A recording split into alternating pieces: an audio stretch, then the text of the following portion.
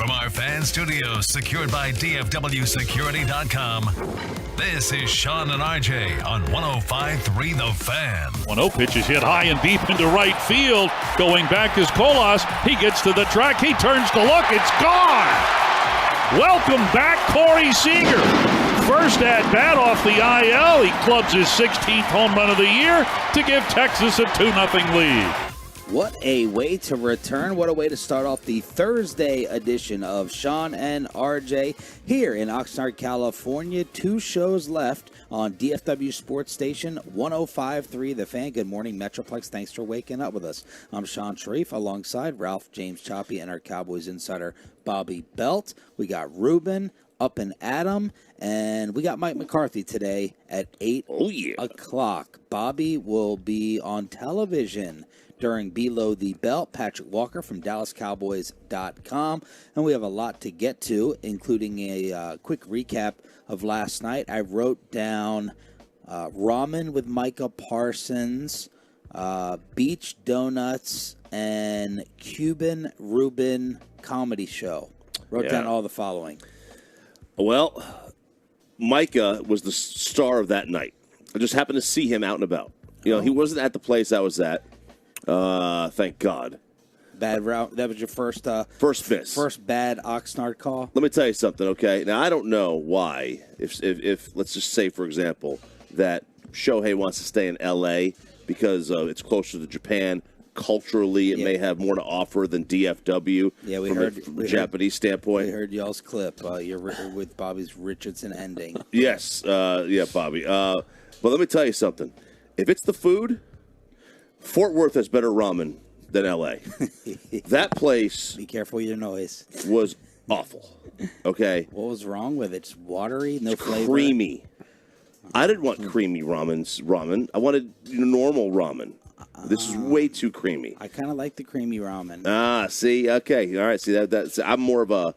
We're used to going straight broth. We're used to going like Wabi House, right? And Wabi House does not have very creamy ramen. All right? This was way too creamy and no flavor too, like none. I shouldn't have to. When I'm at a restaurant, I shouldn't have to add salt or pepper, right, or anything. They don't even put it on the tables anymore. A lot of times you don't need to, right? If you're a good restaurant, you shouldn't have to. This was just not good. The pork was very fatty. It did not come apart easily. The egg was really well boiled, but again, that didn't come apart too easily either. It just wasn't very good. And if you go online and you read stuff about certain restaurants, this really happens a lot with with Japanese restaurants and Chinese restaurants. They will purposely dock the stars to keep people out. So you look want a lower rating. You look for a 3.5 rating, a 3 rating, not a 5. Are you sure? Yeah, because you want the hole in the wall places. So I was specifically trying to find a 3.5 star rating places because that's how it works in Texas. Yeah, I don't know. Now you get your cross reference that we want a lower rating and lower score. Now if you get your super high dollar ones, that's different. I'm talking about the hole in the wall, ones you find in a strip mall type places. Ted Nichols paying places. I'm looking for a good 3.5. I don't want a 2.5. I want a good 3.5 to 3.9. I don't want anything above that, okay? Because usually they get docked for service, and that's what I want. All right, I want bad service, good food. All right, that's what I'm looking for. Okay, it's an art. It's an art form. That's what I went yesterday, and big miss, big swing and a miss. Now I didn't even realize when I looked at it that it was in a god dang food hall. It wasn't a restaurant. A food hall. Like they have this annex that's got like a Luby's. No, it's imagine a truck yard kind of place. Yeah. So they're all food trucks, but they're not food trucks. They're mortar inside this giant building. Okay. And I wasn't expecting that when I walked in. I appreciated the fact that they called it nudes instead of noodles. Oh. I like that. Got your hot nudes here? I got my hot nudes here. Yeah. I was slurping. Big slurp. A lot of slurps. Okay. That food was terrible, though. And then Micah? Mike was just walking around. He was walking around. Looks like he was trying to find a place to eat because I passed him about 6 times. I passed him once in the car and then twice on the street walking. He was just walking around. Did he get recognized? People yelling at him? Not a single person. Not a single person bothered him. You should have pointed him towards the nudes. So I got your hot nudes. I got your nudes here, right here, man. Micah, over here. I got your nudes. Roberto on the beach with a box of donuts being delivered? Yeah, we were myself and the nosebleeds. We had several drinks yesterday on the beach. It was the only time that I was going to be able to be on the beach because I hadn't gone throughout this entire week. And so we went and hung out last night, had a few drinks, and Wolchuk was just, hey, I think I'm going to Grubhub an entire box of donuts like that. Now, before we move on, explain. We already talked about Eric having to shower after every show. Explain what Wolchuk has to do after every show before we all try to get together for dinner. Because this is annoying because I'm trying to go out to eat. You were going to stay in. I'm like, I want somebody to go eat with me. I would love to be out, not by myself again. And I see if Wolchuk wants to go. He goes, no, I got to go on my walk. Now, that would be the second time that you ate by yourself for dinner. Yeah. Yeah, in a week and a half. You act like you've been deserted. I feel like I have. I feel like I have been deserted. And he's like, no, I got to go for my walk. Go for your walk after dinner, like a normal person. Yeah, he said, I need 45 minutes for my walk after the show. 45 minutes. Isn't it good for digestion to walk after dinner? It's good for, like being convenient to your friends who have to wake up at 2:45. Thank you. I don't want to go to dinner at 6:30 after you shower again after you get done with your walk. I'd love to go to dinner at 6:30. Sure. You just can't go to dinner at 6:30. It's a 5:30. Maybe you go at 6, but whatever. Yeah. But he's got to go his 45-minute walk. So with that in mind, he ordered a box of donuts. Yeah, I mean, look, we were several drinks deep at this point. What was the choice of drink? Tito's. We were just had red Solo cups and was basically pouring the cups up and drinking. Pretty gross. No, it was good. But that's the thing. He was pretty inebriated, I think, at that point, and he was just like, I need some donuts. And so he Grubhubbed himself a box of donuts. And, I buried the lead here. We're walking up to the beach area, and there's this, concrete barrier outside of it. So he goes to set the donuts down. A gust of wind comes, blows 3 of the donuts into the sand, and he picks it up and eats it. No. Yep. He ate a donut out of the sand. I don't think there could be any worse food to eat out of the sand. I think the donut is the one seed of falling into the sand. You have to throw it away. Well, you got to remember, too, this is the same guy who, when we went to Topper's Pizza, he saw some people left some pizza on the other place, picked it up, and was buzzing, did not have a plate, dropped the pizza on the bare table, and was using that as his plate. Dropped the pizza on the table. Yeah, he grabbed someone else's pizza who had left. Yeah. And then because he didn't just want to hold it, and he would take a bite, set it on the bare table, and then pick it back up and eat it again. So Wolchuk has some very questionable food hygiene. Yeah. But yeah, he got a box of donuts. Eric Grubhubbed Habit Burger, and it was a good time. And then Ruben, who was falling asleep yesterday morning, dying for the nap. Turn on your microphone there, radio star. Instead of your rock signals. How hard did you crash out for the nap, and when did you wake up? I crashed out pretty hard after the nap. I didn't really get much sleep because I had to pick up K&C after their show. Yeah. So after I picked up K&C, Corey wanted tacos, and he asked me, he's like, hey, you know any good taco spots? I was like, all right, I guess I'll be getting curry with Corey today. And so we just went to a food truck down the street. I'm going to ask him in cross, you want to get some samosas today? And then had tacos, pretty good. And just watched some SpongeBob, and then DJ. Wait a second. How old are you? 27. Okay, what's the SpongeBob cutoff? Because I know that young adults do watch SpongeBob, but when is the cutoff? Autoflex or truckwreck.com text line 877-881-1053. Because my brother, early in his 20s, was watching SpongeBob, and I was like, "What the hell is wrong with you? What's going on? What is the SpongeBob cutoff?" So here's my guess. Okay, because when I was in Ruben's age, if Saved by the Bell came on, or like a Bugs Bunny, I'd turn it on because I watched it as a kid. I think if you watch it as like a 6-year-old, I think your grandfather then you could watch it a little bit later in life. I could not watch SpongeBob by myself. You can't do anything by yourself, apparently. I know. Other than drink. Okay. Other than drink. You can do that.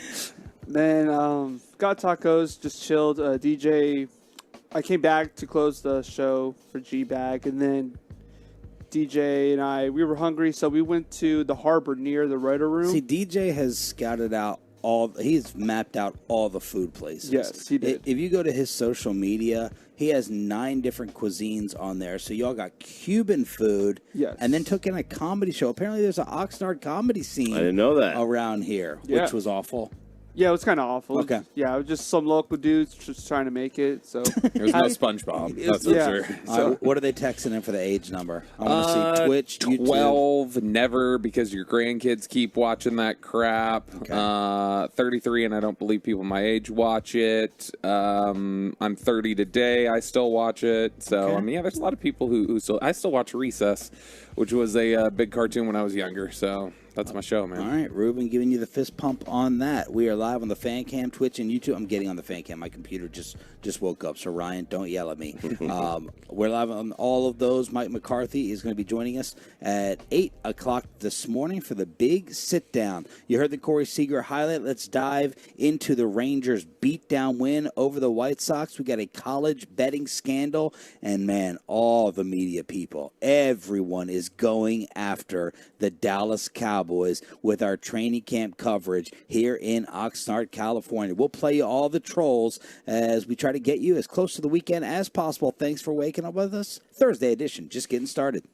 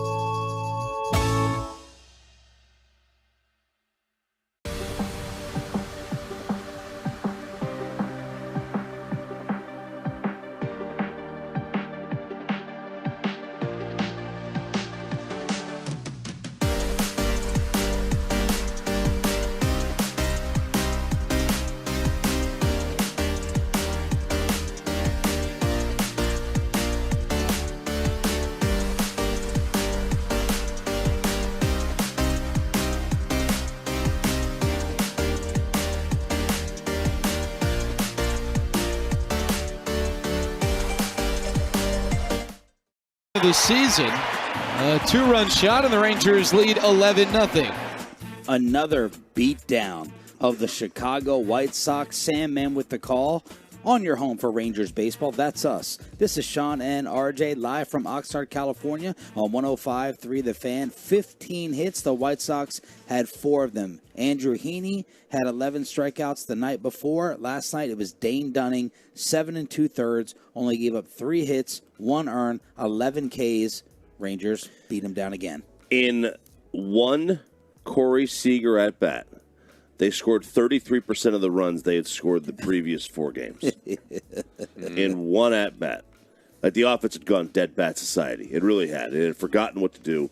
And they've gotten 2 really good pitcher performances in a row against what has amounted to be, after the first 3 hitters, basically, first 4, basically a AAA lineup. Like that, the White Sox have completely mailed it in.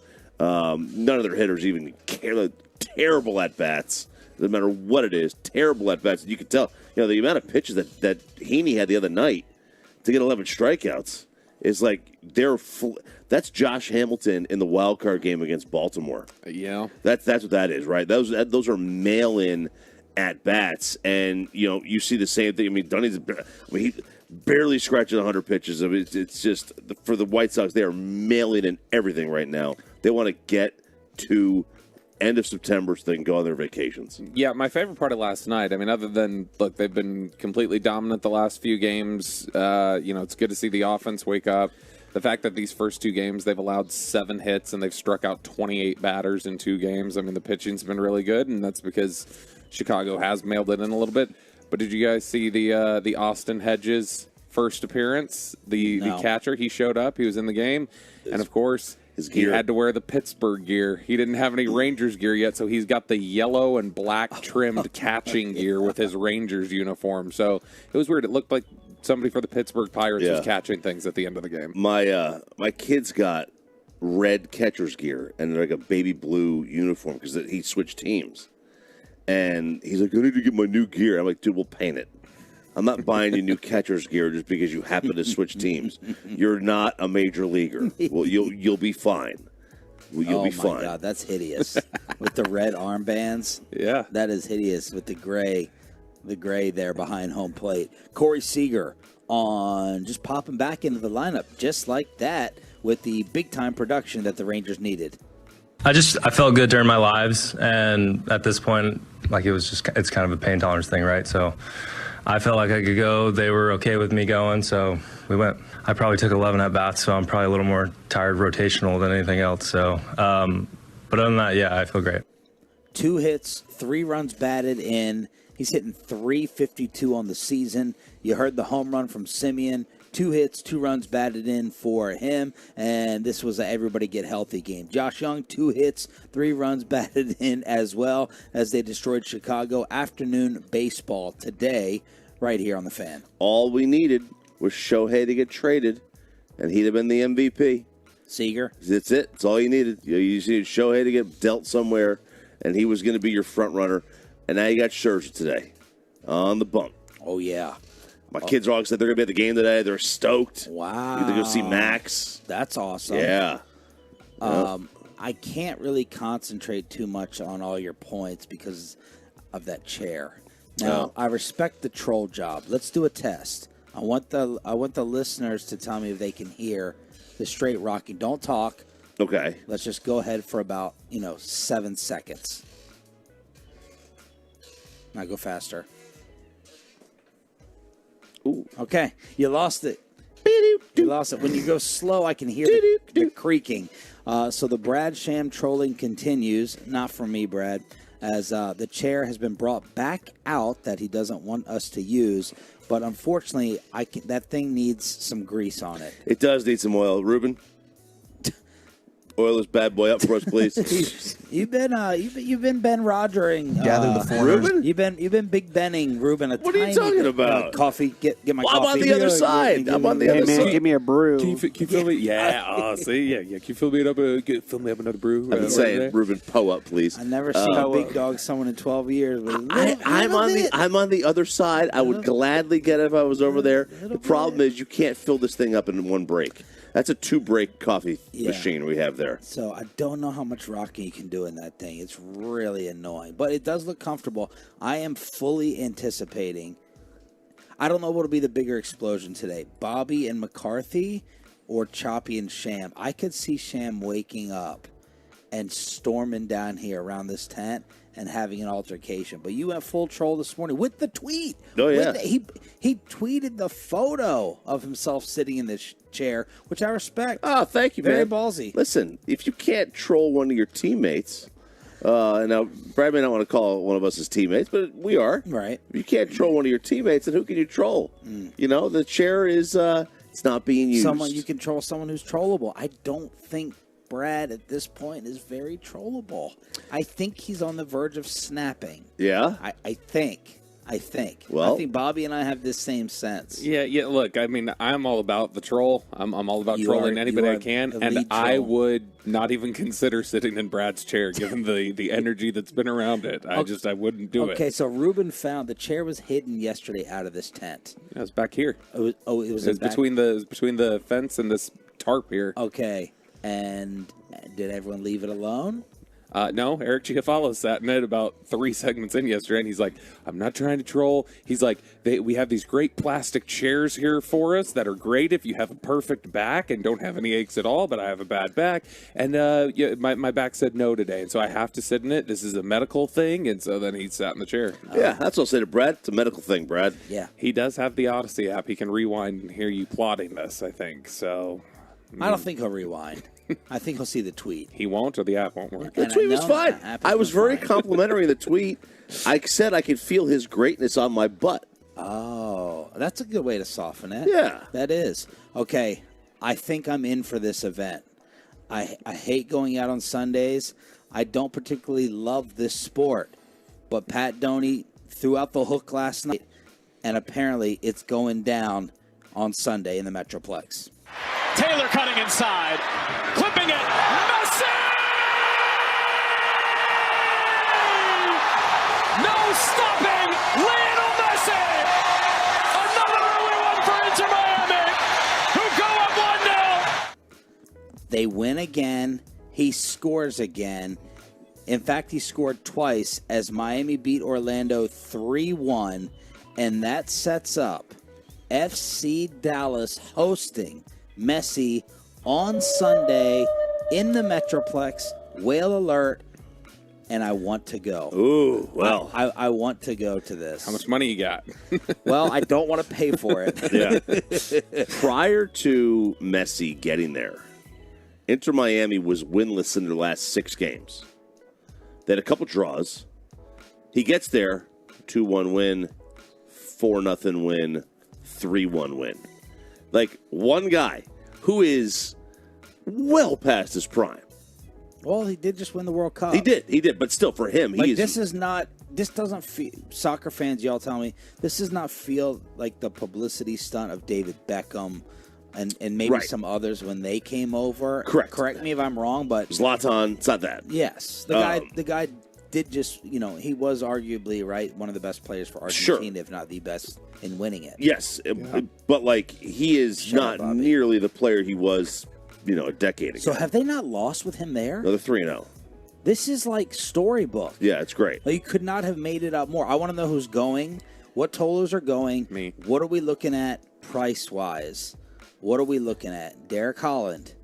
Can you have KNC? We got any FC Dallas boxes out there? I don't know, but let's hook it up. I want to know what we're looking at price-wise. 877-881-1053, because it is going down. I'm kind of putting this up there with the environment of Dirk's last game. Is that crazy? Oh, I think it's way bigger than that. Yeah, because like Dirk's last game had no meaning to it. Oh, on the court, like from a competitive standpoint, it was just his last game. Yeah, but I mean, right? You know what I mean? You can't really just say it was just his last game. Like the tears, the ceremony, the start that he had. Like this is gonna be it's gonna be a madhouse where that had more emotion and tears. I'm anticipating a madhouse. I assume this would be a madhouse. That one was definitely more emotional. Like the game itself, meant nothing, Right. like from a competitive standpoint. Yeah. This is huge. This is I don't know if people are going to this to be like, come on, FC Dallas, advance. It's No. like Messi mania. It's gonna be like Just to see him. It's going to be like Judge at the end of last year coming into Texas and going for the home run record, and everybody in there just wants to see the home run record. I don't even. I would put that probably third on the list. Wolo Andy says the cheapest on StubHub currently is $700 Per? Yep. I mean, it's not very. I mean, it's in Frisco. They're not going to play. They should be playing this at AT&T. Let's be fair. They should be. How many seats? 20,000 maybe. 20,000? Yeah. 700 per? Oh, man. All right, let's try to work the hookups. 877-881-1053, truckwreck.com text line to hit us up here on Sean and RJ. They only had a walkthrough yesterday, but the Trolls had a full day of coming after America's team. We'll take you inside the Star and attack back next.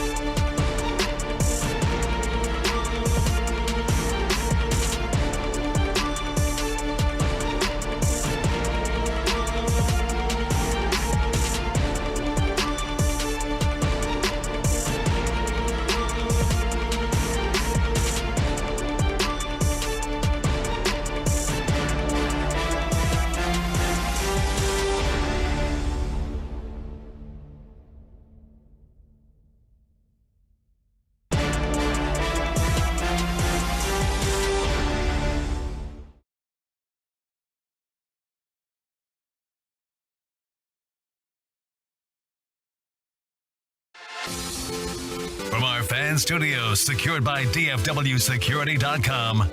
This is Sean and RJ on 105.3 The Fan. From news and notes to the coaches and players for America's team, let us go inside the stars on 105.3 The Fan.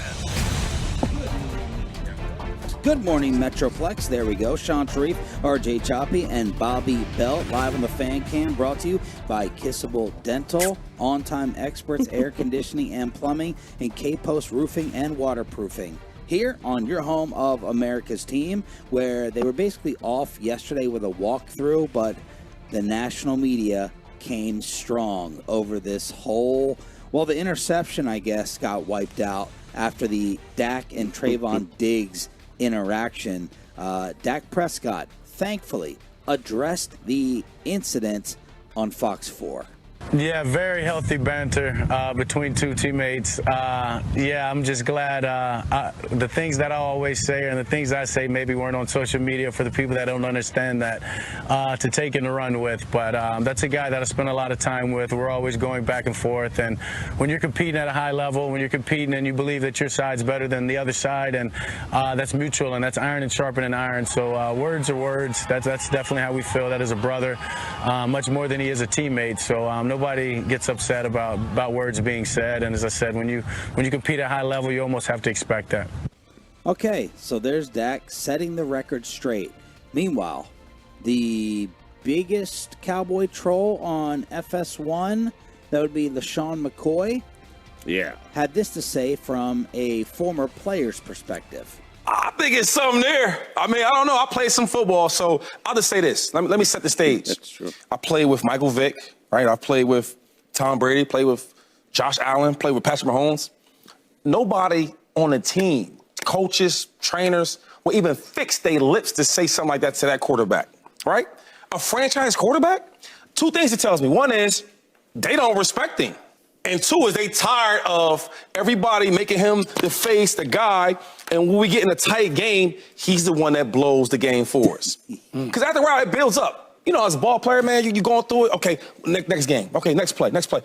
I'm tired, bro. You keep doing the same thing. And I feel like they might not respect him the same way because I can't even think about a player telling them quarterbacks out his name, call you out your name like that. And that name right there, when you say that to a player, to a person, it's consequences from that they don't care about. So, I don't know, man.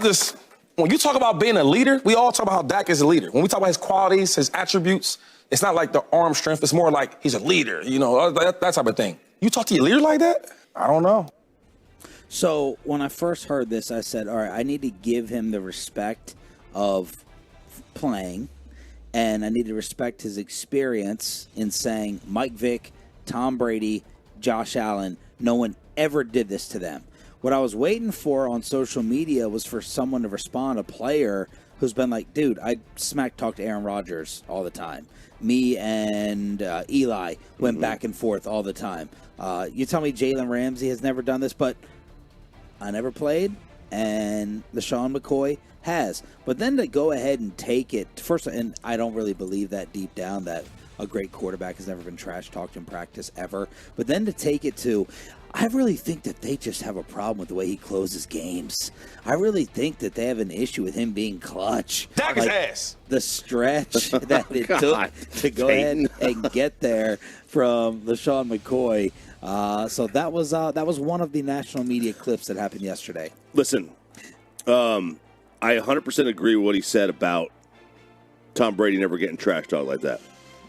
Mahomes, Vick, Manning, Montana. He's wrong. You don't think in practice someone ever went up to Mahomes and was like, F you, F you. You don't think that happened? Like, if we asked Stephon Gilmore, did anyone ever go at Tom in practice? I don't think anyone told Tom to shut his BS up. Oh. Okay. I don't think, because if you did that to Tom, I don't think you're there tomorrow. I don't think competitive juices. When Michael Jordan punched Steve Kerr, like that's. But Steve Kerr didn't punch Michael Jordan. No, but Steve Kerr, he pushed Michael. Like they were going back and forth. You tell me no one like Kobe Bryant didn't get in you get in mixes. I get it. My guess is that he's right on that. I think what he's wrong is that the players here. But I think the reason that they're okay with saying this to Dak has nothing to do with the lack of respect for him. I think that's where it differs. I think the other guys, Brady, Vic, or Manning, or whoever, Dak is like buddy with all these guys. I think with like a Brady type, there's a line like I'm here, like you're not. It's kind of like with Romo here, like it was they were kind of sectioned off. Yeah, he wasn't boys with everybody on the team, right? And Dak's boys with everybody on the team, so there's a comfortability to where you could trash talk your buddies more than a coworker. You know, you and I could trash talk each other more than we could Brad Sham. Right? Absolutely. You know what I mean? So no, seriously, there's just a difference, and I think that's what Shady's missing. Like, I don't believe that. Yeah, people were just sitting there trash talking Tom in practice. Okay. I can't wait to ask McCarthy about this. So I would completely disagree in the sense that you absolutely can find instances of Tom Brady getting in fights at practice. Like, I was just Googling just now. And, okay, like Josh Allen got in a fight with Jordan Phillips last year at practice, their defensive tackle. That happened. We know Brady has gotten in fights with his offensive linemen in games. There's that very famous clip of Peyton Manning screaming at Jeff Saturday, and Jeff Saturday screaming back at him on the sideline, and Terry Glenn having to come in and push. Completely different. Yeah, it's not. It's completely different. Why? Because telling somebody to shut their bitch ass up is a complete disrespect. It's completely different than in the game telling them to run the football. I mean, it's like talking about your mom. It's completely, no offense to your mom who's not here, but it's completely different. Here's the thing. Here's the thing about the context that's missing from this too that has not been discussed a lot, and it's not something that we were avoiding talking about. It's just some of the context for that trash talk is that earlier in that practice, Dak had said, keep throwing at Trayvon. He can't cover anybody right now. Keep throwing at Trayvon. And Trayvon was like, shut up. And they were going back and forth. So Nick Eatman told us Dak kind of started they poke at each other a little bit, and that's what they do. It's like that Hard Knocks thing where he told him, you cannot cover Coop, and Diggs got angry. I mean, but you know what? Even after all that, what did they do? Trayvon and Aiden Diggs went and got ice cream with Dak Prescott by the Star. They are close. That's the reason he was able to talk to him. That's the relationship they have. They have a trash talk relationship that is completely normal. And Shady McCoy is, you've got either one of two things here. Either he's a straight liar, or he's just been removed from football so long that he forgets what it's like to be in that competitive environment. Because also remember, this is the same guy who S-talked his own offensive coordinator a couple years ago when he was in Kansas City and talking trash about Eric Bieniemy. And so, I mean, Shady's on an Orlovsky level for me. Yeah, I don't think this is like. Do you believe that Trayvon Diggs has a lack of respect for Dak Prescott? I think this is their relationship. Yes, and I think the difference is, and this is what people are missing, is I think Shady's right that like there are certain guys you don't go after, but they also don't have the same relationship with their teammates that Dak does. Right. Dak is like the ultimate leader. That is like he is in every clique in the locker room. Yeah.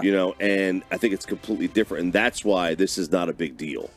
877-881-1053, truckwreck.com text line. Speaking of running backs and that network, Plaxico Burress reporting that Dalvin Cook is going to the Cowboys or Dolphins, and that the New York Jets are out. This is going to be fun. It's really not going to be fun to ask McCarthy, door open or door closed for Zeke? Because he's going to give a facial reaction on the fan cam. I think that's like, Jerry keeps this alive.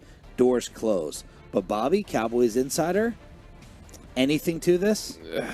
I don't think so, but this is something where they do like to keep those star names in mind, and they are thin at running back, and those are but I mean, McCarthy talked yesterday that he's really or not yesterday, 2 days ago, but how he's really impressed with Rico Dowdle, and he likes what Malik Davis has done, and they think that Tony Pollard is doing a good job. That's three guys right there, and you've already got Deuce Vaughn and a guy who's been out here making an impression out here at practice, and so I think their running back room is fine. I would not go after Dalvin Cook for the amount of money he probably wants. And you got to remember, Dalvin Cook is one of these guys who is standing firm on, I am getting paid for the rest of the running backs this time around. I'm not going to take anything like less than what I believe I'm worth. So if the Cowboys want to get involved in this, they're probably going to have to get involved at a number that's going to make every single fan of the Cowboys uncomfortable with what the figure is, because that's what it's probably going to take for Dalvin Cook to sign. Dalvin Cook is one of these guys really holding firm who's going to be a good soldier for the NFLPA and saying, nope, I'm not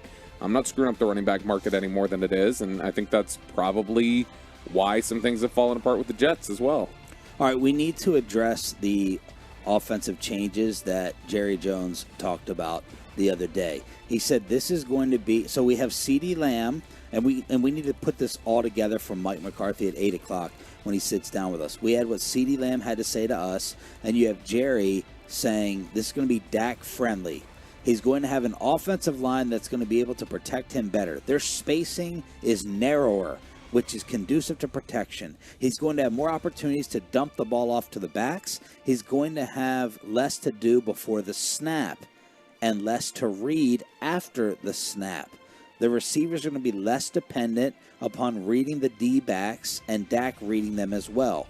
It's going to be more about being at a spot where they should be, the combo of all of it and all the adjustments, not dramatic changes. When you combine it all, then I'm confident we're going to be excited how it protects Dak and how it helps our efficiency. What does all that tell you? It tells me that they are trying to implement genuine West Coast concepts, which are all about steps and timing and, being where you're supposed to be. And that's the idea of it. It's like, look, we're going to have the guy across from us, and we know exactly what we're doing, and we're not trying to trick this thing up pre-snap.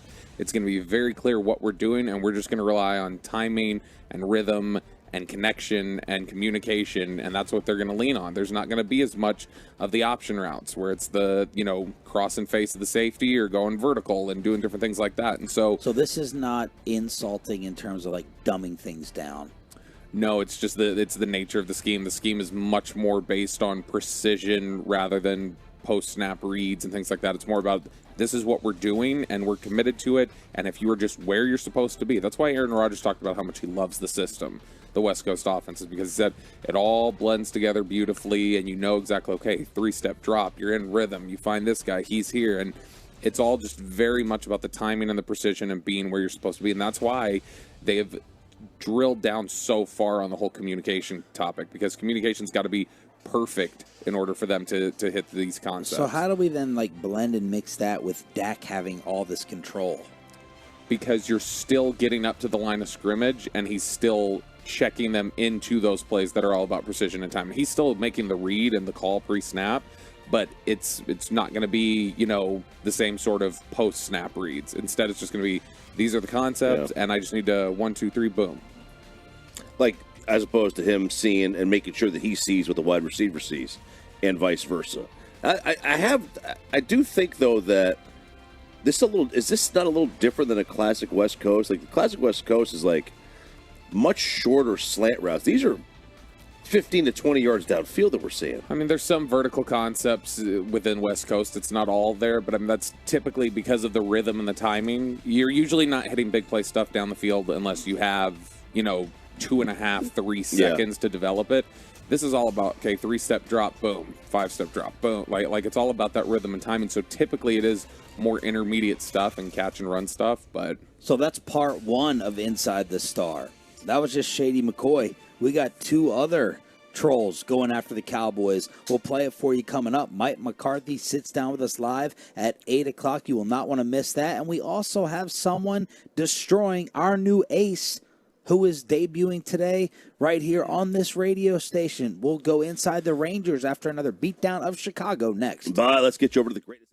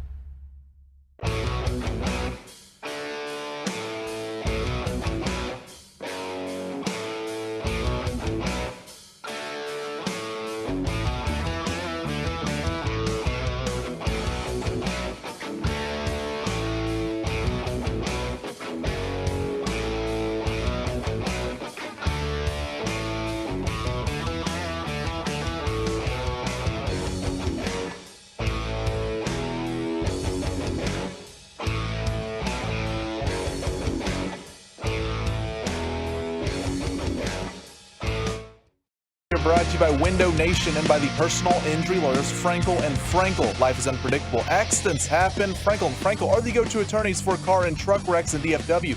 If you or a loved one have been in an accident, contact the Frankels today at 214-333-3333 or go to truckwreck.com.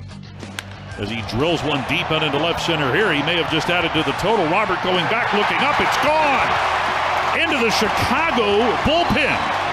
Well, home run number 21 this season, career home run number 26. And with a man on board, that gives Texas a 9-0 lead. Rangers absolutely destroy the Chicago White Sox again. Right, well, I shouldn't say again. The first night was 2-0. It was just Andrew Heaney was absolutely dominant. But they finally explode with the runs with 11. Corey Seager back. Steve Buechele is getting the pregame credit for saying Seager would homer in his first at-bat. It was kind of more like, yeah, sure, why not? Yeah, let's go ahead. Yeah, I'll go ahead. He'll go ahead and homer. What? Just that? Yeah. Like, people are like, "Oh my God, did that really happen?" And it was like, "Yeah, I think I think he will." Treating it like he's the babe, like he just pointed at the center. And Corey Seager did. Simeon, Josh Young, and Dane Dunning had 11 strikeouts as they beat down Chicago 11-1. And today is the debut of Max Scherzer. I'm really, really interested in watching this. He's the best. He's the best. I'd rather watch this than practice today. So I need to figure out how to do it because it's going to be a 12:30 pregame, 1 o'clock first pitch back home for Max Scherzer out on the mound. Oh, the beauty of the MLB at-bat app. Simple. We can just tune into this at practice if we want to. Well, we're going to be tuning in at practice. Except for Bobby. Nah.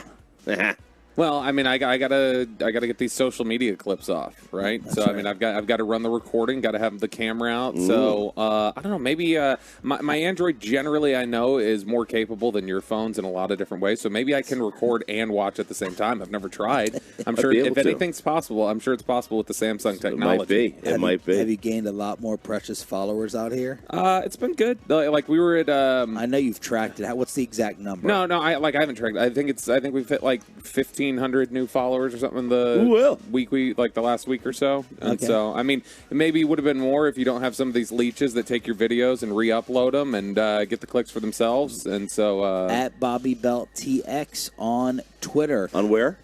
On Twitter. Oh, X. Oh, X. Yeah. Throw up the X. As if anyone is ever going to refer to it as X. That's the thing. You got what are you gonna say? Because you're not tweeting anything anymore. That's not a thing. I'm saying, are we zeeting? We're zeeting. Have you noticed they're not retweets anymore?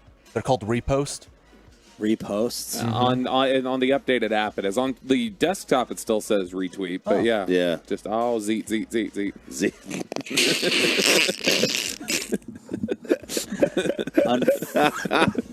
Unfortunately, the Astros also won, so the lead in the AL West is still just a half a game. Damn. Chris Young, Rangers GM, on how the trade for Max Scherzer happened. Well, there were a lot of complexities to it. Certainly, Max signed a large contract with New York. There was a financial component. There was a no-trade component. And then there was really the, us wanting Max to be here in 2024 and Max having to make a decision that really he had earned the right to put that decision off until the offseason, evaluate his choices, whether to opt in or opt out of his contract. And Max made the decision and the commitment to the Texas Rangers to waive that opt-out right and opt into his 2024 contract. And, I can't thank him enough for the willingness to do that. I think it speaks to what we're building. I think it speaks to his desire to win and be part of what we believe is something special here. And, very grateful to Max. But there were a lot of complexities to that deal. And at the end, we got it done. We got the player that we felt like really we needed at the front of our rotation to help lead us, and we're excited to watch him pitch tomorrow. Now, Chris Russo is a baseball opinion you respect, RJ? Yeah, he does not get into the new analytics necessarily. Okay, but you're an analytics guy. I like the analytics, yeah, but from a general knowledge of the game, historical perspective, there's probably not anybody that I respect more. I mean, there are people who I respect on the level, but from a baseball perspective, I think he's fantastic. So Chris Russo, MLB Network, and ESPN yesterday decided to go after the Rangers' new ace.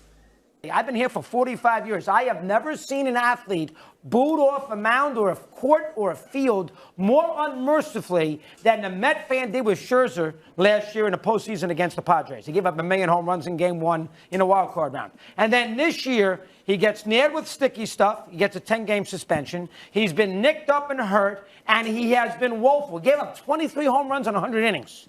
And so now we're going to have Max Scherzer ask for a meeting with the front office to see what the direction of the team is when the man's making $43 million a year. How about you pitch a little better, and then maybe they won't be in this situation where they got to sell everybody off. And Scherzer's a mercenary.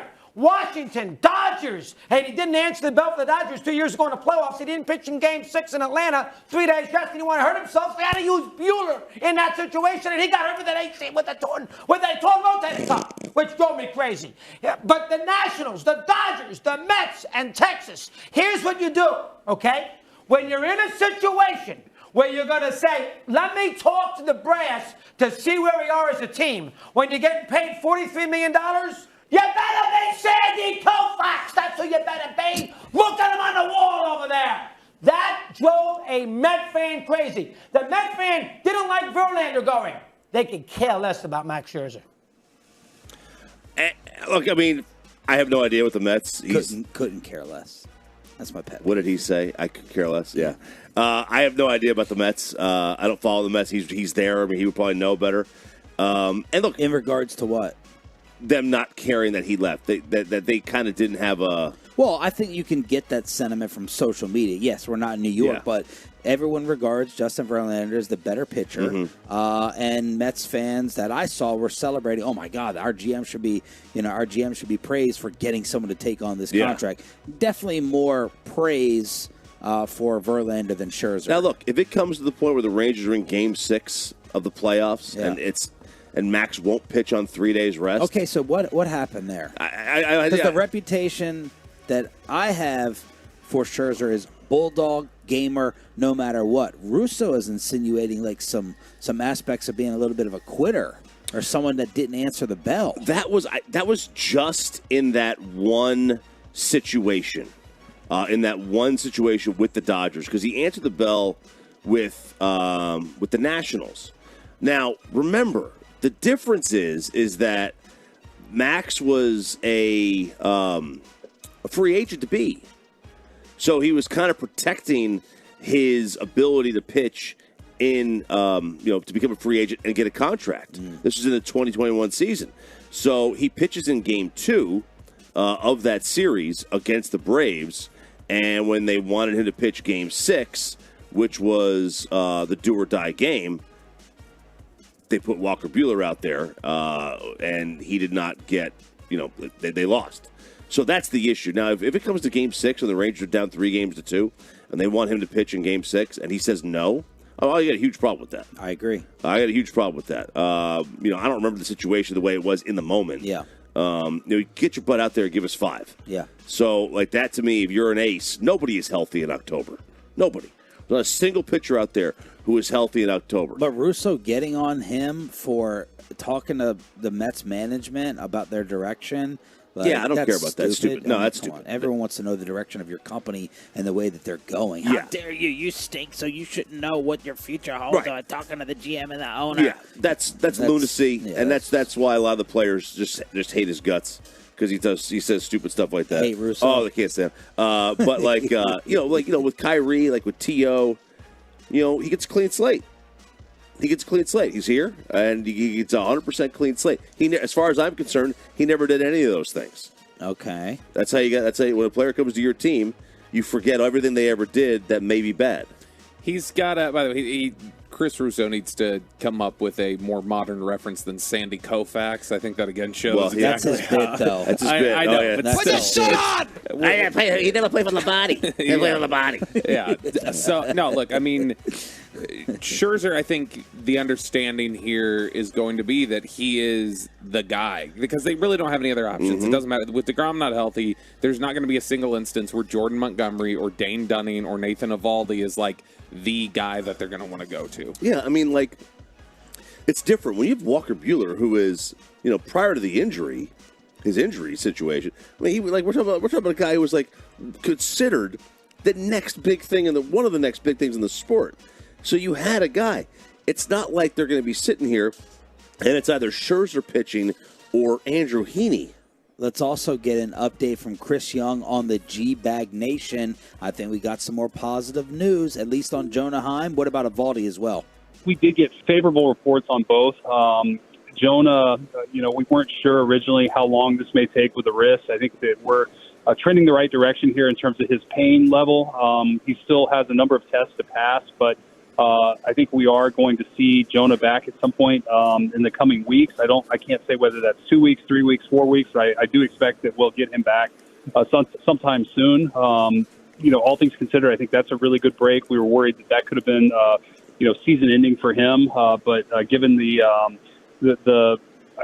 diagnosis that he received from the specialist he's seen, we're confident that he's going to make a return at some point. And then Nathan is doing well as well. We're trying to get just him calmed down a little bit more to where he's 100% pain and soreness free. But we're headed the right direction. Every day he's feeling better and better. And I think we knew coming into the season at some point he'd need a blow. But we're going the right way here, and expect him back hopefully sometime in not too long, maybe 10 to 14 days if everything goes perfect. Okay, even hearing him talk about it, I'm just like, this does not sound completely honest all the time, and he doesn't have to be, but it does sound a little bit like as he's speaking, he's like, all right, how do I want to frame this? And if everything goes perfect, I don't like the term. What did he say there? We're just waiting for things to settle down or calm down a little bit. Yeah. The last time I remember anybody saying that DFW Sports was Leighton Vander Esch's neck nerve. Remember Jason Garrett caused everybody to freak out because he's like, we just want that nerve to calm down. Everybody's like, what the hell does that mean, dude? Like, that's the same sort of thing. When you're talking about, oh, yeah, his forearm's just a little hurt. We had to put him on the IL. And it's like, yeah, we just need to calm down. It's a little active. It's a little irritating. We need things to calm down. I'm not going to feel comfortable until Nathan Eovaldi is back out there and his fastball is averaging 95 miles per hour. Sean and RJ brought to you by Kissable Dental, On-Time Experts, Air Conditioning and Plumbing, K-Post Roofing and Waterproofing, and Auto Flex Leasing here on your home of Rangers baseball. I'm excited for this, the Max Scherzer debut right here on 105.3 The Fan. A Houston legend and friend of the station gets absolutely embarrassed at Texans camp. The Cleveland Browns destroy an airplane, and the most hated guy in the NFL apparently shut down a restaurant. That's next for the 6 a.m. Club on The Fan. Well, let's get you over to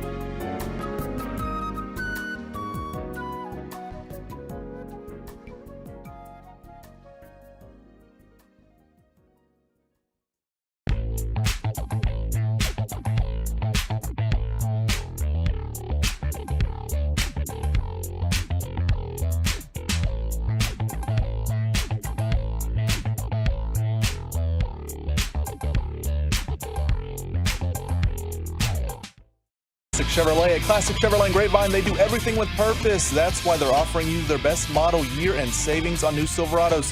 See them all at ClassicChevrolet.com. Your upgrade is their purpose. Shop model year and savings today. This is Texas. This is Classic Chevrolet. Relax and enjoy the difference and find new roads. Headlines at 7 o'clock. The national media going after the Cowboys at 7:20. And then head coach Mike McCarthy sits down with us at 8 o'clock here from Oxnard, California. Now, I know that we have joked a lot and, tried to troll some of the Tolos and Peyton and Ryan back home with the weather. This is our first legitimate, real complaint that it is too cold out here right now. The guys, if you look at them on the fan cam, they're freezing, Pepe. I'm sorry to say. This one's actually real. Bobby's teeth look like they're chattering, and you were complaining about wanting a blanket. Yeah, it's a bit nipply out here. Bobby and I, if you can't tell on the fan, we are both hunched over. We're trying to get the heart as close to the legs as possible. I cannot imagine listening to this back home right now and what I would be saying in the car. I cannot imagine. Oh, yesterday, Sarah got so mad at me. Not like really mad, but like she was talking about how hot it was. Yeah. And I said, man, it's brutal out here. And then, because I was coming back from the library, the presidential library I went to yesterday, and I got in the car. It was 84 because I was on the other side of the mountains. You're on the other side of the mountains. It gets so much hotter over there. And I was like, man, I am sweating. I was like, it is so hot out there. Yeah. And it was 84 degrees. She's like, shut up. It's 108 here. Yeah, man. It was telling me it was 106. She doesn't even want to go outside in the pool because it's a hot tub. It's Peyton. Guess the temperature here right now. I just looked it up. Let's go with 59. Close. You nailed it. Oh, 59 degrees right now. The high is 76. Bobby, I want you to guess the temperature right now back home. Oh, gosh. It's 6:44 there, so it's probably a balmy 90 degrees. 85. 85 degrees, and the high, again, is 106. It's a bad 85, too. It's colder on my side of the table. It's a bad 85. It's colder on my side. You know, I know, again, we're not going to give any sympathy here. Look at you. But it is the hottest 78 degree sun there is. It really is. It really is. Like, it's very hot. You guys kept telling me, like, stop wearing the hoodie. Stop wearing the hoodie. Why do you wear the hoodie to practice? And so I was like, all right, fine. I won't wear the hoodie to practice. And within 10 minutes, I got scorched. The 2 worst burns I've ever gotten in my life now have both been in Oxnard in 70-degree weather. It's so weird. That is, I think, because you spend 99% of your time indoors. Like, you should not, in August, be getting a sunburn. You should already be tan. He definitely got burned, though. There's no doubt about it. Does it hurt? Like, sunburn it still hurts. It's not as red as it once was. See, like, hers pull the sleeves up. But we've been wearing short sleeves every day to practice. We haven't gotten burned. That's because we've been out in the sun. Well, I don't go out. He he goes out more during the week than I do. Now, I'm out in a pool like every Saturday. I burn, peel, and go back to being pasty white. That's the cycle for me. I get it. Well, this conversation would have been helpful for John McClain, the legendary Hall of Fame Houston reporter Yippee-ki-yay. who was complaining about the state of the Texans practice yesterday, and he got shamed. He got swatted down and rejected, as he should have, because he ended up looking stupid. Right. 47 years in, and he writes... Great dude. On Twitter. Fantastic guy. A perk of being the controlling owner, ? Janice McNair watches from an air-conditioned tent. Wonder if she'll consider an air-conditioned tent for the media. So that was a Zeet posting at the air-conditioned owner of the Texans. Houston Texans PR. Now, the owner, you want to explain her predicament? And well, she's 86 years old. Yes. All right, that's her predicament. She's and in a wheelchair. And in a wheelchair. So, like... Important to note. I don't think anybody has a problem with an 86-year-old getting out of the 108-degree heat. Wilford Brimley does. He's got a problem with it, clearly. Yeah. Oh, is that who you call him, John McClain? Okay, Wilford Brimley. Is he the diabetes guy? Yeah, all right, very nice. So the Texans retweet that, repost that, whatever they call it, rezeet it. And John is, he's a big man. Big man. So he was looking for some AC. They post a photo of this tent with some clear plastic windows, tarp in front of it, but not like they're flimsy. And it's the media around there, and the Texans PR says, quote, there is literally an air-conditioned tent for the media at every practice. Wow. Yeah. Like there's no recovering from that one. And there's a photo of this sweet-looking old lady in her pink, she's 86 years old, guys. And her pink what? Let's describe it, Mr. Fashion. Well, it's a blazer. It. It's a blazer. She also has a shawl and an ascot. There you go. Okay. And then she's wearing white pants with the pink. Okay. I guess that works. And then, from another, now this is coming from a photographer, a photog, Melina Myers. This is also coming from a writer that gets to sit in an air-conditioned box during an entire football game. Come out and shoot a game on the field. These are comments. Another one, you retired, go home. Yeah, he retired. Why is he going out there at 110 degrees Texans practice? Right. Yeah. And somebody else, this is a bad one. They said when you get kicked, this is pointing arrow up at McClain, when you get kicked out of the media tent because you won't stop ripping deviled egg toots all day long. Oh, my God. I can't believe Is that an old reference? Something that actually happened? So there's John McClain getting embarrassed at Texans practice. Now, is his complaint that, well, that's the media workroom air conditioned, I want to watch practice from an air, like, is he saying he wants a tent to actually view practice from instead of an air conditioned media workroom? That sounds very much like first world problems. Yes. A little bit there. It does. Just like freezing in 59-degree temperatures. I can't help that I'm cold, Sean. I can't do anything about that. John can't help that he's hot. The woman who accused Jackson Mahomes, Patrick's brother, of sexual assault has apparently shut down her restaurant after experiencing significant losses in profit. Aspen Vaughn, the restaurant's name is Aspen's, has been at the center. This is Jackson Mahomes groping her and kissing her and eventually having to go to court for it. Mm-hmm. She said her profits plummeted by 75%. It also caused customers to stay away and led to substantial financial struggles, acts of vandalism. Dude, these are bad. According to her, as people cut the connections to the restaurant's central air conditioning unit, damaged natural gas lines, and even pulled a fire alarm, causing water damage to the premises. So because of this incident, according to her, she has had to shut down the restaurant. That's not making profits. This is ridiculous. Uh-oh. I know. I caught Someone's dying. Caught a little bit of Twitter heat. No one's dying. Insensitive drop there by Peyton. Zeet heat. Here's my rebuttal. Is Jackson Mahomes loved or despised by the entire world? Oh, he's despised by the entire world. He's despised. He may be the most hated figure in the world of sports, even though he's not an athlete. So why would a bunch of people take up for him and destroy this restaurant and boycott it and not go there when everyone in the whole world, in my opinion, hates Jackson Mahomes?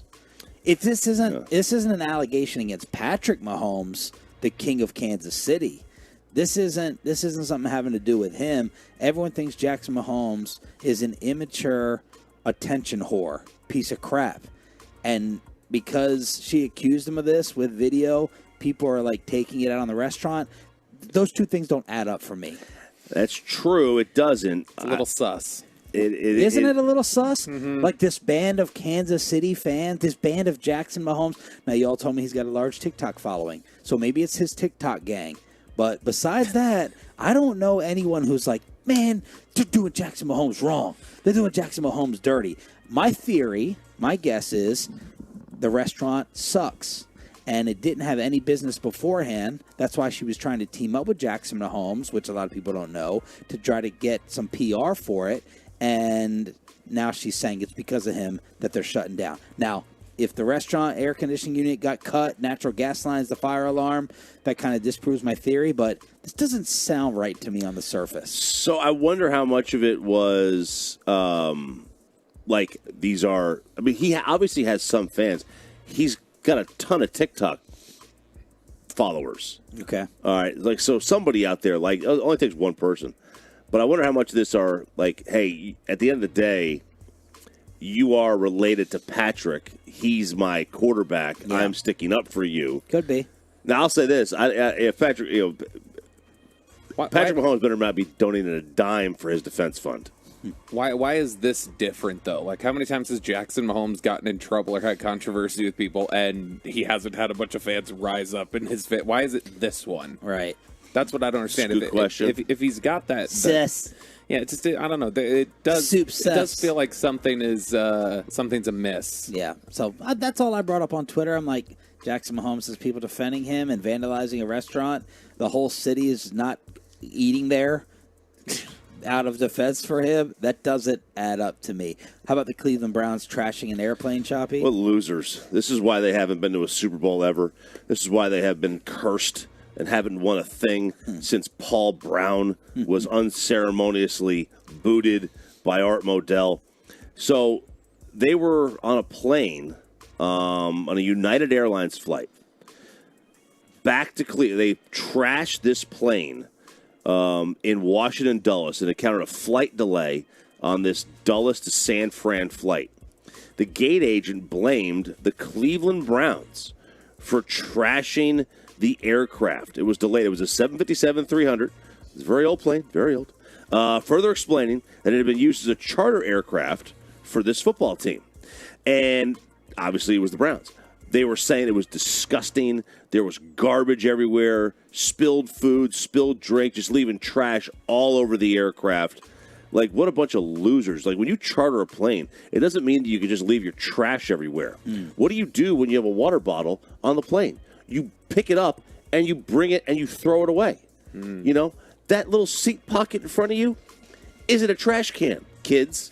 All right? I think it is. I've left a lot of stuff in the seat pocket. Like, I forget it. I don't intentionally leave it there. There you go. You don't intentionally leave it there. I'll leave a wrapper in there. I might, yeah. Like a bar wrapper, a candy wrapper, maybe. Water bottles, like, they really don't even fit in there. You got to have a real skinny, small water bottle because that's a tight space. It is a tight space. But, like, it's not hard just to relatively clean the area a little bit. You know, just because you're chartering a flight doesn't mean that you can leave it like a hotel room in Vegas after a bachelor party bender. Are the Cleveland Browns a hated team because of Watson? Ooh, by fans or like the rest of the, Like I don't think so. There are obviously people who don't like Deshaun Watson, but it's funny, like because usually the Browns are like, you know, the lovable losers that you kind of root for. Yeah, I don't think that's there anymore because of Watson. Yeah, I don't think they're lovable losers, but I don't think there's like an active hatred for them. I don't think people are like, you POSs, you have, because they don't matter. That's they're irrelevant. That's part of it. But I mean, if they bounce back and they have a great year this year, and Deshaun Watson's great, I don't know how much. Okay, Deadspin will write an article, and just in the middle, you're talking about why are we forgetting this? But I don't think they have an active hatred for them. All right, we have a huge college betting scandal that is taking place. Messi is coming to Frisco, and Dak Prescott goes on the record to clear up the Trayvon Diggs drama. Plus, is Dalvin Cook about to become a Cowboy next to Tony Pollard? We got headlines, and Mike McCarthy sitting down with us as well, live from Oxnard, here on The Fan. But let me go ahead and get you.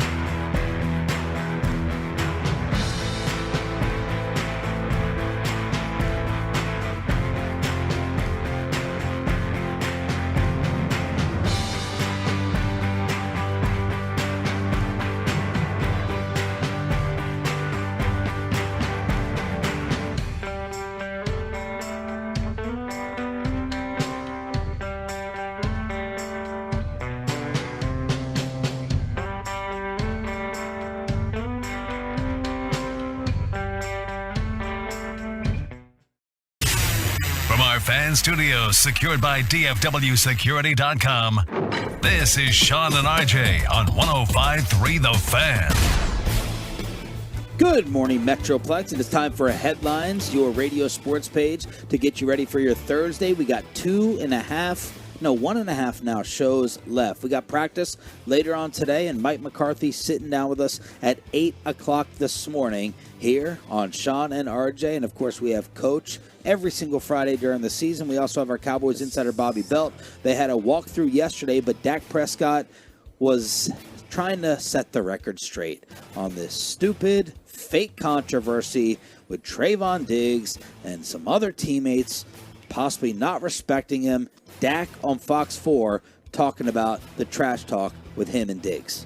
Yeah, very healthy banter between two teammates. I'm just glad the things that I always say and the things I say maybe weren't on social media for the people that don't understand that to take and run with. But that's a guy that I spend a lot of time with. We're always going back and forth. And when you're competing at a high level, when you're competing and you believe that your side's better than the other side, and that's mutual, and that's iron and sharpening iron. So words are words. That's definitely how we feel. That is a brother, much more than he is a teammate. So nobody gets upset about words being said. And as I said, when you compete at high level, you almost have to expect that.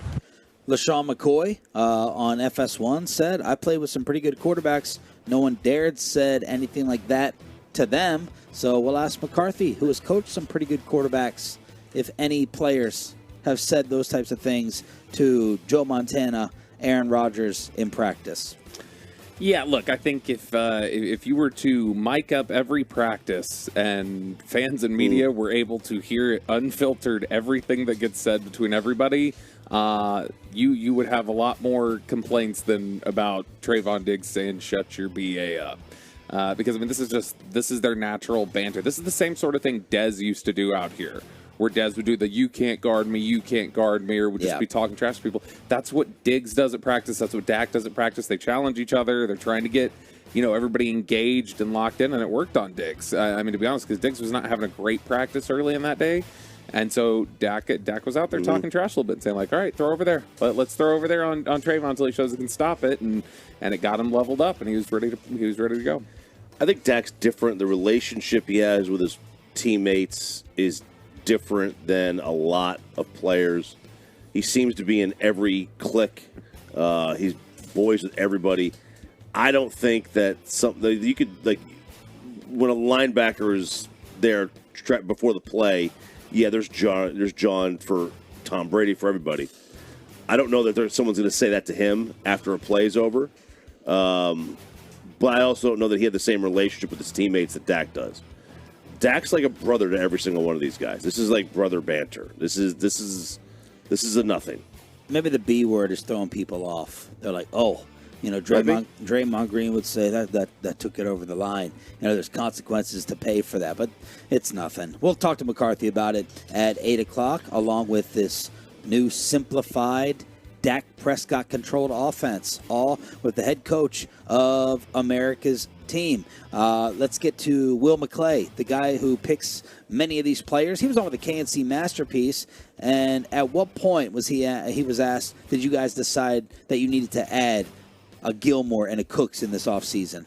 Well, we go through at the end of the season, we talk about our roster. We all talk about, you're getting ready for free agency in the draft. You talk about your strengths and your weaknesses. And so those were identified as positions we would have to fill in the draft or in free agency. And so then you look for the best opportunity to do that. And when it came down to those two guys, it was in free agency. The opportunity came up, and you look at the cost, the cost of the pick, and then the value of the player. And then we added two really good players at relatively low cost from a standpoint of what we gave up, and we're seeing the benefit of them now as we add them to the team, in training camp, and we'll see it more when we get into the regular season. And so far, Bobby, just judging by training camp and practices, they've been home run additions. Yeah, both of them. I mean, Gilmore has had several really good practices. Very few guys are challenging him. Cooks has had a couple different, big play moments and things like that. I'll be really interested if we're going to get one-on-ones today, which I don't know. But if we get some of those vertical one-on-ones where they're running 40-yard routes down the field, Cooks is going to shine in that. That's going to be something where you're going to see a lot of viral moments. I mean, Dan Quinn talked about it with us yesterday, where he said had a corner that twice got ran by during OTAs, and I had to go up to him and say, remember Brandon Cooks' scouting report. What's the book on him? He's, fast. He's incredibly fast, and you need to guard against that. But both guys have had really good camps so far. Man, there isn't a corner Can in you the stop world. rocking with that? Gosh. You don't hear it? You're in the chair. You don't hear the creaking? I keep my headphones low because I have hearing still. Yeah, and if you keep them low, you should hear the chair even more. No, why? I keep the If headphones. the headphones are low, you're hearing the radio less, and you hear the chair more. Creak, creak, creak, creak, creak, creak. I disagree because if you keep them high, you hear it because these things block out Go ahead, the noise. talk. Go ahead. Just tune it out, man. No, I'm not going to tune it out. All right, well, I'm not going to okay. sit in that sort of crickety chair. I'll go wake Brad out myself and get him to come here and take it. Take it. Hey, you're gonna wake all the players up now. I don't give a crap. I'm here for a day and a half. What were we even talking about? What was that? What was that last point, man? We're talking about Brandon Cooks. Dude, there isn't a DB in the history of the sport that can handle one-on-ones with a wide receiver. They are going to get cooked. And when it's Brandon Cooks, who's got that kind of speed, I mean, it is church, night. It's just going to be a problem. You get team drills, obviously. That's when you have safety help. Boy, one-on-ones, man. Texas Rangers get Corey Seager back, and he did not waste any time. 1-0 pitch is hit high and deep into right field. Going back is Colas. He gets to the track. He turns to look. It's gone. Welcome back, Corey Seager. First at-bat off the IL. He clubs his 16th home run of the year to give Texas a 2-0 lead. Peyton hit us up with this yesterday. He goes, Seager's back in the lineup. He was expected to miss more than 2 weeks. He had the right thumb sprain on July 21st, and he goes yard as the Rangers crushed the Chicago White Sox 11-1. Dane Dunning with 11 strikeouts. And today, this afternoon, on this radio station, it is the debut of Max Scherzer. I'm excited. So you guys are going to be tapped into that Oxnard Wi-Fi here, following along in the middle of practice, trying to see how Max Scherzer's looking. I'm a little nervous, though. Are you suggesting that we're not going to get the best signal? Well, I mean, better signal than the hotel. Yeah, yeah. But I mean, just there'll be a little bit of a pull on the Wi-Fi, I would guess, because sometimes the video uploads take a little bit. But I would imagine it'll probably be better. You'll be able to consume it easier than you would the fight the other night in the lobby. That you'll probably have better consistency there. But I'm genuinely very excited to watch Max Scherzer pitch today. I'm a little nervous. Now, why are you nervous? Because if the debut goes a little sideways, like against the White Sox too, not scoring. Yeah. You just, I mean, that would, I think, cause a little bit of alarm in everybody. Like, this is our big dart. Okay, the White Sox aspect of it, I could see. Guys, there's been plenty of examples where guys have had relatively meh outings, first appearances with a new team, and they're just fine. Like, Max is still a good pitcher. His ERA may not be great this year, but he's still a quality pitcher. The White Sox aspect, I could see that scaring me. I would have to go back and look at Cliff Lee's first start that he had with the Rangers when he came back here. When he came here in 2010, got hit a little, and it worked out okay. Yep. Except until the World Series, but whatever. Other than that, yeah. No, look, the regular season, the 4 ERA for the last 2 months of the year wasn't great. The World Series wasn't great, but hey, you don't get to the World Series without Cliff Lee, so hopefully that's Scherzer. What about the bullpen and how it's going to be set up? A lot of people think that is the Achilles championship heel for the Rangers. Chris Young was on the G-Bag Nation. What's the bullpen look like now with the new addition, CY? Well, I think most importantly, by lining up the starting rotation and building rotation that is going to give us a quality outing, a very dependable quality outing every time out, it's going to back the bullpen up a little bit. It's going to put us in a position where these guys are coming in more consistent roles and innings in which for which they're prepared. Maybe a little less irregular usage, and I think that's what the best bullpens have. There's almost like a flow and a rhythm to it. And we've kind of lacked that over the last 4 to 6 weeks. We've had some irregular performances out of the rotation and lack of consistency. And I think that by getting just consistent starting pitching, it's going to make the bullpen better. And then certainly you add Chris Stratton and Aroldis Chapman to go with the group that we have. And some of these guys have really started to throw the ball really well. I think the last 4 to 6 weeks from Jose Leclerc has been really positive, and Brock Burke as well. Josh Spores, we've seen what he's capable of, and Will Smith has been great all year. So, we're really, I think, trending the right direction in terms of the bullpen. And I think as we kind of define these roles and get these guys accustomed to the way they're being used, I think it'll really benefit us in the second half here. And I wonder, do they view Andrew Heaney, Martin Perez as bullpen pieces in the playoffs?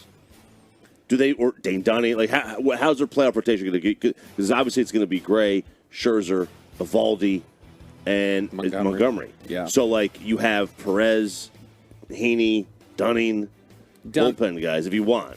Because you're not going to start 5 in the playoffs. Yeah, I mean, you generally like the tighter rotation. But, I mean, I don't know. Is Gray for sure in there over Dunning?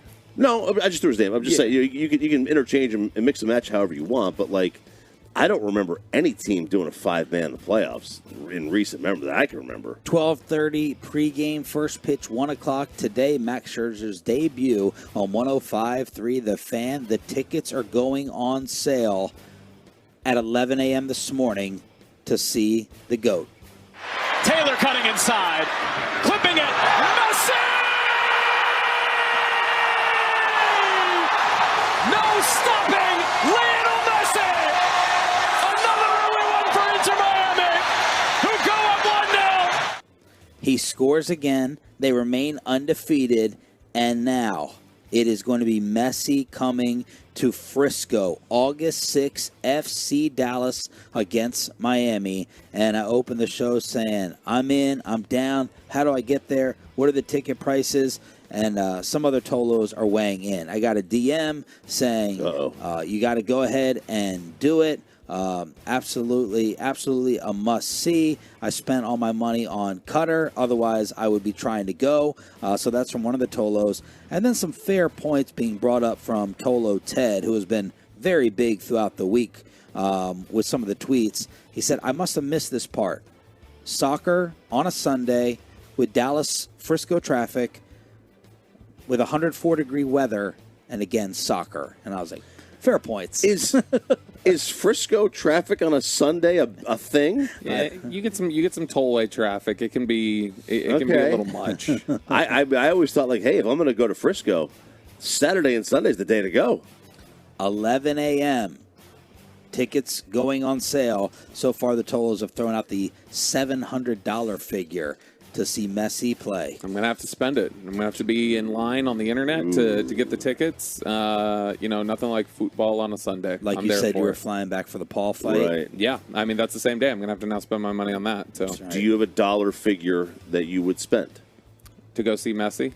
I know you would have. I would yours accept is $100. I would accept $100 to go. What's the Iowa gambling scandal? Okay, so Iowa's backup kicker Aaron Blom was part of a sting in Iowa. The Johnson County Attorney's Office announced that several Iowa and Iowa State athletic players have been charged with underage gambling, and this kicker Aaron Blom used a DraftKings account to make wagers while he was underage. He placed 170 bets totaling $4,400 before 21 years old, including taking the under on a game between the Hawkeyes and the Cyclones in 2021. Smart. When they were both top 10. And I get to thinking about that. How perfect is it to be in the position if you're the kicker? If you're going to make some wagers with somebody playing in the game, the kicker, that feels like a lot of power to have. He's the backup kicker? Yeah, well, he was in 21. 22, he was the primary. Yeah. Now this year, he's the backup again. The backup kicker. Yeah. This is perfect. Like, rule number 1 about betting. Always take the under on Iowa football. Like, everybody knows that. There is no under that can go too low for an Iowa football game. But using the mom's account, my gosh. Headlines on a Thursday to get you ready for your day and closer to the weekend as quickly as possible. Mike McCarthy live at 8 o'clock here on Sean and RJ. Jerry Jones gets called out, and Dan Orlovsky is becoming very worried about the Cowboys' quarterback. The audio, the video for Bobby Belt throwing up next on the home of the Cowboys. 105.3 The Fan.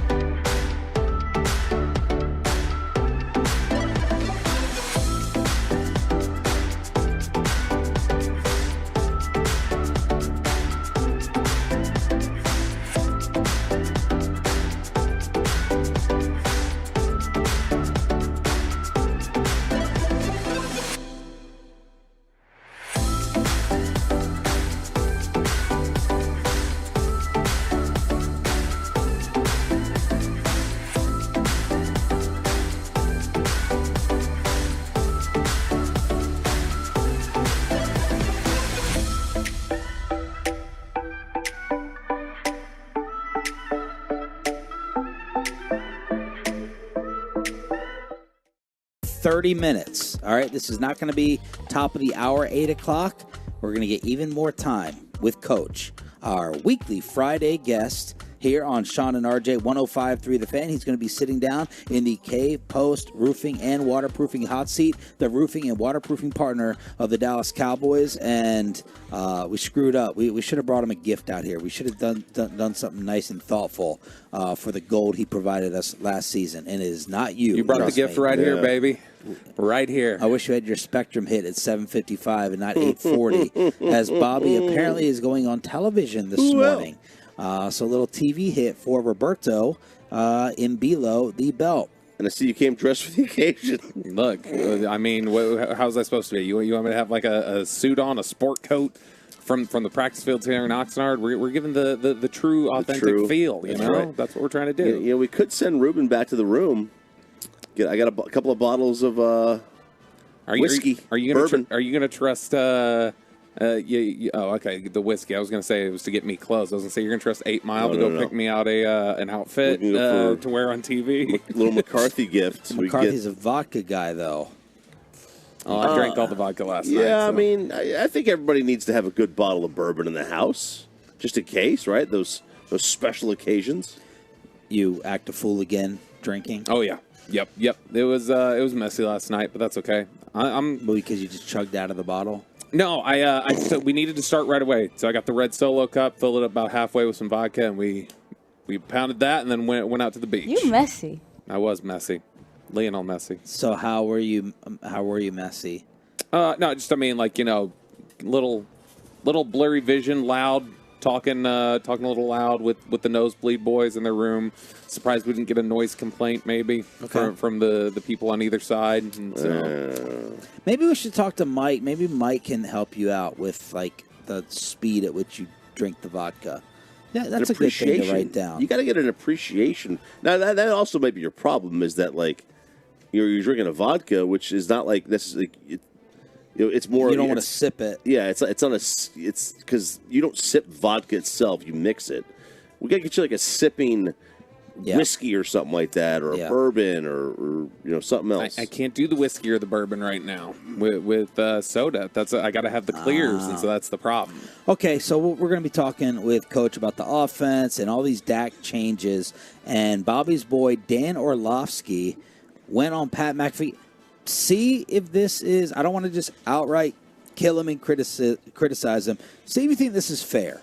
See if you think these are some fair, legitimate points with Orlovsky getting a little worried about what he's hearing about Dak from out here at camp.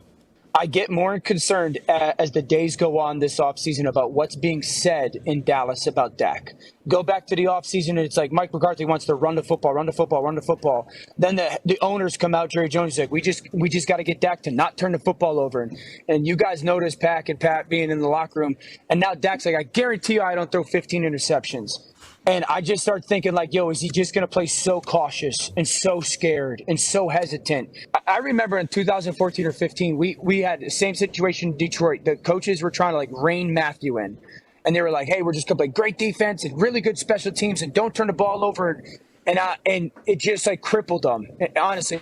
And I remember having conversations with them to the point where I had to walk into the head coach's office and be like, if you guys don't stop saying this stuff to him, you're going to lose him. Like you're going to take away the superpower that he has. And I'm not saying Dak is Matthew, but I've just seen this happen with quarterbacks before where you hear it for such a long time that you can't be good at that position unless you're aggressive with the football and put it in harm's way occasionally. It's a fine line between aggressive and reckless. It's a huge year, and I just get more concerned as the days go on about what I'm hearing. Thank God he's not Matthew. God forbid. Holy. Look, wait a sec. Right now, as it stands, at both their careers end, Dak Prescott have a better career than Matt Stafford? I mean, Matthew Stafford obviously has a more complete career, but if you take the who played at a, like what percentage of their career was played at a higher level, then yes, Dak dwarfs Matthew Stafford. I think what he's trying to maybe say, well, he is probably saying, because he has Stafford going to the Hall of Fame, so which is asinine, but obviously Stafford has like not just better tools than Dak. Like, I mean, Matthew Stafford has number one pick ability, or did. He did in terms of the arm talent and stuff he could do. His arm may be shot now, but there's no doubt. Yeah, Dak has, one more over the years when you factor in the Lions. Yeah, now his team's been better. Sure. Well, Dak's been better than Stafford consistently. Even with the arm talent, he's better. Matt's got his issues. There's no doubt about that. Matthew Stafford is Jameis Winston. Well, I like Jameis. Jameis Winston with a Highland Park education. Now listen, he's not wrong. He's not wrong though about the aggressiveness. Like if you continue to beat this poor guy down, by telling him, man, we got to run the ball for you to win. First of all, like screw you guys. Like this guy, all this guy does is put up numbers. This guy's been winning you game after game after game for almost a full decade now. I know Jerry thinks it's been 5 years. Yeah. But it's been almost a full decade. All right. Like, screw you. I don't need to run the ball anymore. Like, just let him play. You're going to run into you'll run into a title sooner or later. That's kind of how it works. If you don't have Patrick Mahomes, this is the way you've got to play. You've got to hope you get hot at the right time. But yeah, like you cannot win with a quarterback who's risk averse. You just can't do it. And you don't want Dak to be put into a shell because he's scared to throw interceptions. 5 or 6 of those picks last year were off the chest of Semi Fehoko or whoever. Insert your wide receiver here. Like, okay, that's not a 15 interception season. I've always said we need to have non-quarterback interceptions as a stat, and they got to figure it out. I think his points are fair, and I think it's been proved about like all this noise. Now Dak has said, "I'm going to be aggressive and I'm not going to stop." And CeeDee Lamb issued the warning: if you don't back up, it's a warning to everyone. But all these topics, Bobby, of running the ball more, all of his turnovers, being more cautious. I think it's been proven by Dak getting a little bit irritated in some clips that we've played and we've discussed here on the show with a lot of this offseason noise and even, some of the Mike McCarthy connection. So can you at least say and admit that some of what Orlovsky said is fair? I can because I'm trying to think about like the factor of, is it fair to say like, oh, I'm deeply concerned, I'm troubled, like that kind of thing? No, focus on that. I know you're looking for any little minor thing to pick at. Is he objectively right that McCarthy said he wanted to run the ball and that Jerry said we need to limit the interceptions? Yes, those congratulations, Dan, you told the effing truth for once in your life on the air. Thank God. But he's right that you don't want him to lose his edge. You don't want to coach caution. Yeah, like that was the line that Kitten always used. That he said, Mike Martz told him, he's like, I can't coach caution. If you're going to be cautious, I can't do anything with you. And that's the thing. Look, they're going to all be about, I think there's a difference between caution and precision. They're trying to coach precision with the system that they're putting in here, and there's a difference. And I don't expect Dan to understand the difference because he doesn't understand the depth of an effing end zone. So, all right, that's enough. It's the dumbest take, and that continuing to harp on that is just dumb. I don't know. He's a moron. I don't like. I honestly don't know what to say. That like.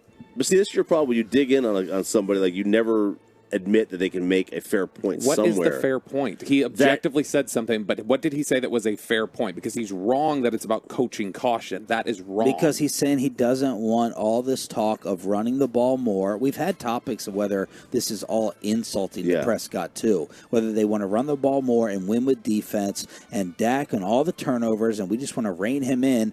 The question is that going to impact the way that Dak plays in terms of aggressiveness? That's a fair question. It's things that we've talked about. Mm-hmm. This is 100% about interceptions in part. The changes in the offense, because that's what it's about. Running the ball, reduce it in interceptions. It's all going to play into Dak's thinking of, I need to be less aggressive. Like put less of the game on me. Yeah. That's what I think that they're doing. That's what I think that they're going to do. I've said multiple times on this show, and I've supported them doing it as well. I'm the only prehistoric dinosaur supporting the approach. But we've said multiple times on the show, if I'm Dak Prescott, I'd be irritated and offended by some of these changes and some of these storylines. Let us know, y'all. 877-881-1053. Truckwreck.com text line, 877-881-1053. Meanwhile, Jerry was talking about, how the offense is going to change, and it's going to be Dak friendly, the spacing on the offensive line, more opportunities to dump the ball off to the running backs. He's going to have less to do before the snap, less to read after the snap. And Chris Russo, yesterday on First Fake, he was not happy with Jerry talking. Well, first off, this goes to my point from last week. This is what's wrong with Dallas. Jerry Jones is doing weekly, he's been doing it forever, weekly interviews on radio stations in Dallas, Texas. Really? This is who you want to have representing your team, the owner, who never played it down in the NFL? That's the first problem. Second problem is he can do what he wants. I'm not saying he's against it, but, to me, I can't take him seriously with that. And number two, the fact that he's basically holding his hand through training camp, make it easier for him, easier reads, simplified offense. First off, Kellen Moore is a better offensive coordinator than than McCarthy. And where did Moore end up? They couldn't wait to snatch him up in L.A. with Herbert. Yeah. So that tells you all you need to know. Moore is a much better offensive coordinator than McCarthy is, and everybody kills Moore. Did we see the game last year in Tampa in the playoff game that Steve thought the Bucs were going to win on that Monday night? And he played, and that was a tremendous offensive game that Dallas put together with Moore as the coordinator. Fair. The dumbest thing in that is, an owner who never played. Yeah, all the billionaires have strapped him up. I don't care about that. He is right. Like Jerry doesn't. Like we don't. Jerry doesn't need to come on. He doesn't need to come on twice a week. Say it loud. Say it with your chest. Like it is. It really is dumb, right? It is dumb. If you're from an owner's perspective, it really is dumb. We love it. Please don't stop. But I mean, he's the general manager, and the general managers routinely do radio appearances, so he can be upset with he can be upset with that. But I mean, general managers do generally media appearances, so that's not unusual. The other aspect here, though, is the whole he didn't play thing. Well, I mean, he was. The GMs talk weekly. I think in a lot of markets they do. GMs absolutely do. Okay. And so I'd like to see that. I have no idea. And definitely not twice a week. All right, my next research project when we get back. Cool. You're 0 for life against me in your research project. Okay. Find me Eric DeCosta's radio show. We'll see. So, so the co-captain on a national championship college football team, I think, is probably a stronger football background than most owners in professional football. Absolutely. But I mean, the other thing, and mind you, probably a lot of GMs today too, which as they've gone to more the Harvard type GM guy. Yeah. Now here's the other thing: is let's simplify things. Why? What I want to know is why is this all being interpreted as? Because this is not the first time that teams have talked about trying to simplify schemes because they just think precision and everything else is what wins out. But the thing that's getting lost here is that the simplification also can be on the receivers and the communication that's there. Last year they talked about how just throwing as much as they did at Jalen Tolbert basically ruined his whole season because he wasn't able to get everything down. CD talked with us about guys not reading things the right way or guys doing the wrong thing. So simplification of the passing game doesn't necessarily mean simplification for your quarterback. Right. That's a good point. That's fair. And then Russo finished up with the quarterback and see if you think this is accurate or not on First Take. You can do anything you want. You can make it easy. You can simplify reads. You can bring back, Bob Hayes, and you can bring back Jay Novacek and Michael Irvin. He's not that good. The quarterback there is not that good. He's borderline top 10. He's a little better than average. He is, and nothing you are going to do is going to change that equation. You can say all the right things in early August. We're going to do this. Simplify the offense. We have a new coaching staff. You can say anything you want. Dak Prescott is not that good a player. He's not that great. And there's nothing you are going to do to let Prescott take you to the next level. And in Dallas's case, that's a minimum an NFC championship game. That's the bottom line. And I pay no attention to what Jones says. One ear, out the other. I will say Jerry is much more equipped to talk about football than Chris Russo, and so I mean it's very much the pot calling the kettle black there, because he's not somebody that I would listen to on football takes. What I love the most is acting like they don't love when Jerry talks.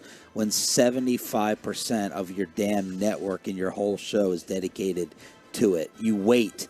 No one tweets out what Jerry says on this show or this station faster than ESPN. And no one waits more than Stephen A. Smith in order to react to it at the top of every hour.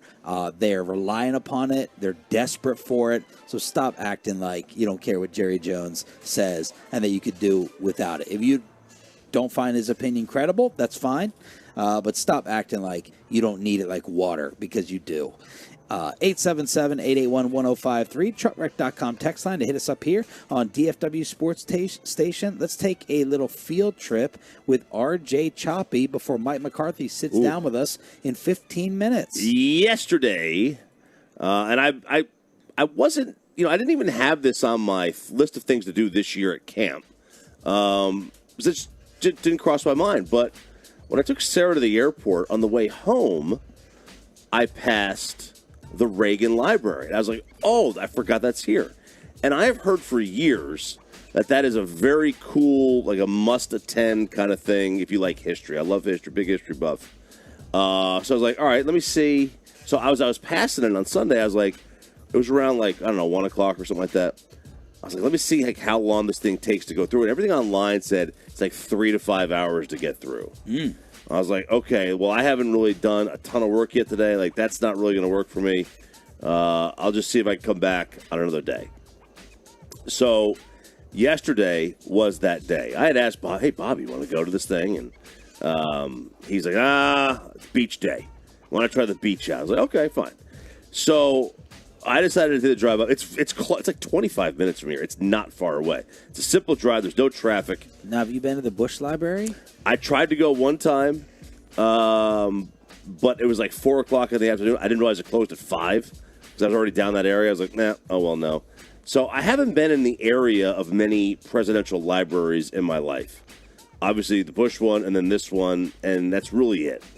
And I would like to go to all of them if I could, but I just don't have the time to do that. So I go to this.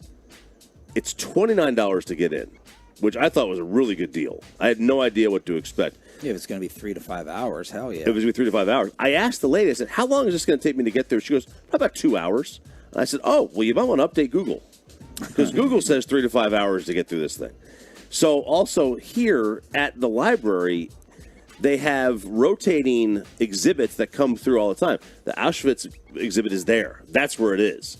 So, like, which one do you want? And she goes, if you want to do the Auschwitz one, it's like you can't get into like 12, 1 o'clock. Like, we're all booked. It's packed. The Reagan Library, like, it was empty. There was like me and like 8 other 85-year-olds that were in there. Okay, so I walk in and I am getting side-eyed. Nobody goes to these things by themselves. So they're looking at me like, what is your intent here? Yeah. And like, where's your spray paint can? Yeah, what are you doing here? Like, why are you here? First of all, you're dressed in I'm wearing a baseball, as I'm sure. I got a 3 up, 3 down on it. I've got I got purple shorts on. I'm completely unmatched. Yeah. They're like, what are you gonna do here? Like, what kind of scene are you about to cause? Right. I went through like 4 different checkpoints of security to get into this thing. The blue hairs that were there that were running this thing, obviously they were gonna do something, but I thought it was really, really cool. In there, you walk in and you go through the history of him, and then him as the governor of California, and then as running for president the first time, and then finally getting elected, and then you go through the assassination attempt. So there's the little exhibits. But the cool part, this is the main reason I wanted to go. I am like an airplane nerd, and they've got the actual Air Force One there. Oh. Now, this is the old Air Force One. So when he was in office, he commissioned the 747 they have now. And back when he was flying, it was like a 707. It was like an older plane. The current one is 3 times the size of this one. But you walk into this one, and it's like as soon as you walk in, there is like this little the military setup where they can communicate with the outside world, because there's no computers on this flight. There was no computers on board in 1981. And then you've got his little Oval Office, and then you've got the First Lady suite, and then you've got cabinet members and just rows of seats the rest of the way. They're all first-class seats. But it was very, very cool. Then you get to go on the helicopter that they dropped, Marine One. And that's tiny. Then you go through the Berlin Wall. There's a beam from the World Trade Center when it collapsed. I don't know why the beam was there. It was well after his presidency was over. Iran-Contra, his speeches. And then you get to the very end where it's got two things. One, it's got a broadcasting exhibit because, Ronald Reagan, big They broadcaster. did. They had, in the beginning, they had this theater where it talks about how he was like a play-by-play announcer for the Cubs minor league team. Well. And he was out here at Catalina Island for spring training, and somebody saw him from Warner Brothers and asked him to do a reading, and he winds up signing a contract with Warner Brothers to become an actor. But towards the end, they get into his final address to the American people, and this is where it kind of got to me, because it talked about his Alzheimer's, where he lets the world know he has Alzheimer's. My dad's got dementia, so this kind of hit home for me. Got me a little bit in my feels there. And then you go through his death and the procession and all that stuff, which leads you to outside, which has to be the greatest view of a gravesite I've ever seen in my life. You get to the end here, and there's this little half circle where him and Nancy are buried, and you look behind they're buried there. They're both buried right there. You look behind you, and you've got a 180-degree view of you're on top of this mountain, and it is views for days. Now it's brown because there's no. You take pictures? Oh, I got videos, pictures. I'll post them on social media. I'll do a big photo dump. But it was really, really cool. Like, I thought that was, I highly recommend it. It's $30. Took about an hour and a half to get through. Now, I didn't stop and read everything. Like, some of the stuff I didn't care about. Yeah. But I thought it was pretty cool. And it was not like, obviously there's politics involved, but it wasn't, political from the sense of, promoting anything. It was just kind of a museum. Trying to see who was wearing red or blue in there? I did. They were all wearing old people clothes. All the ladies had brooches on.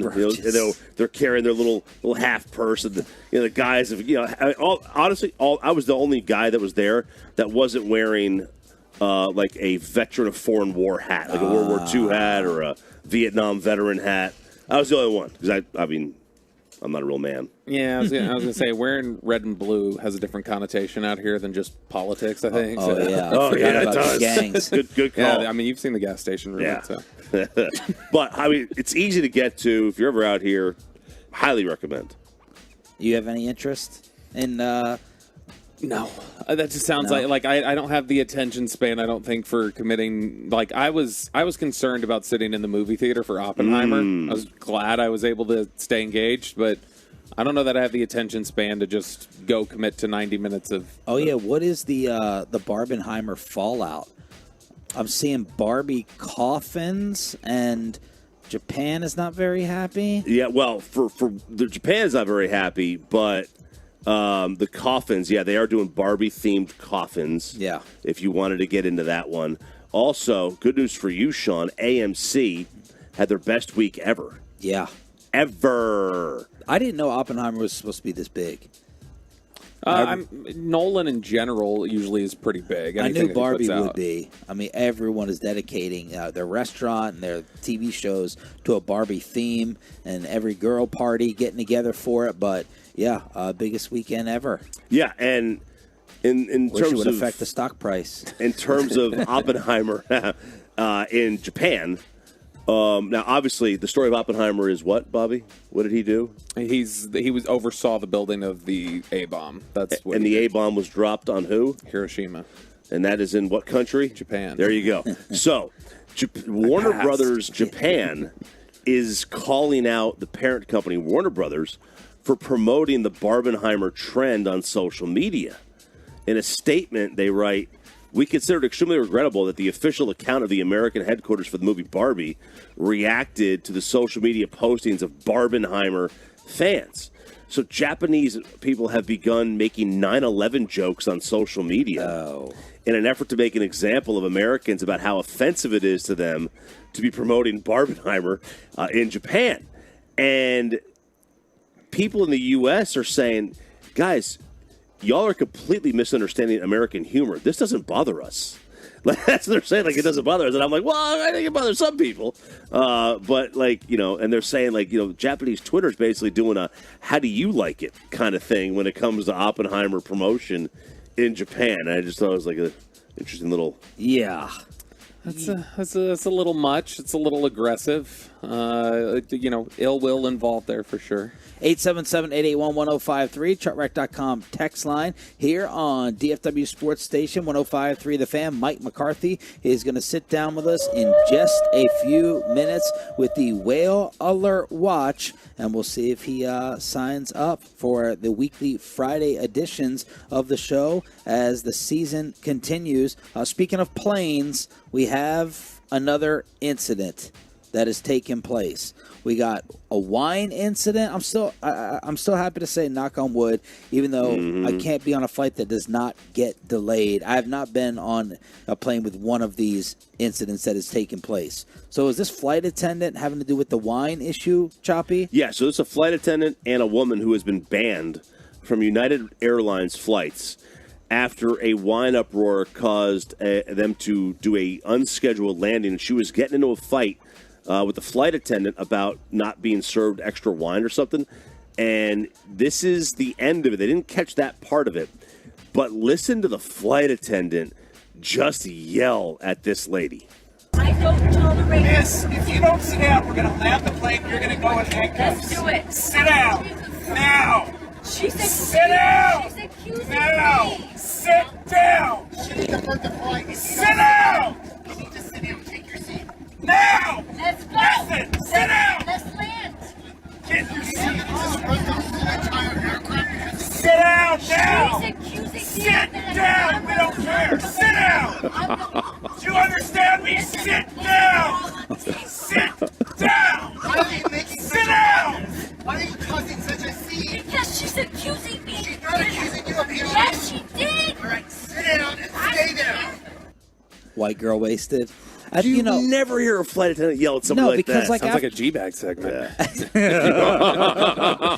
Because after the third one, that's when she should be tackled and handcuffed and thrown off the daggone plane. I don't know whether I'm assuming that they were in the air, but there you go, another airline incident. This one with a wino. Sean, RJ, and Roberto here on DFW Sports Station. We are live from Oxnard, California. When we return, the head coach of America's team and our Friday buddy, Mike McCarthy, sits down with us next.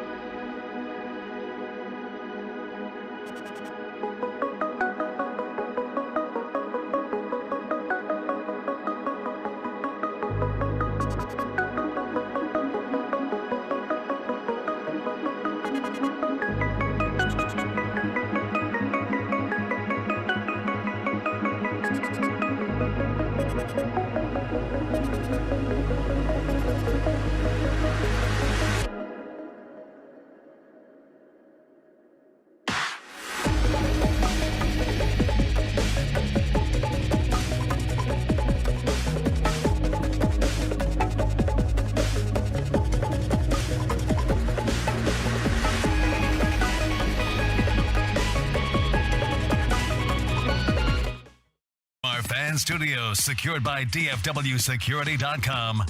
This is Sean and RJ on 105.3 The Fan. 8 o'clock hour. Bobby Belt with the fist pump. It's Sean and RJ live from Oxnard, California. And we're about to be joined by the head coach of America's team, Mike McCarthy. Will be in the K-Post Roofing and Waterproofing hot seat, the roofing and waterproofing partner of the Dallas Cowboys, as we got to talk about all the different storylines affecting your favorite football team on DFW Sports Station. The Texas Rangers, with Max Scherzer's debut, will be taking place this afternoon as well. And here's our guy, our Friday buddy, with a little shot in the back to start off things, as Coach McCarthy is sitting down with us here on 105.3 The Fan. Ruben, we got him. He's all set up, good to go. We don't really know. Coach? We'll find out in a minute. Are you good to go? Yeah, good to go. Okay. It's a well-oiled machine here. Yeah, for sure. There Turn we it go. on. That's important. I didn't know I was in charge of that, too. No, you weren't. You weren't in charge of that. How are you, man? Doing great. I mean, how can you not be? I mean, we're at Oxnard. Is it okay to complain that it's a little bit too cold this morning? Well, we've been spoiled. You know, I should have went with the sweatshirt. Yeah. Because it was a little nippy walking over here. These guys are freezing. We're freezing. I got shorts on. Big mistake. Well, you know what it is back home now. 106? Yeah, no. Yeah, so. When you walk off the airplane, you land and walk off the airplane, just smacks you right in the face. Yeah. It's pretty awful. But you said the other day that you kind of came around to this place versus what maybe you thought it was going to be early on, just hearing about weather and food that you said. Yeah, no one was talking about football. So, yeah, no, this is an incredible football environment. I mean, just the layout, the fields are in great shape. You know, I think from the field to the furthest point of the team meeting room, I mean, it's a 2-minute walk, 3-minute walk. So just the function of this place is incredible. Obviously, the weather, the people, the fans.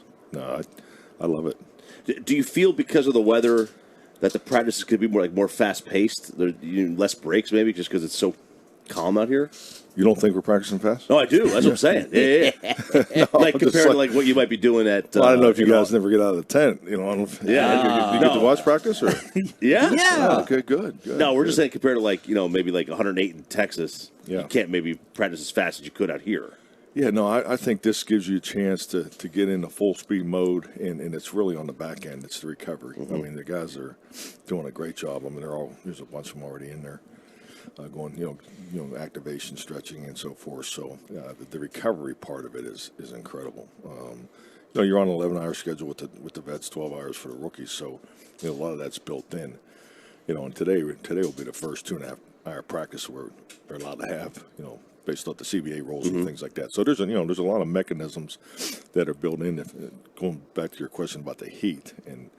That I think would definitely help that situation. But on our side of it being here, I mean, it gives us a chance just to, go full go and not worry about it. So was the first 2 or 3 days, because we noticed it seemed like they were shorter, and then they gradually got, is that CBA related? Correct. Yeah, absolutely.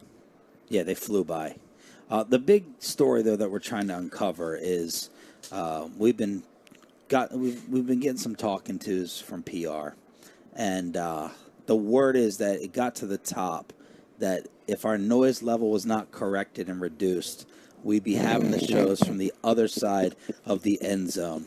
Can you confirm that, Coach McCarthy? Well, now I have a different tone because I was really irritated because they told me it was some, didn't tell me it was you guys. Okay, I knew it was choppy. You would have let it slide. Oh, yeah. Well, we'll obviously, we'll work with you here. Okay, there you go. Thank you very much. We were getting ready to throw your ass out the gate. I mean, that's the way it was presented to me. I mean, it was, yeah. They said we could. I mean, that's part of the rest of recovery. Just what we were talking about. He's got to let him sleep in a little bit. Well, we have to bring our energy. So how do we balance that? There's a really nice spot like that. There is a spot over there if we need to use it. So. Okay. So word did get but up we'll the work ladder. with you guys. You know that. Well, we're only here for one more day. Yeah. What's a bigger problem, us at 3:30 out here, or the midday show while you guys are doing the presser right over here? They're conducting an interview, and you guys are trying to talk to the rest of the media. Which one do you think, Ted? I don't know. I'm laser focused on those great questions I'm getting. I just want to do a good job. So I didn't realize there was anything else going on. But. Oh, Tad says it's us that we're the problem. We don't see Tad up this early unless the big dog's here. So it's nice to see him getting out of bed. The personal PR team. There's been a lot of discussion about simplifying the offense and making things a little more streamlined. Can you explain, just because it feels like there's a little bit of a narrative nationally on some of these talk shows that a simplification is basically, a dumbing down, and that's what thing. Can you explain why simplification is the right word for it and why it's more just about ease? Yeah, I'm not in tune with the conversation, obviously, but simplification, I think it's really a reflection of the confidence and really the job that the assistant coaches did in the spring. Yeah, I don't look at anything that we're doing that's simpler than we did in the past. Frankly, we've given more responsibility to a number of positions in the protection in the pass game. So, I mean, really the facts of the matter, we're asking more of our players in the mental realm. So, but I think the connection, and I just give, our players an incredible amount of credit for, for that 5 weeks off. We had a high number of our guys working out the facility together. We had, obviously Dak and his trip to Georgia, so that, they continued the work there. I just think you're seeing the group that's a year better.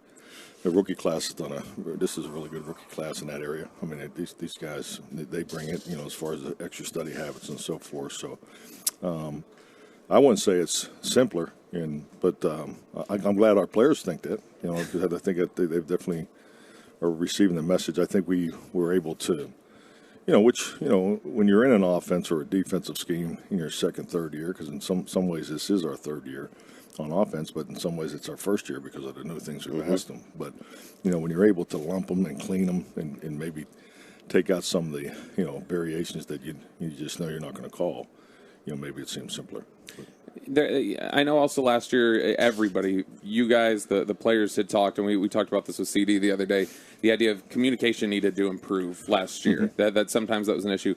And that can be, I think it sounds broad sometimes to people where they don't understand, okay, what does that mean? Does that mean talking to each other? Is that signaling? So when you guys say that, what does that mean for you when you say communication? What are you specifically trying to drill down on? Well, I think it's like anything. I mean, it's probably, exists in your line of work too. I mean, the level of communication should definitely improve the longer individuals work together, but it's really filling the gap with the younger players. And I mean, the point of it is, communication is verbal and nonverbal. When you get to the point where you just look at a guy and he knows what you're thinking based on the play call instead of, you have to give him a signal or, so there's different levels of communication. And as we're able to climb our levels, it'll make us more efficient. We'll be able to play faster. And obviously we're winning the pre-snap battle against the defense where we're not always signaling, with blinking lights.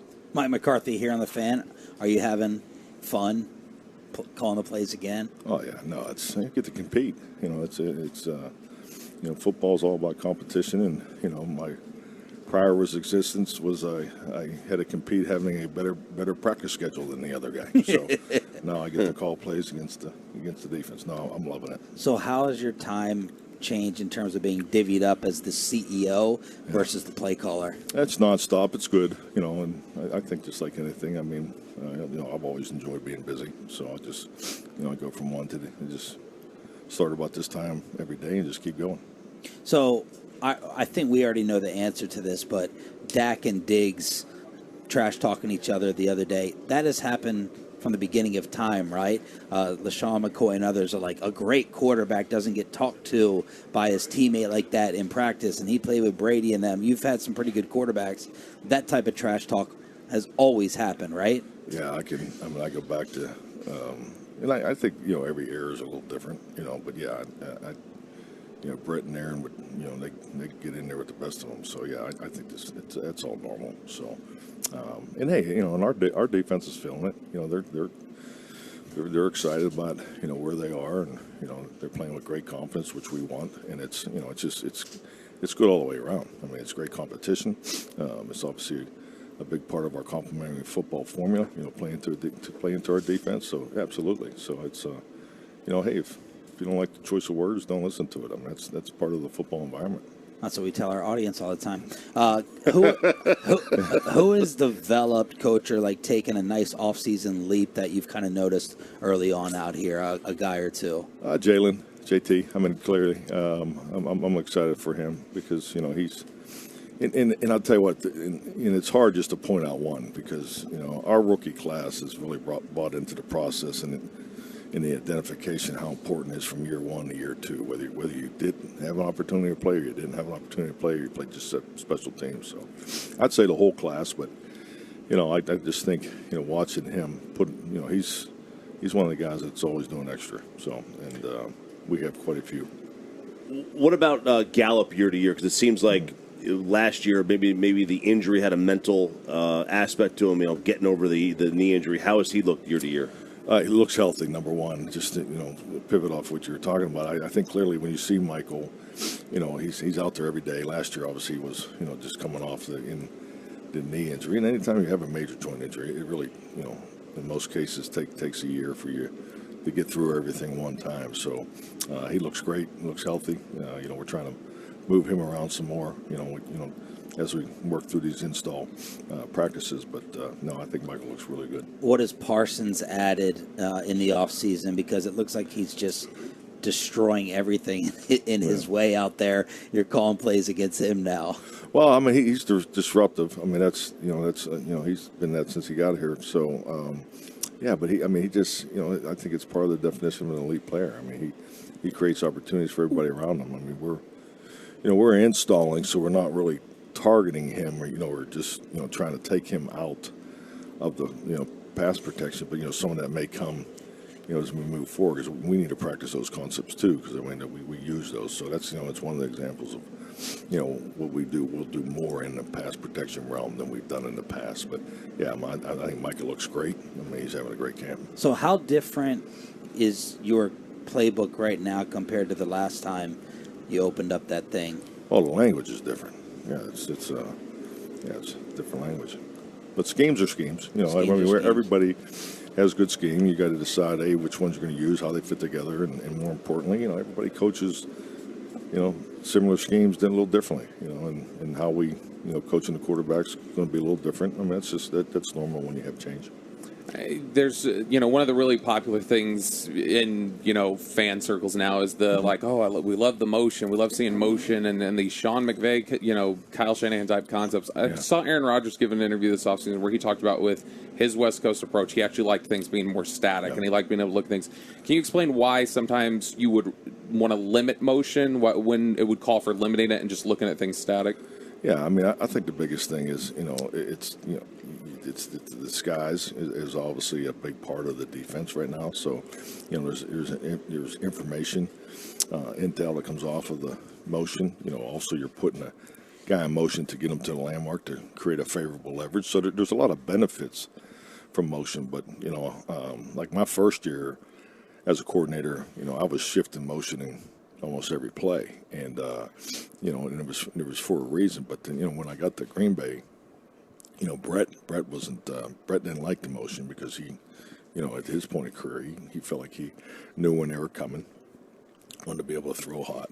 He wanted more separation. And then we started with a little more motion when Aaron got going, and then as he got, more, even like the bunch and stacks and so forth. So, but, and there's an ability to that because you can line up in 2x2 and 3x1 all day with Aaron Rodgers and run every concept in football. And so, there's benefits of both. I mean, so and the other thing about motion too, particularly here, you got to watch wearing your perimeter players out. We had a game down there in Tampa, the opener, 2 years ago. Maury Cooper ran a track meet, by the end of the game. So I mean, you got to watch those things too. So a lot of benefits from motion. I think we're going to use it, but I think we're going to be more detailed on when we use it. You looking forward to our Fridays again? Oh yeah, absolutely. I can tell. I can tell. Well, I got my first 2.5 hour practice today, but really looking forward to Friday. Okay, well, Friday's with us. Oh yeah, during the season. that's good. You gave us gold last year. Did, yeah. He gave us the gold. I'm always there with bells on. I mean, just ready to go. You bring it strong. Thank you, Coach. It's good to get. I can watch video at the same time, so it's I'm able to multitask. It's a great setup. Thank you, Mike. Great sitting down with us. We appreciate you, and we look forward to another great season ahead. Thank you, man. All right, thank you, man. Thanks for having me. Mike McCarthy, the head coach of America's team, sitting down with us here on Sean and RJ, as he does every single Friday on DFW Sports Station in the K-Post Roofing and Waterproofing Hot Seat. Thank you, Coach. The roofing and waterproofing partner of the Dallas Cowboys. So he looks comfortable. He looks at ease. He looks like he's chilling. This California setting and weather has impacted him. He started it off terribly, though. We started it off. We didn't have his microphone on. No. 2.5-hour practice today. Oh, yeah. Like we were spoiled. This first practice was like 45 minutes So this long. is going from 11 to 1:30? Or 10:30 to 1. Whatever it is. I don't know. I believe it's 11. If it's 10:30, that's going to ruin nap time. But let me check. Well, this is going to affect my dinner plans. We'll see. Prep time. But 2.5-hour practice. Yesterday was a walkthrough. What's our verdict on Noise Gate? What do we think? Because we had, usually it's Joe Trahan, but we had the big dog PR guy, Tad, here with us this time, and he was nodding behind me and making all these gyrations, so I couldn't tell what was happening. So I don't know where Tad's room is. I think it's close because the PR team usually has those offices right there, and typically their rooms are like right above it. So it may have been close. He may have been actually the one. He may have heard it too. I don't know. Yeah. I think it definitely got the mic. Yeah, there's no doubt. So you believe it got the mic? I believe it got this. I thought initially this was I was going to blame this on Trahan, fully blame it on Trahan. Yeah, you were getting ready to go off. I was going to scapegoat him. Yeah. That's exactly what I was going to do. But no, because they looked at each other when I started asking Mike. Like McCarthy looked over at the PR guy, and it was like nodding. I couldn't see you. You guys can see it. I can't see it. Yeah, I think that was a look like, oh, okay. I didn't realize we were going to have this above board on the radio. But yeah, sure, let's talk about it. Let's talk about it. No, that's the kind of look we got. But we were talking about it leaving yesterday. I told you guys, I was like, no, it has to be, because Joe has been so insistent on it. Adamant Joe would about not have, unless that was coming from somewhere above, Joe would not have been repeating it. It definitely was talked about.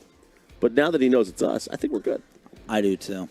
I think we're closer to being good. Closer to being good than bad. It depends on who we wake up.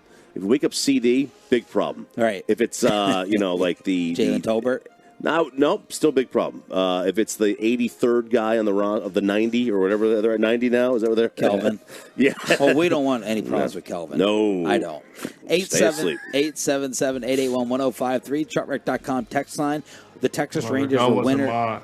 the Texas. Thanks, Ja. The Rangers were winners. Did you get a late delay there? I did. I was trying to think about it. I was like, wait a second. Did Kelvin ever say that? When did Kelvin say that? The Rangers dominate last night, but are they trade deadline winners? We'll have that for you on the home of Max Scherzer's debut. Woo. And then it's going to be a television debut for Bobby Belt as he's leaving the show. We'll explain next on 105.3 The Fan.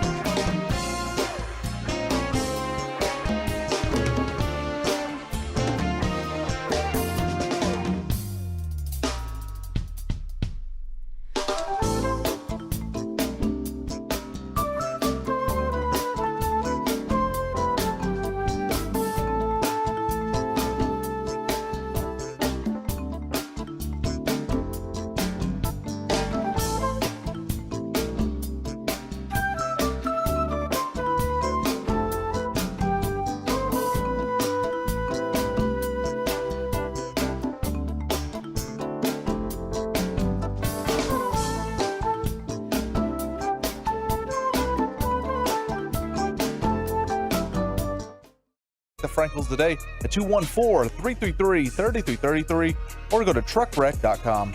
Here's Simeon, first pitch. He swings. It's a high fly ball down the left field line, hooking towards the pole. Benintendi in the corner. That ball is out of here. I think that hit the pole. It did. Marcus Simeon, a 2-run home run. His 16th home run of the season. A 2-run shot, and the Rangers lead 11-0. And it ended up being 11-1. Ooh, the White Sox, a much-needed opponent here on your home for Rangers baseball today. Holy smokes! Yes, Corey Seager returning, hits a home run in his first at-bat. Josh Young homering, Simeon as well, and Dane Dunning with 11 strikeouts. And today is the Max Scherzer debut here on DFW Sports Station. Cannot wait for that. We'll be trying to watch this while practice is going on, as we just had Mike McCarthy sit down with us. What will be longer, the game or the practice? Ooh, that's a great question. Thank you. Maybe the big bucks. Because the White Sox suck. Right. Maybe they're going to do mail-in at-bats. But we're all terrified of Scherzer struggling. I don't know. The easy answer is the practice will be shorter. I hope it's the game. I hope it's the game. I don't think you have to worry about Scherzer today. This White Sox team, the way they're doing these at-bats, he'll do 7 innings, 11 Ks, 12 Ks. 11 or 12 Ks? It's good. This team is mailing in at-bats right now. They're swinging from their colon.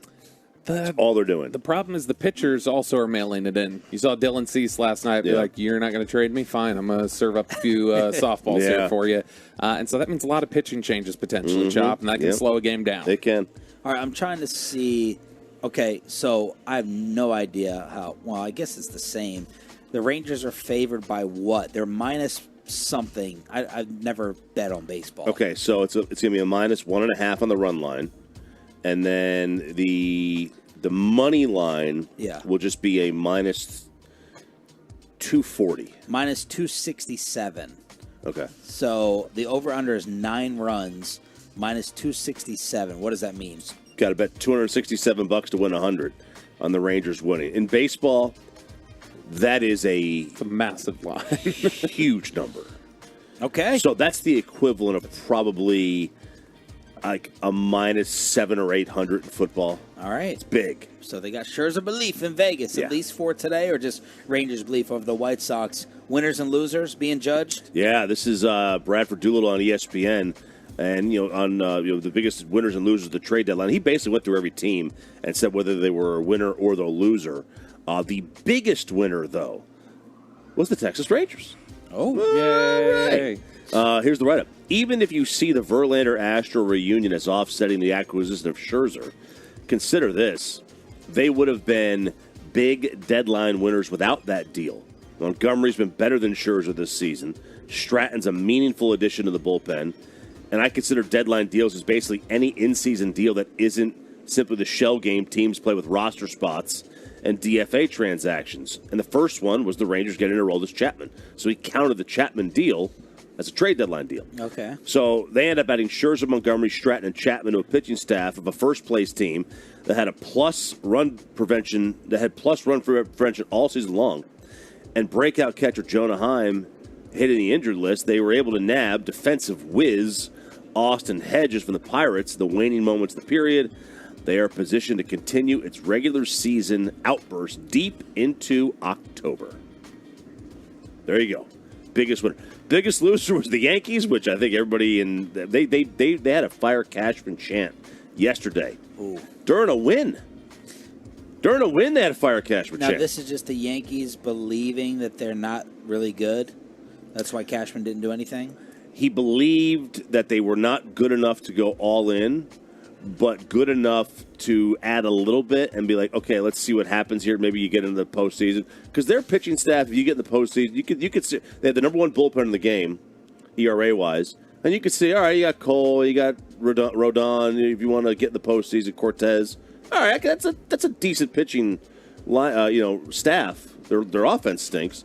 So I thought that's what they did. But the fans up there, they're lunatics. They're nuts. They're idiots. What was the New York headline you were talking about the other day? Was that for a Jets player? The New York papers? It was, it was about a Jets player who went and spoke spoke out against the Jets, and they basically called him a loser. They called him a loser, basically. In the papers. In the papers, yeah, like completely uncalled for. Called him a crybaby, and it's like this is why nobody wants to play there. Like, if Mike, like, I want my kid to make the major leagues, I would not want him to play in that city at all. It sounds like it's scarred Joey Gallo for life. That's going to be a lifelong scar for Joey. Yeah, like you've got to if that's where you go to make your money. Right, like if you're looking for that first contract, that's where you're like, all right, I'm going to go there and make my money. Go ahead. But man, it's like there is no patience, none at all. All right, Bobby Belt is getting ready for a television appearance. He's going to be leaving the show. No below the belt from Bobby. Choppy will take it over because you're going on Spectrum TV. Yeah, Spectrum News. I'm not sure. We still haven't figured out if this is going to be live or not, or if I'm just recording. I think it's live because they want me in position like 15 minutes early, so I think they want to have everything ready to go. But so 8:45 back home, 8:45 in the Metroplex. Yes, 8:45 I believe is the time. Now, Peyton, can you get Spectrum on TV there in the studio? Do you know what channel it is? No idea. Okay, I'll look it up though. DirecTV. I think I can find it. Okay. You need to, because you need to keep an eye on me. If you really want below the belt, you're gonna have to get it on Spectrum News today, Peyton. So I know you're gonna be missing that. Now, should we give you some lines or something to work into this interview response? Is there something that you can think of top of mind? I'd say it's just like anything. What's that mean? It's just it's just like anything. That's all. That's all I want. I can work that in. You've got to take the hoodie, that thing off, and show the pit stains. That's what you've got to do. That's what you've got to do. There's no way this morning he has pit stains since he's freezing. I think that shirt is permanently pit stained. Let's see. It's possible. I don't know this one. I don't want to undo the zipper because it took a while. The zipper's broken. The zipper's There's nothing broken, worse than so that. I don't want to undo it because it took a while to actually get it zipped on. I got you. That is really, really annoying. So Bobby Belt, Cowboys Insider, repping the fan hat, going to be on Spectrum Television. Yeah, I hate wearing the same hat 2 days in a row. I usually change it up, but only the same sweatshirt. But that is not the case. It's different when I stay up. When I go out in the evening and it carries over to the next morning, that's not 2 days. That counts as one wear because it's worn through, the time. But I did want to make sure that I was repping. I don't know what kind of screen credit they're going to give to the station, so I'm making sure that I'll give the screen credit right here on my hat. Okay, so Bobby on Spectrum. Maybe Tolos will text it in for PayPay to know the channel or just the people channel. are saying Channel 1. Channel 1. Channel 1. There's a Channel 1? Well, I thought it goes 4 than 5 and up. It might not be 4 DirecTV. They're calling me now. So. Wow! Oh, they're calling me right now. They're calling me. Bye, Ryan. I don't know that Spectrum News is going to be on DirecTV at all. I don't know. It's probably just on. I don't know. I'll download the app or something. We'll figure it out. Bobby the can boss Venmo me has back. it. The boss has it. So maybe he can let us know what TV channel it is for him. So Bobby, big TV star. Look at this guy. Look at this guy. What a TV star he is. There he goes. He's got his... Are they setting up? Can you see a studio? No, it's still connecting. Okay. See, Bobby's the only one of us, and this is why, because he doesn't have an Apple computer. Yeah. But he's the only one that has an external camera on top of his computer. Oh. Right? He's got one of those. So that's why he's got... That's part of the reason why they asked him to do it, not us. Okay. We move along here on Sean and RJ. Patrick Walker from DallasCowboys.com is going to be sitting down with us at 9:20 this morning. So Patrick Walker to talk about all the national media trolling the Cowboys here on 105.3 The Fan. We got Uber Shock, the CEO. Yeah. Is Uber getting ready to lose to cabs again? When is the last time anyone got in a yellow cab or a taxi in DFW? Because I agree. It feels like they're starting to even out again. So last time I was in a taxi was in Vegas. So last year. And I think that's the only time I get in one at this point is in Vegas. When we were in New York for the Super Bowl, we took Uber basically everywhere. Now, maybe a cab once or twice, but the CEO for Uber. So Uber was getting a journalist did a story on Uber on their boss, Dana. I can't pronounce his last name. White. Well, it's not white. So the journalist took an Uber from downtown Manhattan. It was a 2.95 mile trip. Took the Uber to the west side. The Uber cost for the less than 3 mile trip $51.69. So he had asked the CEO of Uber to guess how much it was. And he said, $20? Yeah. And the guy was like, 5 minutes earlier, the price was $20 higher than it actually was. And the This was Uber like surge pricing? The Uber CEO couldn't believe it. He goes, it had to be surge pricing. But man, when your CEO is taken aback by the price of your product, there's a flaw in your system. Right. And he said everything is, the Uber CEO basically said to him about the pricing, everything is more expensive. Yeah, not what we want to hear, man. That's not what we want to hear. It is crazy.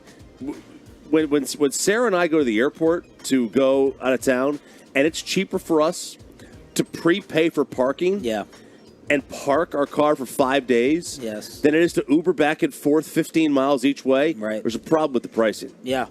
I've not parked. I can't remember the last time I've parked at the airport, but I'm going to do it next time. I'm going to do it next time because it's $100 round trip. And you can prepay for parking now on the app, do a week or two in advance, and you have your flight times. You can probably do it right now. And you can prepay for parking. And it is 40 cents on the dollar that you're paying for the parking. Really? So instead of $24 a day, you could be paying $8 or $9 or $10, and you're right there at the gate. Yeah. So you would cut half the cost. Yeah. Because it's for me, $100 at least Uber ride from East Dallas to DFW. Sure. I love Field's better, but yeah, it's out of control. It's out of control, man. And I when are they going to start? If I was a cab company, first of all, do cab companies have apps now? I have no idea. If they do, if a cab company has an app and it's cheaper, I'll bet you a cab company has a flat fare from my house to DFW airport, whereas Uber doesn't. The only problem is, I think you got a text message that you're gonna have to read off the air, having to do. I'm shooketh. I'm shooketh. But look, part of the problem walking out of the airport and my Uber's late and doesn't come around, I want to go to the yellow cab and be like, okay, I want a price estimation, and they never give it. And I will not get in the car unless they give me the guaranteed price. Mm-hmm. So I'm like, can I get this for $40, $45? And they're like, how many miles? How long does it take? How many miles? I'm like, I don't know. I don't have the odometer out to my house. I know in general how long it is, but that's why I still I sit there and wait for the Uber. When we landed from our last trip from Mexico, I just wait, and then they're getting through that bottleneck there at DFW, and it takes forever. So that's maybe this will cause the Uber prices to drop just a little bit. All right, Bobby is on television. Someone screenshot it. Let us know if you see the 105 through the fan hat or the pit stains. The pit stains on TV. But we got to figure out. Someone has done the numbers and the research. How likely are the Cowboys to return to the postseason? That is next in Below the Belt, No Belt. Here from Oxnard and Cowboys Camp. But let's get you over to QC.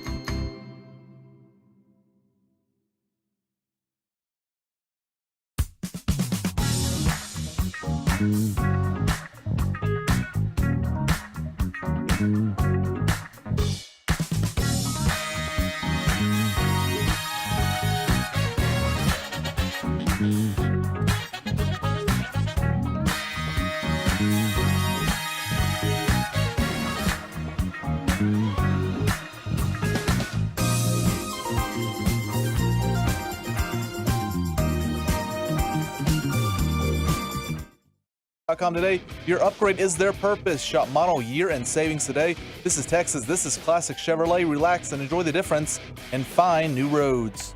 The great John Sharif. Don't make me take off my belt. Don't make me take off my belt. We're not. Well done, Pepe. No Bobby Belt here.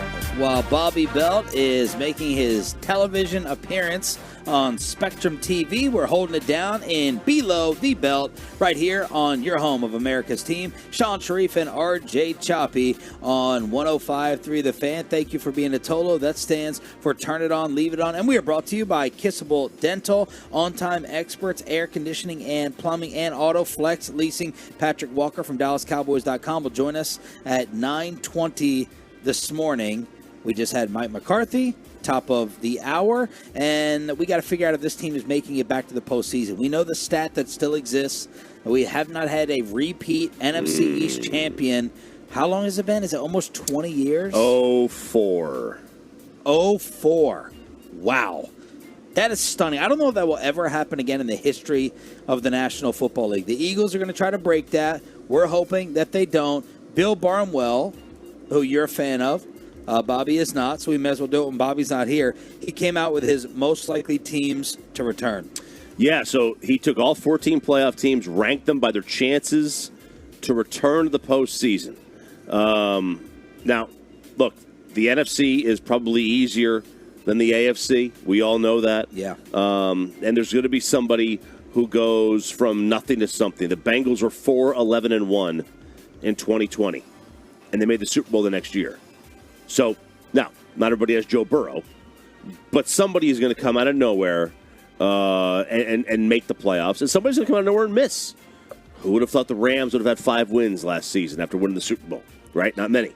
So, the most likely teams to return, number 1, Kansas City. The reason they're number 1 is because of the Chiefs. If any team is close to a lock to make the postseason on an annual basis in the modern NFL, it is the team that has Patrick Mahomes. There is no doubt about that one. Now, they may not be the number one seed, but I find it, outside of a catastrophic injury, I find it really difficult to find a way to see Patrick Mahomes lose more than 7 games in a single year. Yeah. I just find it very, very difficult. Number 2. Now, he uses what a lot of times? One-score games? What else does he throw? Well, that's a different article that he'll write, and he'll have that coming up here in a couple of weeks. But the teams that have like let's say a team goes 6-2 in one-score games. Right. Chances are the following year they're probably going to go 3-3, which is what the Padres are using in baseball, and you get a team like the Minnesota Vikings who'll probably have out. So the Vikings were like 10-0 in one-score games to start the year. Yeah. So they probably will go 5-5. Right. And now all of a sudden they're out of the postseason. So that and then on the flip side, if a team goes like 1-6 in one-score games, the next year they have probably just as good of a chance of going 6-1 or 3-4 or 4-3. So it's just not going to happen. Number 2, Philadelphia. They were 14-1 with Jalen Hurts, their starter. Had 2 blowout wins in the postseason. ESPN's Football Power Index had them as the best team headed into their title game matchup with the Chiefs, in part because of how they blew out the 49ers. So the algorithm kind of got screwed up there. Because the algorithm has no idea that Josh Johnson had to quarterback that game. And that's where you get a little bit of a loss. People lose out on analytics. But they did lose 5 defensive starters, including both linebackers and safeties. The coordinators left, both of them. And they were the 3rd healthiest team in football last year. The offensive line missed just 3 starts, but still they're very, very good. Number 3. Dallas Cowboys? Oh. No, Dallas Cowboys. Oh. They have a very high floor. That's why they're number 3. FPI, again, Football Power Index, rated the Cowboys as the league's best team before their Week 18 loss to the Washington Commanders. They produced one of the most impressive performances of the year, stomping Tampa, particularly, and then before losing in Cowboys fashion to the Niners. They have the 5th best point differential, which speaks to its floor on both sides of the ball. Dak's interception rate likely to regress back towards its career mean, which was only the real blemish on the offense for most of the season. Dan Quinn's defense ranked 4th in points per possession allowed over the past 2 years. Points per possession is one that teams generally really, really like.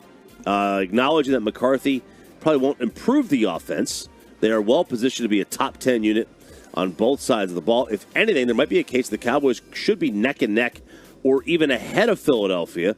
Jalen Hurts' extension forced Philadelphia to make cutbacks on the defensive side of the ball.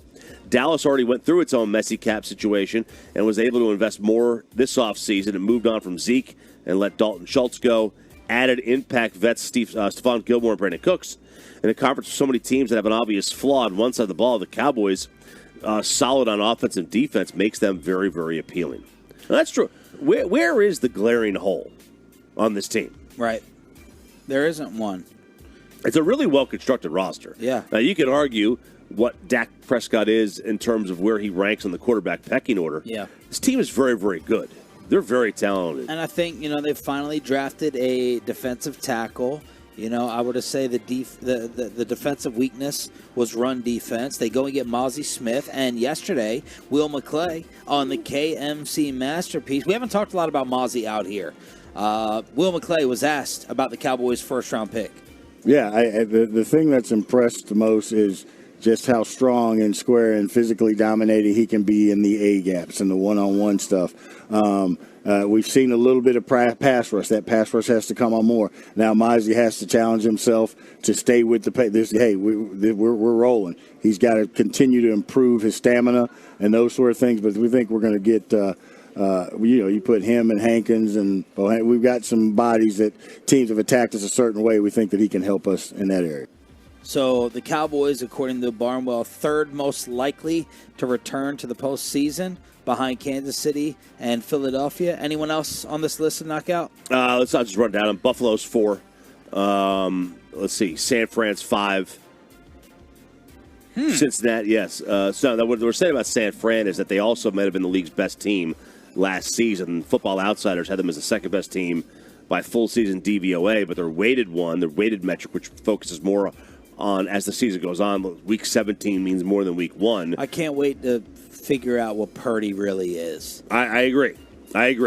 From week 8 on, they went 10-0, outscored opponents by 16 points per game, and ranked the top 2 in both offensive and defensive expected points added per snap, despite being forced to turn to a 7th-round pick at quarterback. And then the elbow injury really got them. 6 is Cincinnati. 7 is Jacksonville. 8 is Seattle. Yes. That's 9 is the Chargers. 10 is Baltimore. Okay. 11 is Miami. 12 is Minnesota. Why they're number 12? They weren't a very good team. All right. 13 is the Giants. And why? Because their formula is not sustainable. That's what we said. Two of their 9 wins came against playoff teams. A 4-point victory over the Ravens and a 6-point win over the Jags, both requiring fourth-quarter comebacks. The Giants and the Vikings thrived in the fourth quarter, below average by win expectancies in quarters 1 through 3. Second-best team in football by the same metric in the fourth quarter, so that's not going to happen again. Number 14 is Tampa, and the reason that is no more Tom Brady. They've got Baker Mayfield and Kyle Trask. Meanwhile, the Detroit Lions are trying to make it and get over the hump, and Dan Campbell said that he wanted to have a live lion on the sideline. Yeah. He wanted to have the representation, but the league office said no. Team owner, quote, Sheila, she had no problem with it, but the league apparently frowns on those types of things. I'm not going to point out Roger on this, Goodell. I'm just going to say the league frowns on it. Let's just say that. So Dan Campbell, the ultimate meathead, wanted a live lion representing on the sideline. Man. What a nut job. I will run through a wall for that man. Set up the audio. I had Peyton get it from the other day. He was on a Barstool Sports podcast with, it's not KFC. Is it KFC? I don't know, just say Barstool. Big Cat. Sorry, it was Big Cat. It was on with Big Cat. He was on, and Big Cat asked him a very simple question. Just talk about football. This was a Roy Firestone. He's trying to get him to cry kind of thing. Yeah. He said, just talk about football. Here's what I'd say about football, man. When I think about football, anybody who's been able to play this sport at any level, man, when you're a kid, middle school, high school, college, you're fortunate enough to go to the pros, man. To me, we owe everything to this game. And the game speaks for itself. And it's not about what this group of people have done for this game or this group of people have done for this game and how this has made this game better. The game speaks for itself, and the only thing we can do is mess it up. And to me, don't ever disrespect this game, because it is, in my opinion, it's the greatest sport that you can possibly play, man. It's a team sport, man. There's blood, there's sweat, there's tears, and everybody's got to be going the same way to have success. One guy is out of the boat or he's not rowing, and it'll mess everything up. And I just think it's not for everybody, but I respect the hell out of it. And to me, we owe it as players, coaches, anybody that's associated with, to give it everything you've got, because it is an unbelievable game, man. They were 1-6 last year, and they finished 9-8. Like that doesn't happen unless you've got a coach that you will die for. That was a pretty weak response. I was hoping for more. I was expecting more. I usually love his stuff. Yeah. It's very, it's very worthy to play. Yeah. But they were hoping for more too. They were hoping for tears. They were hoping for tears. They were blood, hoping he would just slice his hand open and just suck his blood out of his hand. Right. Eat his blood, drink his blood. That's what they were hoping for. Yes. But look, I am worried about them. I was initially about, man, are they going to buy this? Dan Campbell's not going to allow that. Not going to allow what? Them to buy into the hype. Oh. He's like, he is, I love him. I love him to death. Bet Online has sent me a couple of odds. Will Washington's NFL franchise change its name again? What's the favorite? Yes. Yes is minus 400.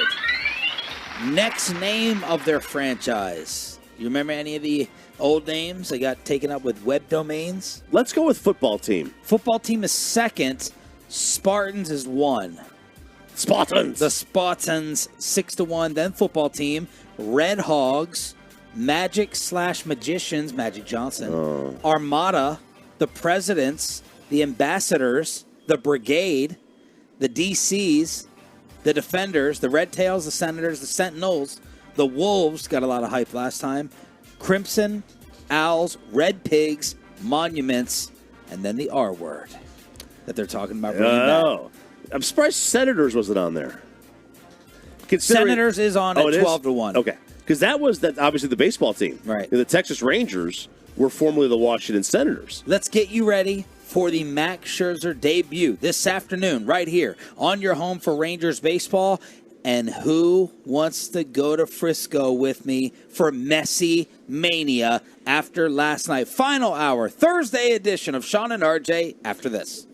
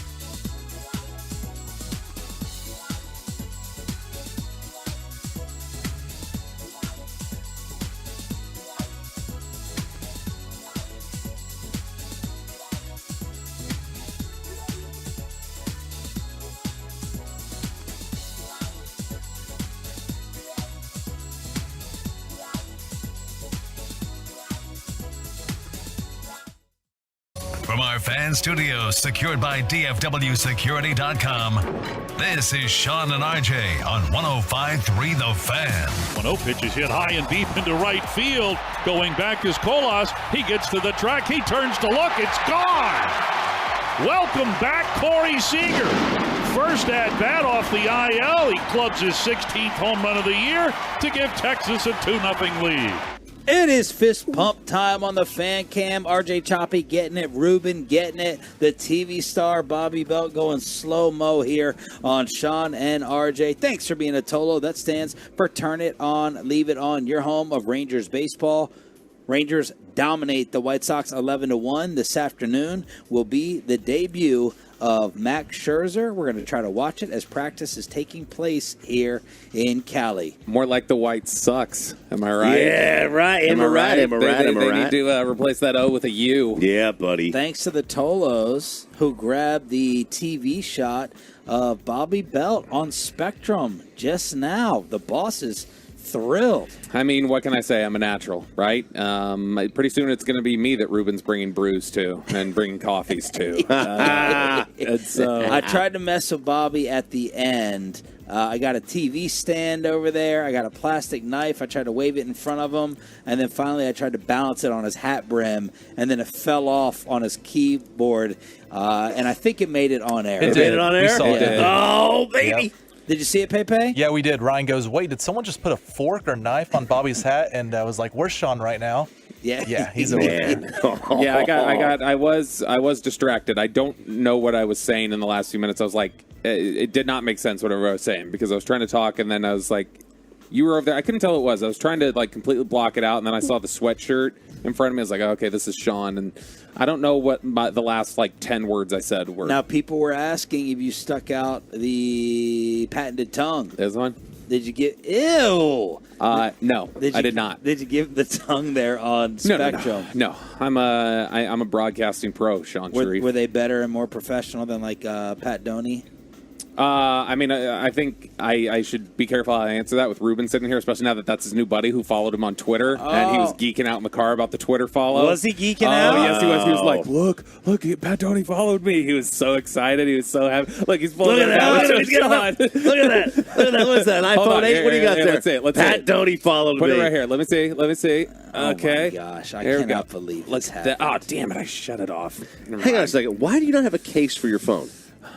Cases this is an iPhone. money. This is a new iPhone, too. It's like a 12, right? 13? Cases cost money. What are you trying to call the kid poor? Like I'm just saying that it's he's easy. sensible. That's all. Why don't you have one? A case?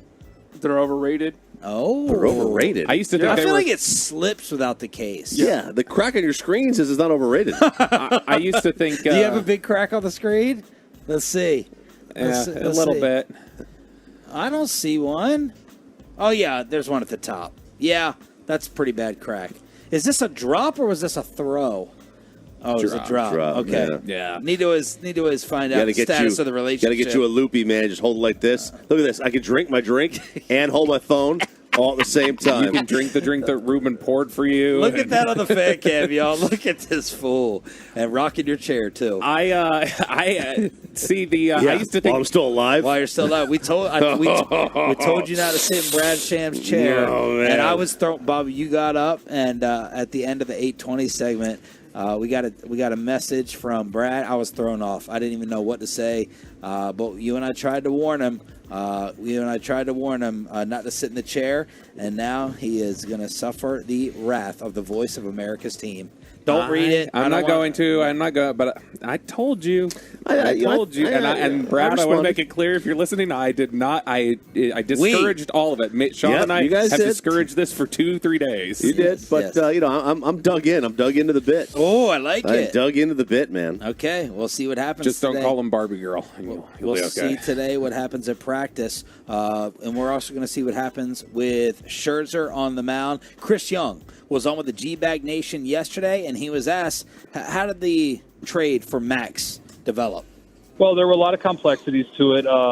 Certainly, Max signed a large contract with New York. There was a financial component. There was a no-trade component. And then there was really the, us wanting Max to be here in 2024 and Max having to make a decision that really he had earned the right to put that decision off until the offseason, evaluate his choices, whether to opt in or opt out of his contract. And Max made the decision and the commitment to the Texas Rangers to waive that opt-out right and opt into his 2024 contract.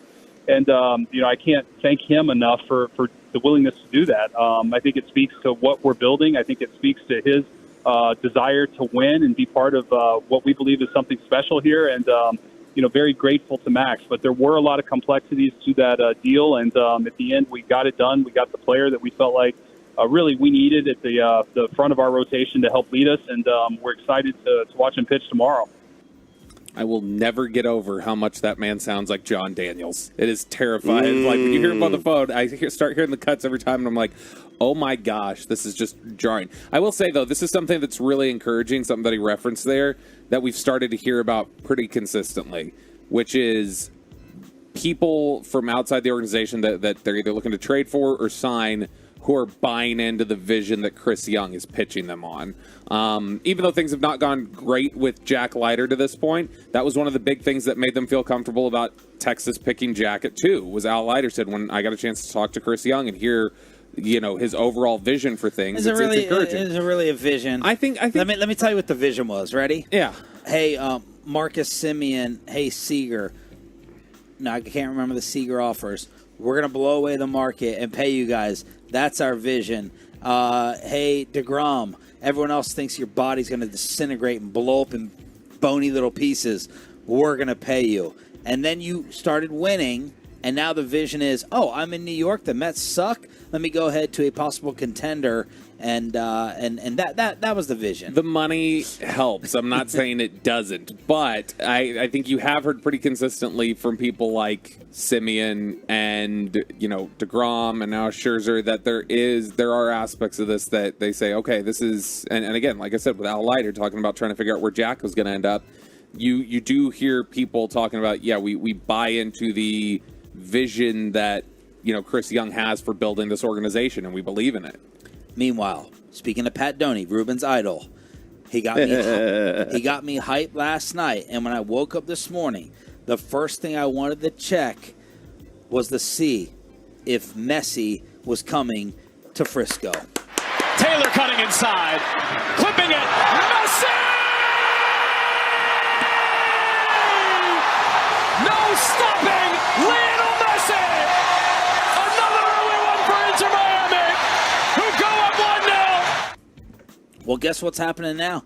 On August 6th, Miami, undefeated with Messi scoring 2 more goals last night, Miami is coming to take on FC Dallas in the round of 16, and I want to go. I've never been more pumped in my life. Well, you can go ahead and film more TV now. Me and RJ can have this conversation. 1 hour and 51 minutes from now, you can go online and purchase those tickets online. Now, we could also try to do what we many times try to do, which is get a hookup. Yeah, what we always try to do. What we always try to do is get a hookup. Yes. My favorite price is free $99. Yes. That's what I like to pay. So let's see if we can get that. Maybe we can. Maybe we can get a free $99 price here for these tickets, or maybe a press pass. I don't know what their press box is like there. I'm not stereotyping you, Ruben, like Corey did with tacos yesterday. But are you a soccer fan? Are you a big football fan? Yeah, I am. Okay. I played soccer in high school. Whoa! All right. I mean, wow. Yeah, Mbappe over here. Mbappe. Okay, so if I gave you tickets to this game, FC Dallas, Miami, or the Cowboys' first home game, which one would you take? Oh, Messi. Easily. Easily? Okay. What would you be willing to pay for the Messi tickets? I mean, it's like 3 phone covers? 3 phone cases, 12 phone cases. Probably 3 phone cases. Maybe 4. Okay. I got the ticket prices right now. I've just went on one of the websites.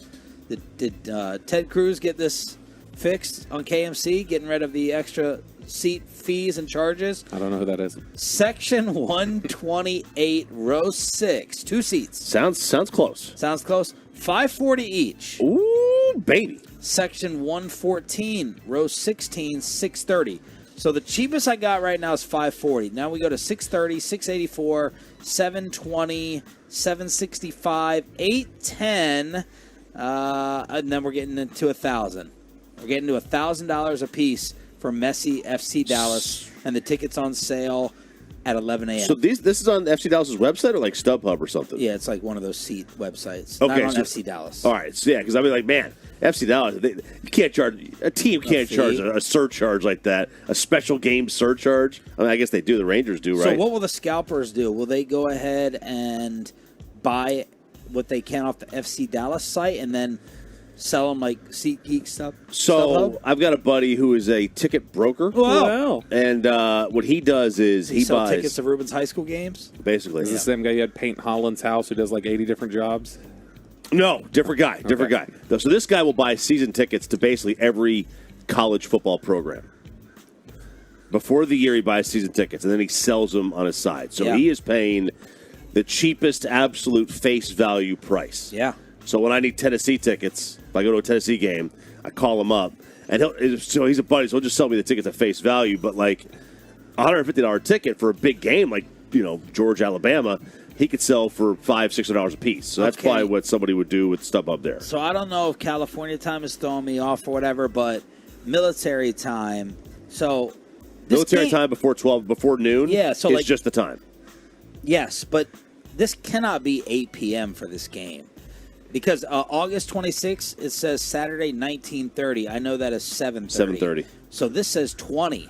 It's 8 o'clock. Okay, well, then I'm not going. Wait, do I have off the next day for some reason? Can I take off the next day? Is this where you're going to bribe Chiafalo with $350 to host? Oh, that I would reduce down to Now, remember, 50, and he would do it. Soccer matches are 2 hours. I don't care. Right? You know what I mean? It's just 2 hours. I'm not leaving Frisco at 10 p.m. at night and driving back home and then waking up for this. Well, then you're not a real football fan like myself. I have the 8 p.m. 8 p.m. start time. I guess I'll watch it. Won't be 105 degrees, though. No, it'll be down to 97. 97. Yeah. That's right. It'll be balmy. All right, so I want to know, have you seen on the TroutWreck.com text line if Tolos are obsessed, interested, and just waiting to buy? Let's see here. 806, I got an email a couple days ago as a VIP member, and early tickets released from FC Dallas, and the cheapest tickets will be $199 to $499. Quite a range. Let's see here. 972, dumbest S ever. I don't understand the Messi crap. It'd be like if Michael Jordan came to play an exhibition game. if Michael Jordan played a sport that no one cared it's about. It's not hard to understand. 214, they're making bank. I think plenty of people like soccer. I don't know. Just Find me one. Find me one, Chop. I can find you $5 billion. 214, that's crazy. 214, regular tickets to a regular game for the 120 section are $78 per ticket. So that should tell you Okay. about the jump there. I guess I could get a press pass. 214, Ruben drinks Sprite with 1942. I don't think we can trust his soccer input. Man, that's a great point. I still can't believe it. Man, ooh. Well done with the Tolo callback. Okay. Yesterday it was a Cowboys walkthrough, but the national media was still coming after us. I want to play some of these clips from the haters. The haters. Patrick Walker, Dallas Cowboys. You ain't got no haters. You ain't popping. You ain't popping. Patrick Walker, DallasCowboys.com responds to the national critics of America's team next on Sean and RJ 105.3 The Fan.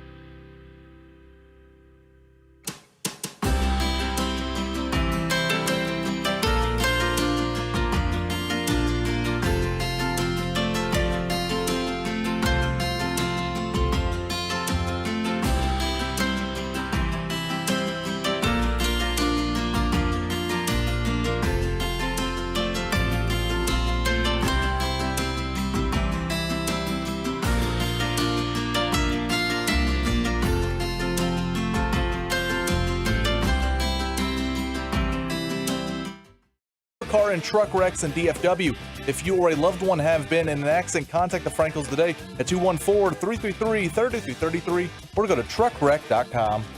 Sitting down with us now from DallasCowboys.com. It looks like he got a one-on-one with Dak Prescott. Patrick Walker from DallasCowboys.com is brought to you by Ford, built for Texas, built for you. When is this coming out, and how was the discussion? Debut last night, actually. So, ladies and gentlemen, you can check it out on the Cowboys YouTube page. It's also on DallasCowboys.com in the multimedia section.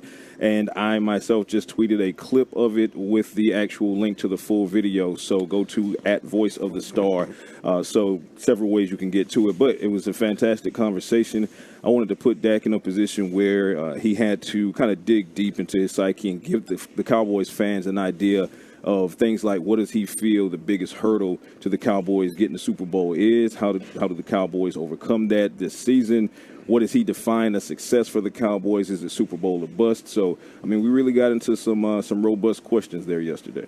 Yesterday, Dak also talked to Fox 4 about this, this Trayvon Diggs trash talk drama, and Dak was asked, you and Diggs cool?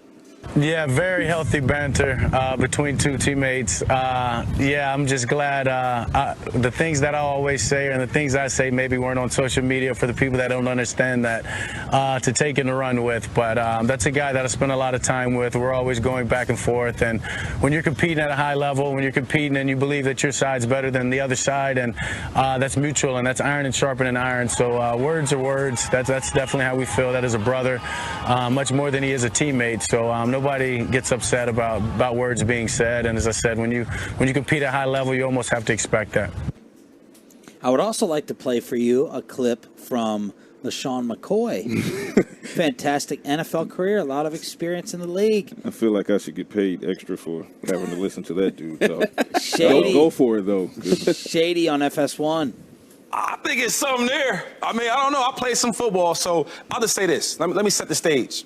I played with Michael Vick. Right, I played with Tom Brady, played with Josh Allen, played with Patrick Mahomes. Wow. Nobody on the team, coaches, trainers, will even fix their lips to say something like that to that quarterback, right? A franchise quarterback? Two things it tells me. One is they don't respect him. And two is they tired of everybody making him the face, the guy, and when we get in a tight game, he's the one that blows the game for us. Because after a while, it builds up. You know, as a ball player, man, you going through it. Okay, next game. Okay, next play. I'm tired, bro. You keep doing the same thing. And I feel like they might not respect him the same way because I can't even think about a player telling them quarterbacks out his name, call you out your name like that. And that name right there, when you say that to a player, to a person, it's consequences from that they don't care about. So, I don't know, man. When you talk about being a leader, we all talk about how Dak is a leader. When we talk about his qualities, his attributes, it's not like the arm strength. It's more like he's a leader, you know, that type of thing. You talk to your leader like that? I don't know. Patrick. First and foremost, let me say this. Anyone who has played competitive sports knows that things get heated in practices and things like that. And even if you've never played competitive sports, if you've done anything competitive, it could be esports, it could be Bobby and I playing Madden or NBA 2K. It could be Shannon and I playing Madden or NBA 2K. And when it gets hot between alpha males, I'm just going to say it this way as well. In my generation, when I was playing baseball and running track and playing football and basketball, that was the pre-political correctness era. If you had a mic on me back then, I'm not sitting here right now talking to you because I would have been canceled a million times over. That's how it goes. Trayvon Diggs, Dak Prescott, they are close friends. They jaw a lot, often, all the time in practices. Don't mic up J-Ron Curse if you can't take what Trayvon Diggs just said. Don't mic up Dak Prescott if you can't take what Trayvon Diggs just said. Because I promise you, and we've all been in practices where we've seen Dak Prescott, he's not a Care Bear. He's not out there doing the Care Bear stare. He gets it. I mean, he gives it just like he takes it. For LaShawn McCoy, someone who doesn't believe any of the words that are coming out of his mouth, he goes into the green room and they tell him what to say, and then he perpetuates it. He gets his check. I would position it this way. Josh Allen, wasn't he throwing hands with one of his teammates in practice? Yep. Okay. But I think that's different. How so? Because I think getting into a fight with somebody is different than a teammate calling you something like that. Like, I guarantee, but you know how it escalates to throwing hands? I get that, yeah. It's trash talk. But I understand that, but I guarantee, Von Miller didn't tell that to Peyton Manning. He just didn't. Now, the reason for that is not a respect thing. It's because they also didn't have that same relationship that Dak does. Well, also, let me ask you Dak's this. got that relationship with these guys where they're all boys. Look, let me ask you this, because there's a point. Here's a counterpoint. At what point in Peyton Manning's career did he team up with Von Miller? That was late. That was late. Peyton Manning had already been established as a first ballot consensus Hall of Famer. He had the resume. He was just trying to get the Broncos over the hump. If you're talking about it from that level of respect, then to be fair, Dak Prescott's not proven himself yet to be a first ballot Hall of Famer where he can walk into any organization as the quarterback right now and have another first ballot Hall of Famer like Von Miller say, hey, no matter how heated things get in practice, I'm going to watch my mouth. So that's different in that capacity. That's fair. Alone. That's fair. Now, when it comes to Dak being a leader, there's still no question that he has 100% grasp of leading this locker room. Trayvon Diggs and they go back and forth. Jaron Kearse and the day before in the second padded practice, Dak makes a play. Dak's not mic'd up. This was in the middle of the field, so you can't catch the audio, but you can hear it with your ears. Dak is walking backwards. He's talking trash to Jaron Kearse. Jaron Kearse is giving it back to him, but that clip didn't make it to Twitter, right? These are happening in training camps all around the league right now. The only reason it's a question right now is because of who the team is, who the quarterback is, and everybody kind of wants it to fall apart before it even gets started for the Cowboys. And here's the other thing is that when they try to paint this as, look, this is some big problem, there's a fight here, I can tell you with certainty there are people here with this team, like decision makers with this team, that say, thank God. This is what we've missed since Dez left. Like, Dez brought the juice to these practices. Zeke would bring juice to practices. That they like it. That's one of the things they loved about Diggs coming out, is they were like, he's spitting vinegar. He's got some dog in him. And then, and to your point, a lot of people have asked me, and they've asked you, and they've asked you guys, well, where's the Dez factor in this team? Well, you're looking at it. You're looking at it in Trayvon Diggs, and you're looking at it in Dak Prescott, although you might not catch Dak's words on tape. You're looking at it. So those guys are present here. And when you start seeing that chippiness happen, instead of looking back and saying, oh, I wish they wouldn't, I'm sitting on the sidelines like, more. Kobe gift? More. More, because I know that is the definition of iron sharpens iron. If Bobby and I can't have that type of heated exchange, slap hands afterwards, laugh, go drink, then I can't trust that Bobby or whomever is going to be the guy to go against my ops in a game. Because if you can't take it from me, you can't take it from the Eagles players. You can't take it from the Commanders players. So for me, it's the brotherhood. Brothers fight in the heat of the moment, and then brothers hug it out after things cool down, and that's what's going on here. Is the Zeke door open or closed? It's open until Jerry says it's closed or until Zeke signs with another team. Okay, so Jerry says open, McCarthy says closed.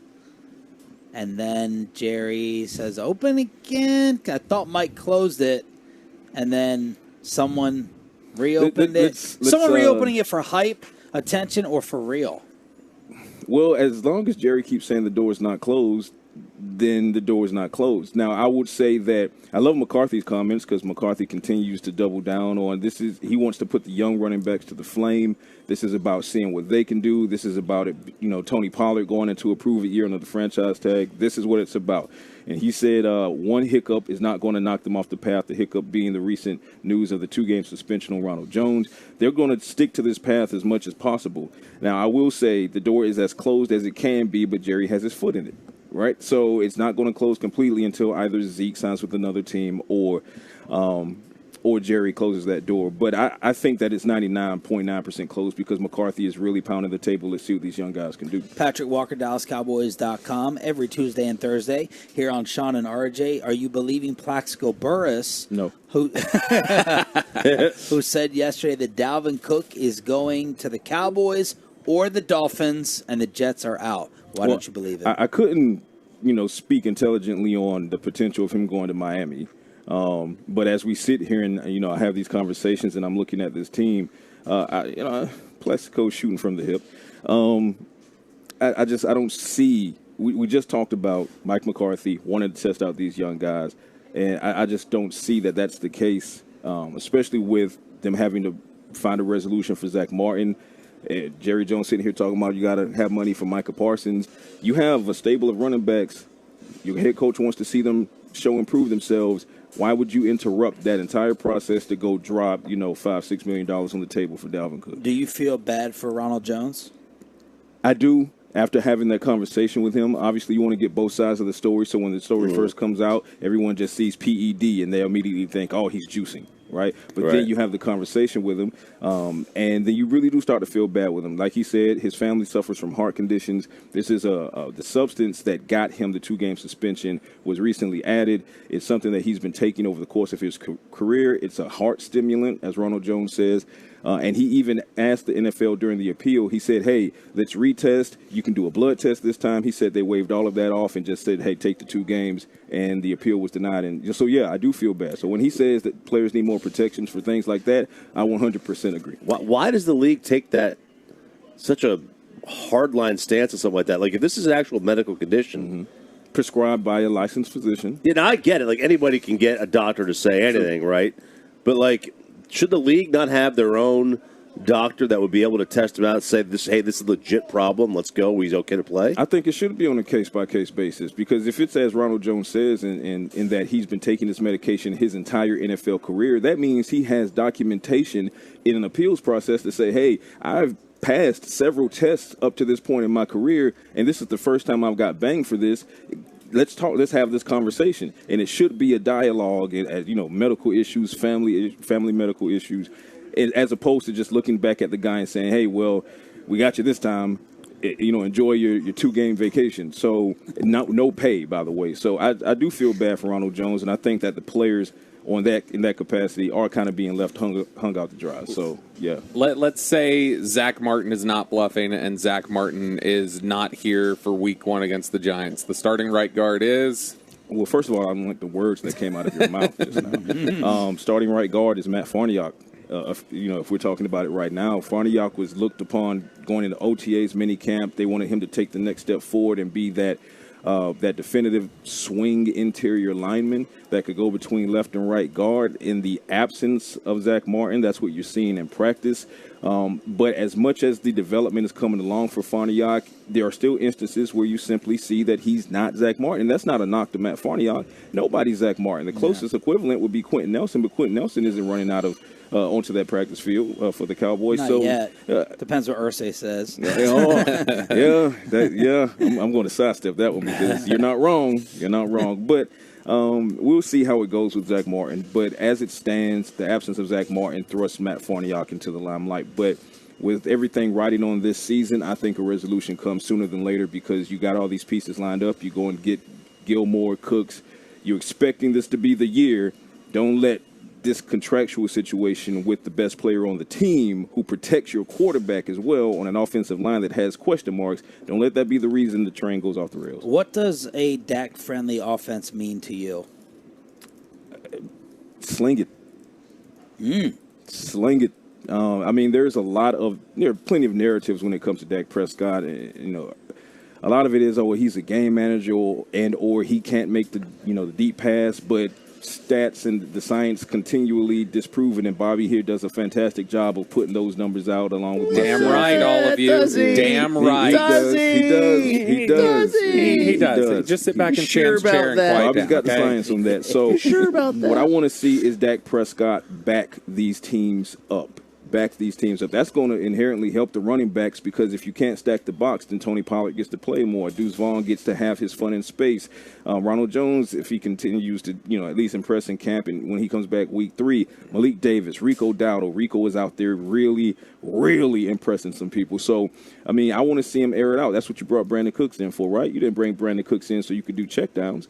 Okay, you brought Brandon Cooks in so no safety can shade coverage toward either Cooks or Lamb. That's going to free up Cooks, Lamb, Gallup, and individual coverage. And then guess what? By the way, you also have some tight ends that can make plays. Jake Ferguson, Peyton Hendershot. This is a very pass-friendly offense, but I'll go one step further and say it's a pass commanding offense. Like, it kind of commands that you pass the ball and you stretch the field so that the Cowboys can have success. The one-on-one interview is on DallasCowboys.com on the very front page with number 4 and Patrick Walker right here every Tuesday and Thursday on The Fan. Thank you, man. Great stuff. Absolutely. Thank you, fellas. Talk to you soon. Patrick Walker in the K-Post Roofing and Waterproofing Hot Seat, the roofing and waterproofing partner of the Dallas Cowboys. I just got a massage from Mike Bassick.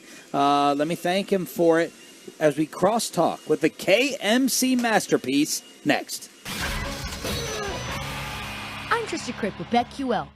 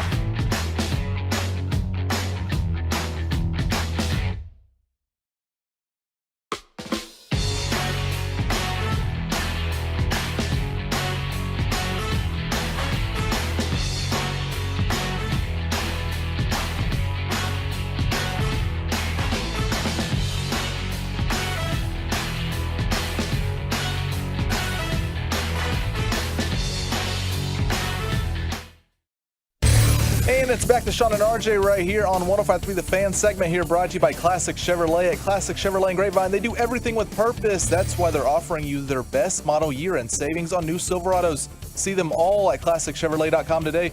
Your upgrade is their purpose. Shop model year and savings today. This is Texas. This is Classic Chevrolet. Relax and enjoy the difference and find new roads. Let's crosstalk with a KMC masterpiece. Hey, Sean, did you just hear that Chevrolet commercial when they do everything with purpose? Yeah. Did you know at Dolphin Chevrolet they do everything with porpoise? There's no such thing as Dolphin Chevrolet. Really? You can't start it that Maybe way. in Miami. I guess there I'm could just be. trying to delay and keep Mike away from whatever he's going to say. I have breaking news, Sean. When you pass it to me, it's your chance not to. But if you pass it to me, I will have breaking news out here in Oxnard. I'm passing it to Corey for the show tease. Yes!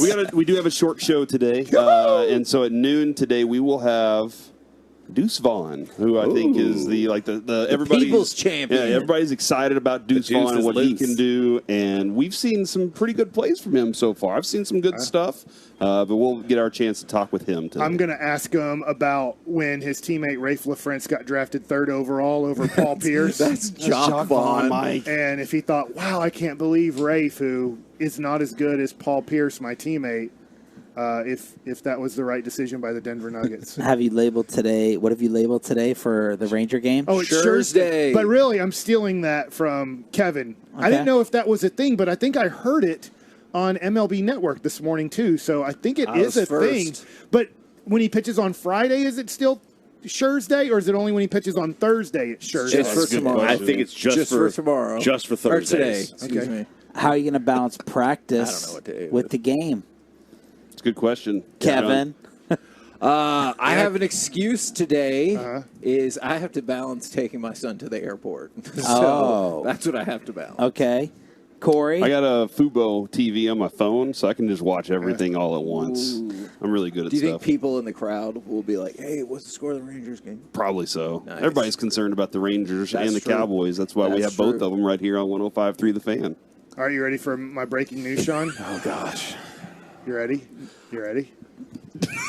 Here I it is. actually think this is real. I don't It know is- if we should be releasing this. Well, I am. news, I'm but- going to anyways because Okay. this is where you find inside information about next year here in Oxnard. Oh. So I was talking to a prospector out there. It's a surveyor. Oh, a surveyor. Finding giving Is it because it looked like he had a light on his head? Gold Rush? on his Yeah. helmet? I used to like that show. And he had these cameras out, but I couldn't figure it out. Yesterday, I walked by his tripod with the camera on there, but you couldn't see anything. You couldn't look through it. There was no lens. So I asked him. I said, "Hey, I'm trying to figure this thing out yesterday, and so what is this for? Like, you can't see through it or anything." He goes, "Well, you see down there, about 120 yards." And he showed me. He said, "That's the one with the camera and everything, and they're taking a survey of this whole area because."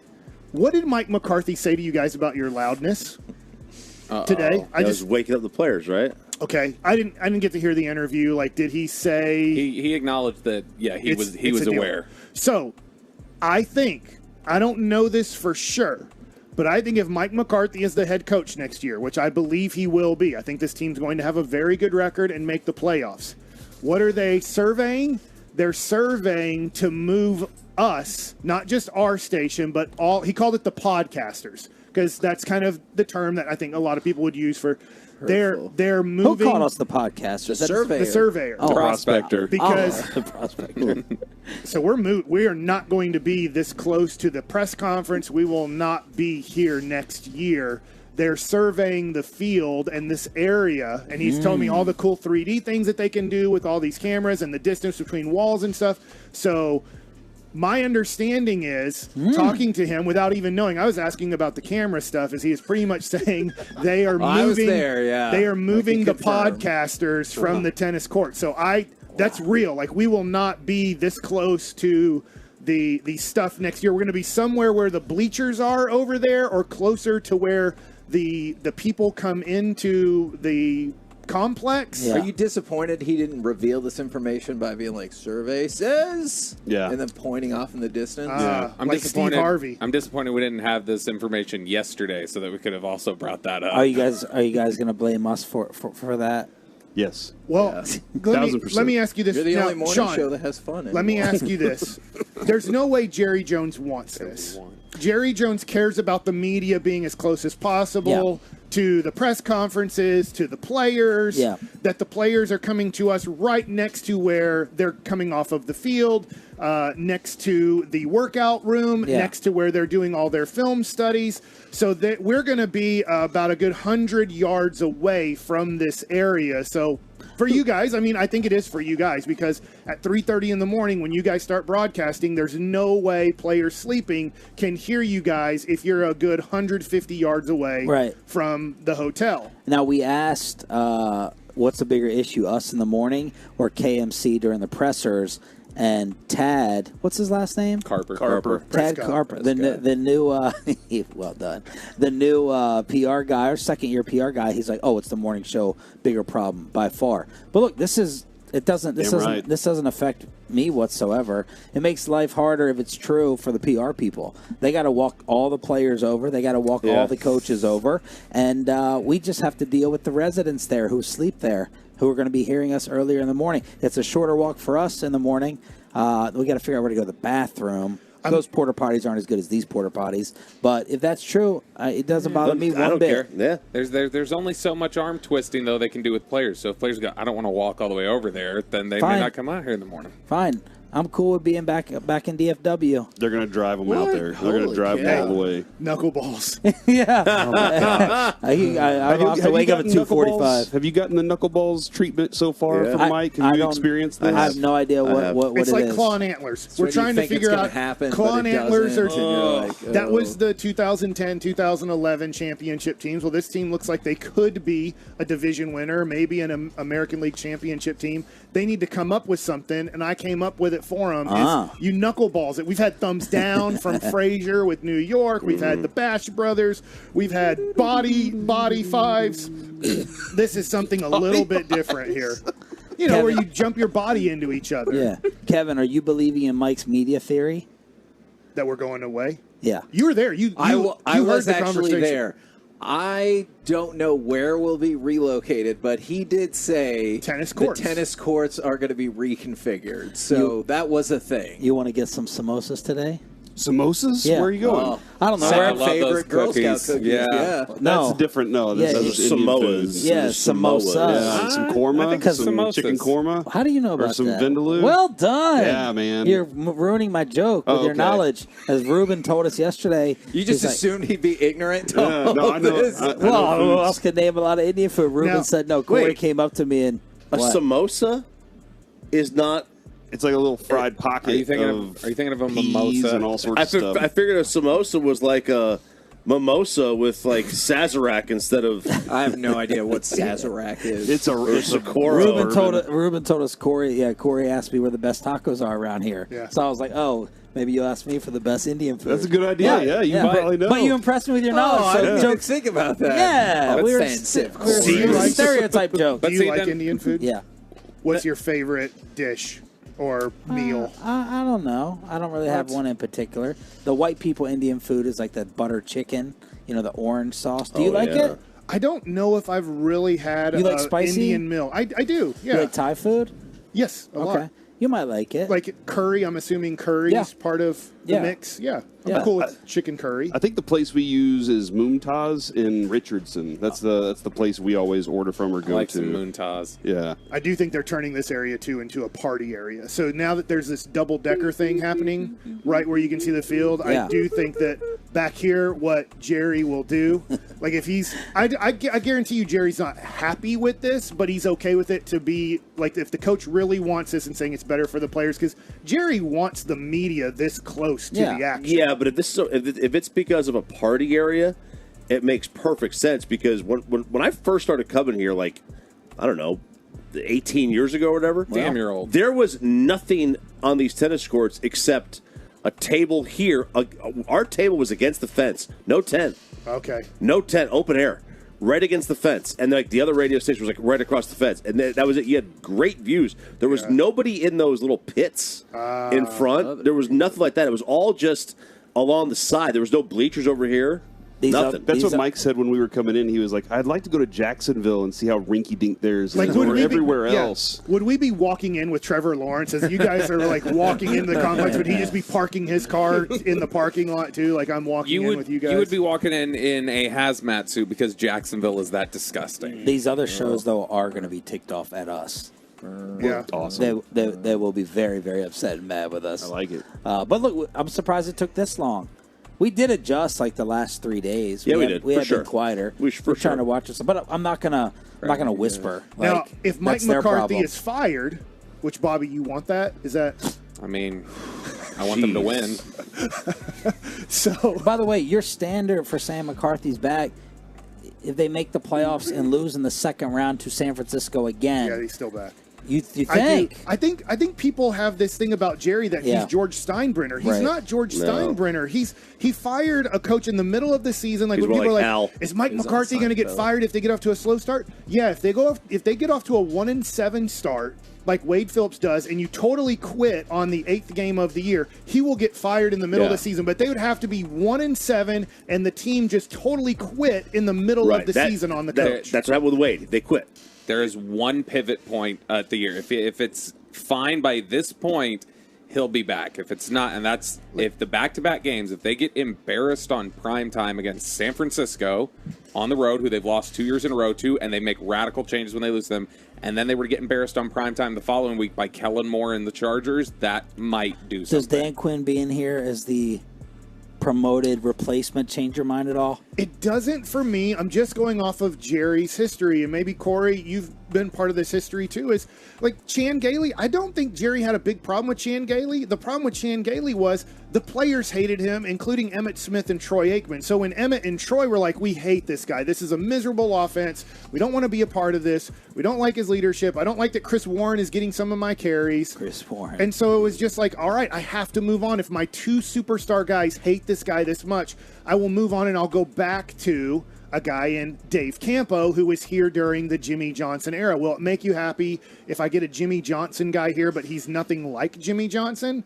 And so I just don't see, Jerry is just not that hardcore the way that I think people think he is with coaches. Yeah, this is as much, actually, in my opinion, as much two people working in different universes but working on the same project at the same time with Jerry and McCarthy since Parcells, at least. Like, Parcells was like, I have to coach this team. Jerry can still do all his things at the same time. All right, we're back tomorrow morning with a recap of Thursday and the final ever morning show on the tennis courts. From the tennis courts. At least right here. You won't want to We'll miss be under it. the bleachers next time. You know what happens under the bleachers. That's what trolls are, so it'd be perfect for Bobby. We're back. Oh, my God. We're back tomorrow. Dude. Be out here I at love you. practice. KMC next on 105.3 The Fan.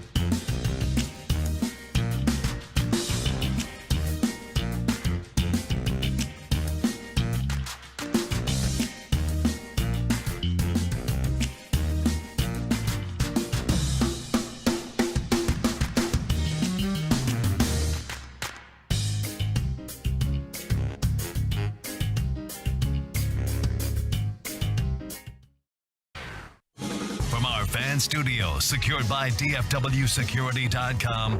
It's the KNC Masterpiece on 105.3 The Fan. KNC Masterpiece right here on 105.3 The Fan. We'll be rolling with you right until the beginning of the Rangers-White Sox game, so we'll rock along until 12:30. And at 12 o'clock, we've got the People's Champion of Training Camp, Dallas Cowboys running back Deuce Vaughn. But before we get to that, we need to talk about the Rangers. Happy Schurz Day, everybody. Do you want to talk? Do you want to start with him? Do you want to talk about how DeGrom recruited him, or do you want to talk about Dane Dunning last night? What are we gonna do with all these 11 strikeout pitchers, Mike? Like, we'd have too many 11 strikeout starters. What a lovely problem if Scherzer to doesn't get have. 11 tonight, he's a bum. He's got to go, right? Well, if we're starting there, I'll follow. I do think it's a little bit amazing that you added competition to the staff, and competition usually helps. Like Bruce Bochy has shown, if you do not get the job done, it doesn't mean he doesn't like you. It just means that he will say, "Give me somebody else." He rides the hot hand. Spees did great his first time. His next 2 times he struggled. He said, "Hey, send him back down to the minors. I don't want to use him anymore." Like, doesn't mean I don't like Spees for 2024 or maybe later in the year if he improves in the minor leagues, but I need to move on. I can't have a guy who doesn't look like they can get the job done keep giving him the ball. Yeah. I'm going to try to change it up. So they obviously know that Max Scherzer and Jordan Montgomery will be in the rotation. Now, there's not tons of competition for them. I don't think they're going to get ripped out of the rotation, but I do think for Dane Dunning and Andrew Heaney, and I know Martin Perez, I don't know if he's going to start. I'm sorry, I haven't looked at the rotation further down the line, but like, I do think that certain guys are looking at this going, hey,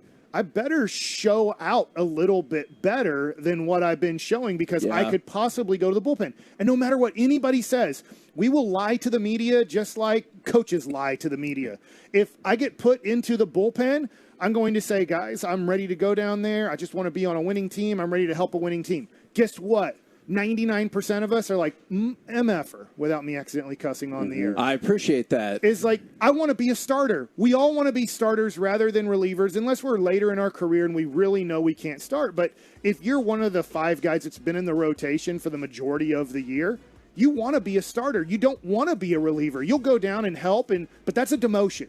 Make no mistake about it. Unless you're going down there to close games like John Smoltz, it's a demotion to go to the bullpen, but you try to accept it. You try to have the best attitude you can as a teammate, and you try to help your team in any way. At the same time, you're disappointed that you got taken out of the rotation. According to ESPN, Mike, it is Scherzer, Montgomery, Perez, Heaney, Dunning. Scherzer, Montgomery, Perez, Heaney, Dunning. That's the approach right now. ESPN's usually the worst. Okay, I'm glad you said that. It doesn't mean you're right or wrong. It just means that ESPN can screw us over. They also have Marcus Semien on one of his years having a negative WAR when it was like 6. I remember that too, and I was like, I can't like ESPN, but ESPN's not the best at that. I would say MLB.com is usually better at that they won't just kind of roll it. It's like ESPN people are just like, just make the assumption. Wherever Perez started last time, just throw him in there again. But maybe I have missed a press conference because we're out here in Oxnard, that Bruce Bochy said Martin Perez is starting this game. I say the other side effect of this, of these guys saying, hey, I got to show up, I got to show out, is that Bruce Bochy gets the best competition when they need it the most right now. For sure. Like these guys, they can't. They're sitting there going, okay, we can't lose first place, but they're not focused on first place. They're focused on themselves. They're focused on what they're doing when they step on the mound and how they can be more effective. So as the Houston's trying to track you down, you have guys that are pushing and saying, no, I'm worried about something completely different right now. And as a pitcher, you're disassociated a little bit with the team. Mm-hmm. I'm only pitching once every 5 days. If I'm healthy all year, I affect the team 20% of games. Yeah. Now, I can help out. When you get to the Jacob deGrom story, I can help out recruiting somebody. I can go down there like Nathan Eovaldi and maybe watch a bullpen and talk to one of my younger guys or talk to one of my other guys on my staff and say, hey, I was watching your pen and I love what Maddox said here. You know what else, just to add to this, if you do this a little bit, or I was seeing the ball come out of your hand this way, or in this situation, if you do this or do that. So you can help, but you literally can only affect the game that way. I can't be on the mound unless plus it's my time to have the ball, and I got to concentrate on my game. So in a weird way, it's an individual. If you're an individual in baseball, but it is all based on team concepts. Players feel more like it's part of a team than a pitcher does. And yesterday, we got the Evaldi update. Is Chris Young said if everything goes well, actually he might have said perfect, 10 to 14 days away from Evaldi. So the thing that he said about both Evaldi and Heim that was encouraging is he made reference to the deal about Heim is at one point they were concerned it could be a season-ending injury, and they no longer believe that that is the case. That sounds like good news. Yeah, absolutely. And so when Corey is talking about your starters coming up at the right time, I love the idea that now there's a competition for who stays, as opposed to old school Rangers teams when they're just like, I don't know, we got to put somebody in there. Today we'll have a bullpen Yeah, day. exactly. And so, like, if you go off of Scherzer and Montgomery that you picked up, and you like to think, let's just say in 2 weeks, Evaldi is back and Gray is rocking, then I would think Dunning, but then you just saw what Heaney did, and we'll see Martin Perez will clearly get another opportunity, it sounds like, to stick around. I like the idea that you might have three people competing for one spot, because if and when, unfortunately, you run into more starting pitcher issues, hopefully then you feel more comfortable than before. And that's not even to bring in Bradford or anybody like that. Right. Hopefully you feel a little bit more comfortable about your options if something happens. Yeah, this is something that is a really good thing to have when you have what you feel like 7 guys who can start. I won't include Bradford because he got sent down. So Bradford will only come up now because of injury. But it's great to know that maybe that's another guy. There is a guy that there's your 8th starter that can come back up if you need it. But I think for Bochy, this could maybe help win. It sounds like, obviously, Evaldi's dealing with a real injury. Yep. It's not just fatigue. Yep. John Gray is good, but at times inconsistent. If you want to skip a guy, if you're like, Heaney's thrown a lot of innings. He's already well over 100 innings. I think he's like at 107 right now, if I have his number right. You could go, you know what? This time through the rotation, we actually are going to start Martin Perez because he's been in the pen. We're going to start him. We're going to have a short leash. You know, you don't say it to the media, but you might be like, I'm going to have a short leash with him, but I'm going to throw Heaney into the pen, not really use him that much, but maybe on that Martin Perez start where he's supposed to start, I'm going to pitch him 1 inning. So he's not like just getting 10 complete days off, but I'm going to throw him 1 inning, and then I'm going to put him back into the rotation. Can I ask you a question about that real quick? Ask your question. Because you can give insight, because in my brain, this is something that just makes sense. Would you ever consider, and as a way to kind of spell the bullpen, because obviously we didn't get another bullpen arm at the deadline that we were hoping for, is would you consider saying this is the Perez-Heaney start and not just use him for 1 inning? Say, Perez, you're pitching. Heaney, then you're pitching. And kind of combo your starting pitchers. You could, but I don't like having that exact plan because what if Heaney goes out and gets 9 up, 9 down and is dominating with 6 strikeouts? Well, if I'm just going to stick with the plan, now Heaney's out because I guess I would just ride with your starter until it's over. Yeah, so but if you say he's going to pitch, because we have egos. You have an ego. Sure. Right? For sure. If I say, hey, Mike's going to start the show, I'm going to do the show till noon. And then you're going to come in at noon and go noon to 2. And then Spittle calls up and says, Mike's rolling. Okay. I'm going to let Mike do from noon to 1 now. Okay, I think you have from 1 to 2, but Corey was our closer. He was going to do the last 30 minutes. Now I'm moving him up to 1. And now you're like, wait a second. Like, I prepared. I was ready to go. You promised me I was going to be part of the show today, Spittle. And now you're not part of the show. Your ego's hurt. And now you feel like, am I not part of this team anymore? Do you not like me? Okay. So you have to watch these things as a manager. You have to do what's best for the team, but you also have to watch how you promise things. You are pitching and you are pitching today because if the game goes a little bit different, you might not pitch today. So I don't like promising bullpen guys they're going to pitch today. You do it in the minor leagues for development, but if it's the real deal, if this is about winning, which this is about winning, thank God for the Rangers for the first time in a long time, it's about winning. So you're starting today. You're in my pen today.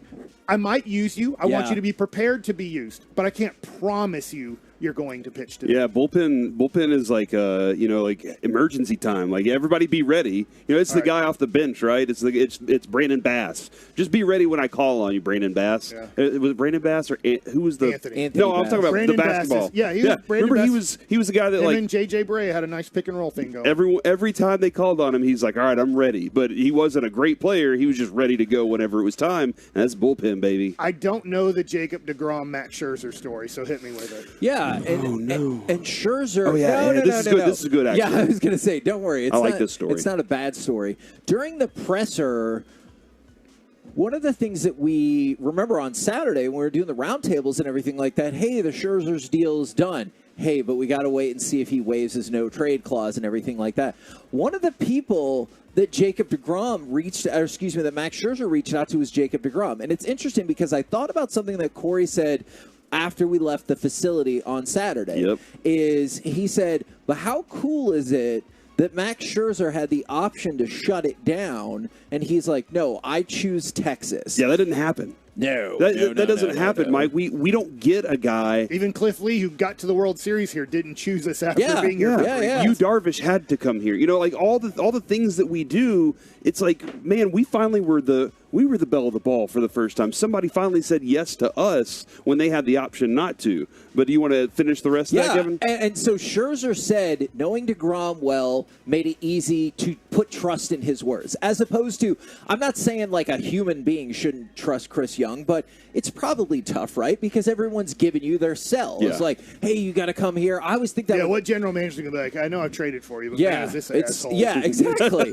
And so Scherzer said, I was trying to get a feel for what the organization was about, how much he really enjoyed all the guys in the staff here. deGrom said it was a great situation, a great fit. The guys were playing hard and playing well together, and this was a good situation for him. Yeah. So if I were to come over, it would be a great situation for myself as well. So deGrom, He got the vision down, Yeah. and I think that's the important part is like really understanding their desire to win as opposed to their desire to roll in tickets. Well, yeah, and especially because Scherzer was essentially told, hey, we're going to take at least the rest of this year and next year off before we do anything. And I like that deGrom said, it's a great situation for me, even though he got hurt. And if you come here, I think it will be a great situation for you as well. It sounds like, not that was the only determination, but it sounds like that was a big step in him going, all right, I'm in. I love it. I think Max Scherzer is going to love it here. He has played in places that the media is not very tough. I've played in D.C. So, look, when he was in D.C. media might be different with the football team, but, I mean, D.C. media is very nice, very respectful. It is not What was Dodgers media like while he was there? Dodgers? Well, I'm sure it was, look, if we don't win a championship, it's a failure. That was probably a little bit tough there, but it wasn't. Maybe as New York media, what's your problem? What's wrong with you? Like, your teammate deserved to be on this team in major leagues. Francisco Lindor, do you think he's overpaid for what he's producing this Yeah. year? Like, those Dang. are questions they ask. They're not going to ask. Evan Grant will not ask after today. Let's just say Marcus Semien makes an error. Yeah. And they lose the game, and Marcus Semien, it ends up being 3 unearned runs in the inning. The inning blows up because Semien botched a double play ball and wasn't able to get it out. Well, the New York media is going to go to Scherzer and go, do you think the game would have been different if Marcus Semien would have made that play for you? Right? Yeah. Evan Grant's not going to ask that question. No, Emily Jones or Leslie McCaslin, they're not going to ask that question. They're going to be more respectful of Max Scherzer's teammates than to say, hey, you want to throw a teammate under the bus tonight? I got a couple of fun Scherzer facts for you per the Fort Worth Star-Telegram. Corey, tell me if you like Scherzer more or less after you learn this. All right. His favorite action movie, it's a tie between Swordfish and Gladiator. Okay, all right. Gladiator, I get. Swordfish, there's a great scene in it. Which scene is that? Where Hugh Jackman has to break everything down on the computers. See, I thought maybe we were talking about a different scene. Oh, okay. The Halle Berry scene? Yes, and then his favorite comedy is Happy Gilmore. I love him. This is like great. him better now? Yeah, he's got a good personality. If you like Happy Gilmore, that's good personality. I'll right talk there. more about Max Scherzer during Baseball Nuggets at 10:45, but I'm I can't believe Max Scherzer is pitching for the Texas It's fun. Rangers. Like it's hitting you today. And if you are right now in the Metroplex and you have a half day of work or somehow you Go work to the from game! home, like how cool would it be that you're at his first game? He might throw a no hitter. Yeah. Yeah. Oh, Or a perfect game. you know what? I'm Even glad that better. you said that. Or a 27-pitch game. In June of Even better. 2015, he threw a no-hitter and a one-hitter in the same month, and then he gave the catchers Humboldt watches, which can cost up to $8,000. Oh, really? There's probably a fancier way to pronounce that. So but I'm not Heim's sitting fancy. there. Heim's like, "Dadgummit, I won't be able to be back there behind the plate." Sam Huff's going to get one of those. Yeah. Austin Hedges with Yeah. his Pittsburgh Pirates gear on. So he's a generous fella as There you well. go. We're the KNC Masterpiece right here on 105.3 The Fan. Coming up next, guys, it's happening. Lionel Messi is coming to Dallas. Are you going to try to go to that match? Plus, who's the most popular Cowboys player? We'll do that next right here on The Fan. Nighttime on the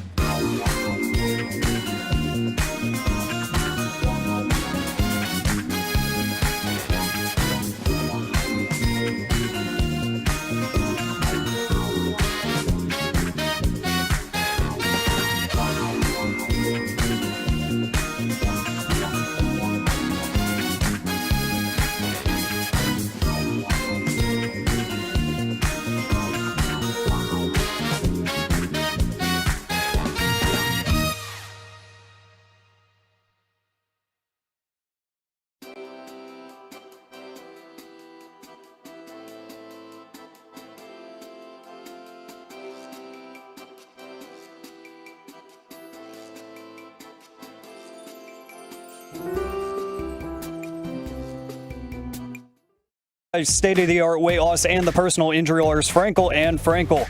Life is unpredictable. Accidents happen. Frankel and Frankel are the go-to attorneys for car and truck wrecks in DFW. If you or a loved one has been in an accident, contact Frankel and Frankel for a free consultation at truckwreck.com or call 214-333-3333. Still Robert Taylor. Floats it towards Joseph Martinez. Settles. Messi! It continues to go perfectly to Inter Miami script. Another brace for Lionel Messi. KNC Masterpiece back here on 105 through the Fan, and it is happening. Lionel Messi is coming to Frisco. FC Dallas will play Inter Miami on Sunday. Messi has 5 goals and an assist in 3 games since joining Inter Miami. So, you know, he's doing well to quite well. Are you guys interested? I've already seen some people are stoked from the 682. I bought my tickets for this game 3 weeks ago, not knowing that Messi was going to be here. This is the greatest day off ever. And then from the 806. And I understand this, and I hope ticket buyers understand this as well.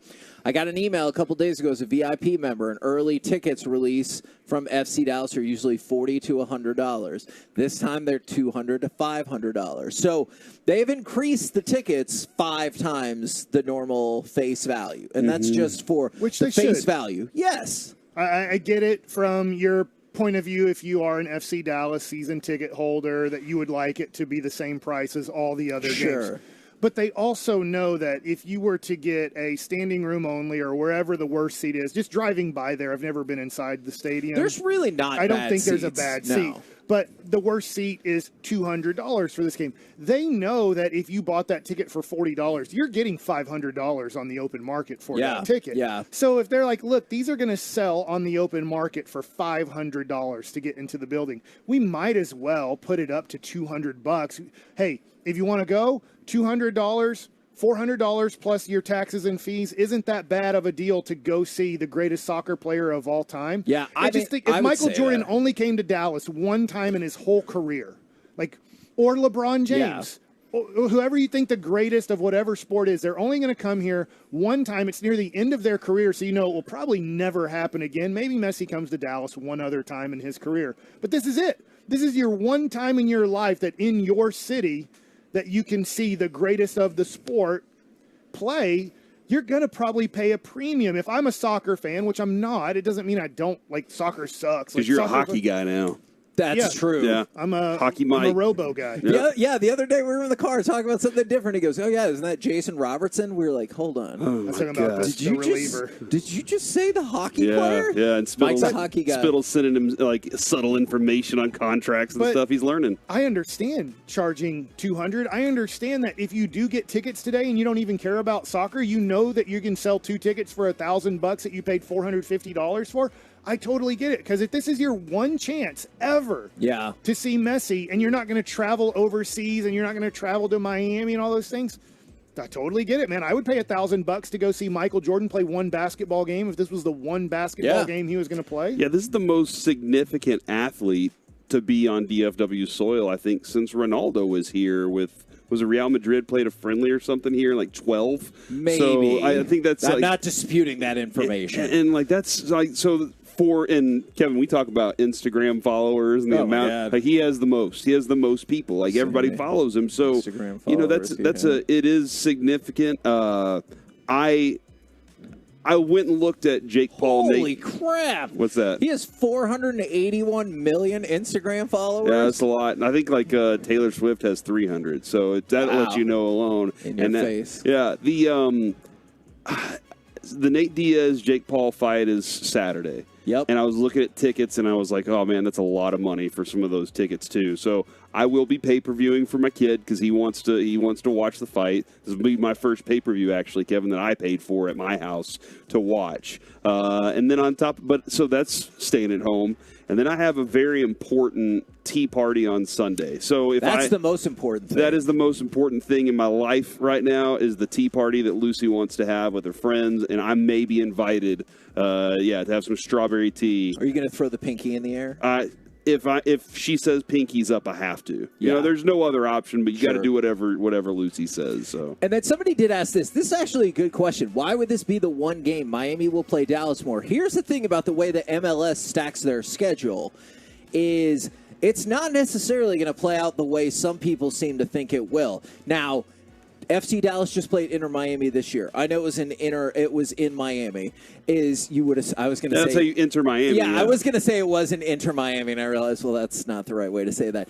I know some people are assuming that Miami will be back here next year. Well, MLS hasn't released their schedule for next week, but that is not necessarily the way that's going to work, especially since they're in different conferences. So it could, but I don't know if it will. And if people are interested, tickets go on sale at 11 Central. So in 31, sorry, somebody left their phone here and it went off while we were on the show. Knowing who the person is, I'm surprised it wasn't like Journey or something like that. Don't stop believe. So tickets go on sale at 11 o'clock. So in about 30 minutes Central, I don't know if they're going to crash the FC Dallas website or whatever the case is, but here's my hope. And I know this is a dumb hope, Corey.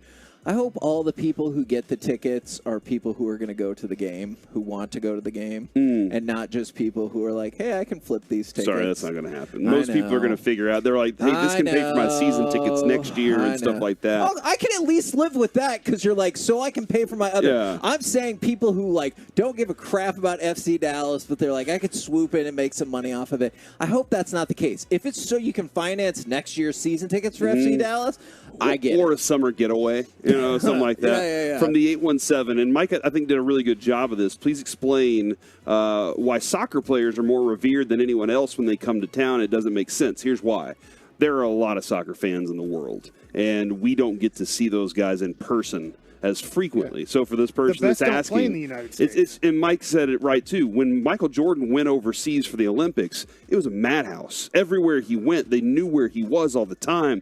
And with him coming over here, I know you may not like soccer. Right. You may not be that invested in soccer, but the Premier League is a big deal. And what they do over there is a massive deal. So much, and again, they play there. They don't play here. So if you want to see them, you have to travel overseas to see it. Yeah. So now that this player specifically, the greatest soccer player in the world, okay, yeah. I mean, you know what? I'll still give that to him. He got the World Cup of all time. Yeah. He got the World Cup in Mbappe's face. So that dude, when he comes here, it's everybody's first chance, unless they've been overseas, to see him live here. Just like the Taylor Swift concerts that are going around. They want to see it because this is an epic thing that they don't get a chance to see all the time. So it's really cool. I am excited, and hopefully the tea party will be over. I'll be able to flip it on and catch the show. The thought is that the game will be at 7 or 8 p.m. I haven't seen if they've made a specific announcement about that, but that was the general line of tea party, I think, scheduled at noon. I wonder this. I'm just assuming this because Miami's an East, obviously, Coast time team. They wouldn't want to put it at 8 o'clock, would they? That's a 9 p.m. start for Miami? I think... Usually if you're playing Los Angeles, I get that it would be an 8 p.m. start. I think there's also some concern about the heat. That makes sense because it is still 104 degrees. Actually, I think.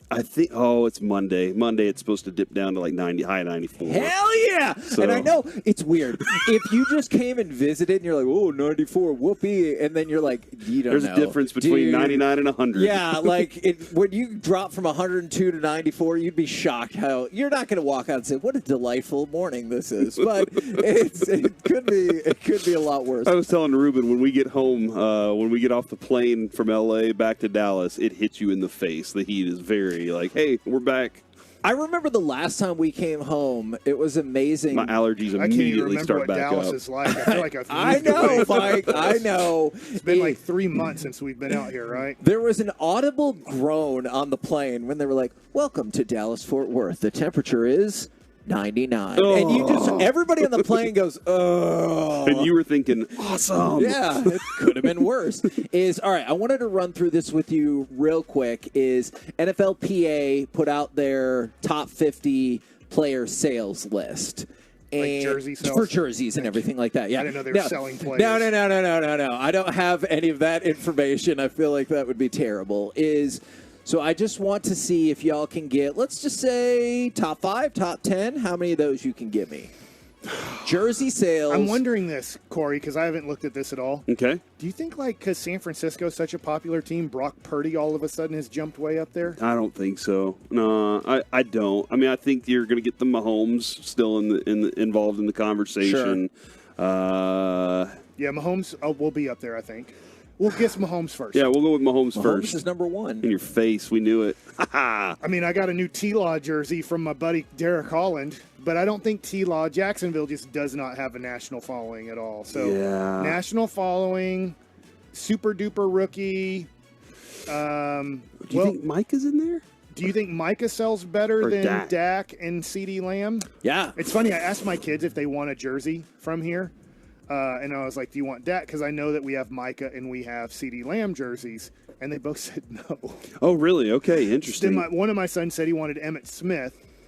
Oh. And my other son said he wanted Trayvon Diggs. It was really weird, but this will fit into your narrative about nobody gives a crap about the Chargers, is Brandon said he was around at the thrift shops yesterday and saw a Justin Herbert jersey in Los Angeles, mind you, for $10. Oh, wow. Which is crazy. Is Josh Allen a good option? Sure, let's go Josh Allen. Okay, Josh Allen, as I go back and find my list, Well, it doesn't sound is number 8 on the list. All right. So I'm going to go Brock Don't Purdy. try to look at the list. I'm going to go Brock Purdy. I don't care what she say. I'm going to go Brock Purdy. Well, you should listen to Corey because there are actually no San Francisco 49ers in the top 20. All right.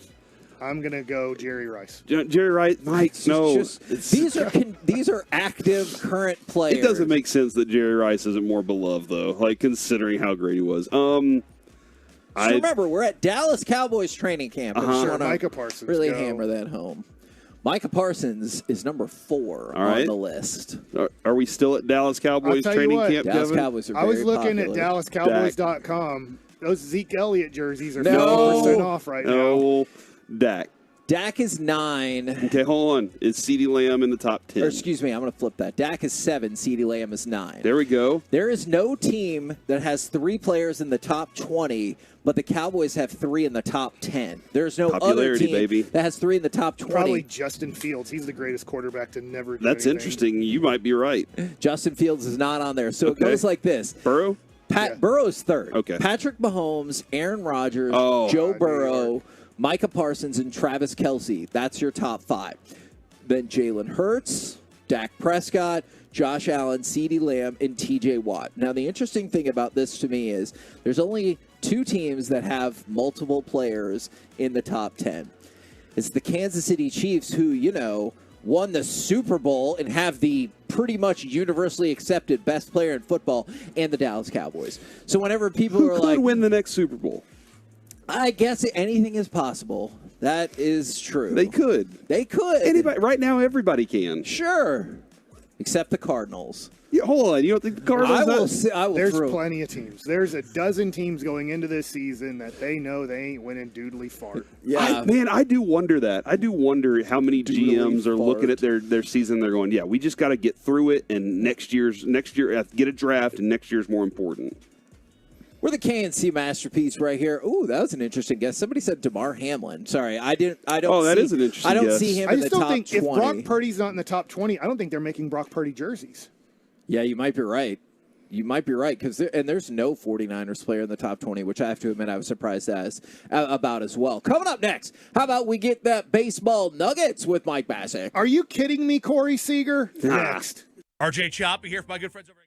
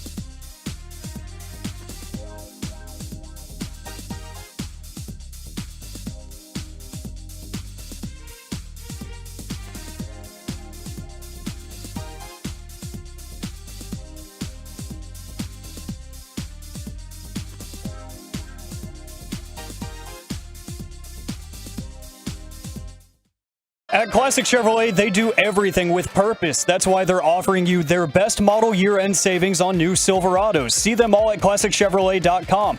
Your upgrade is their purpose. This is Texas. This is Classic Chevrolet. Relax and enjoy the difference. Find new roads. 3-2.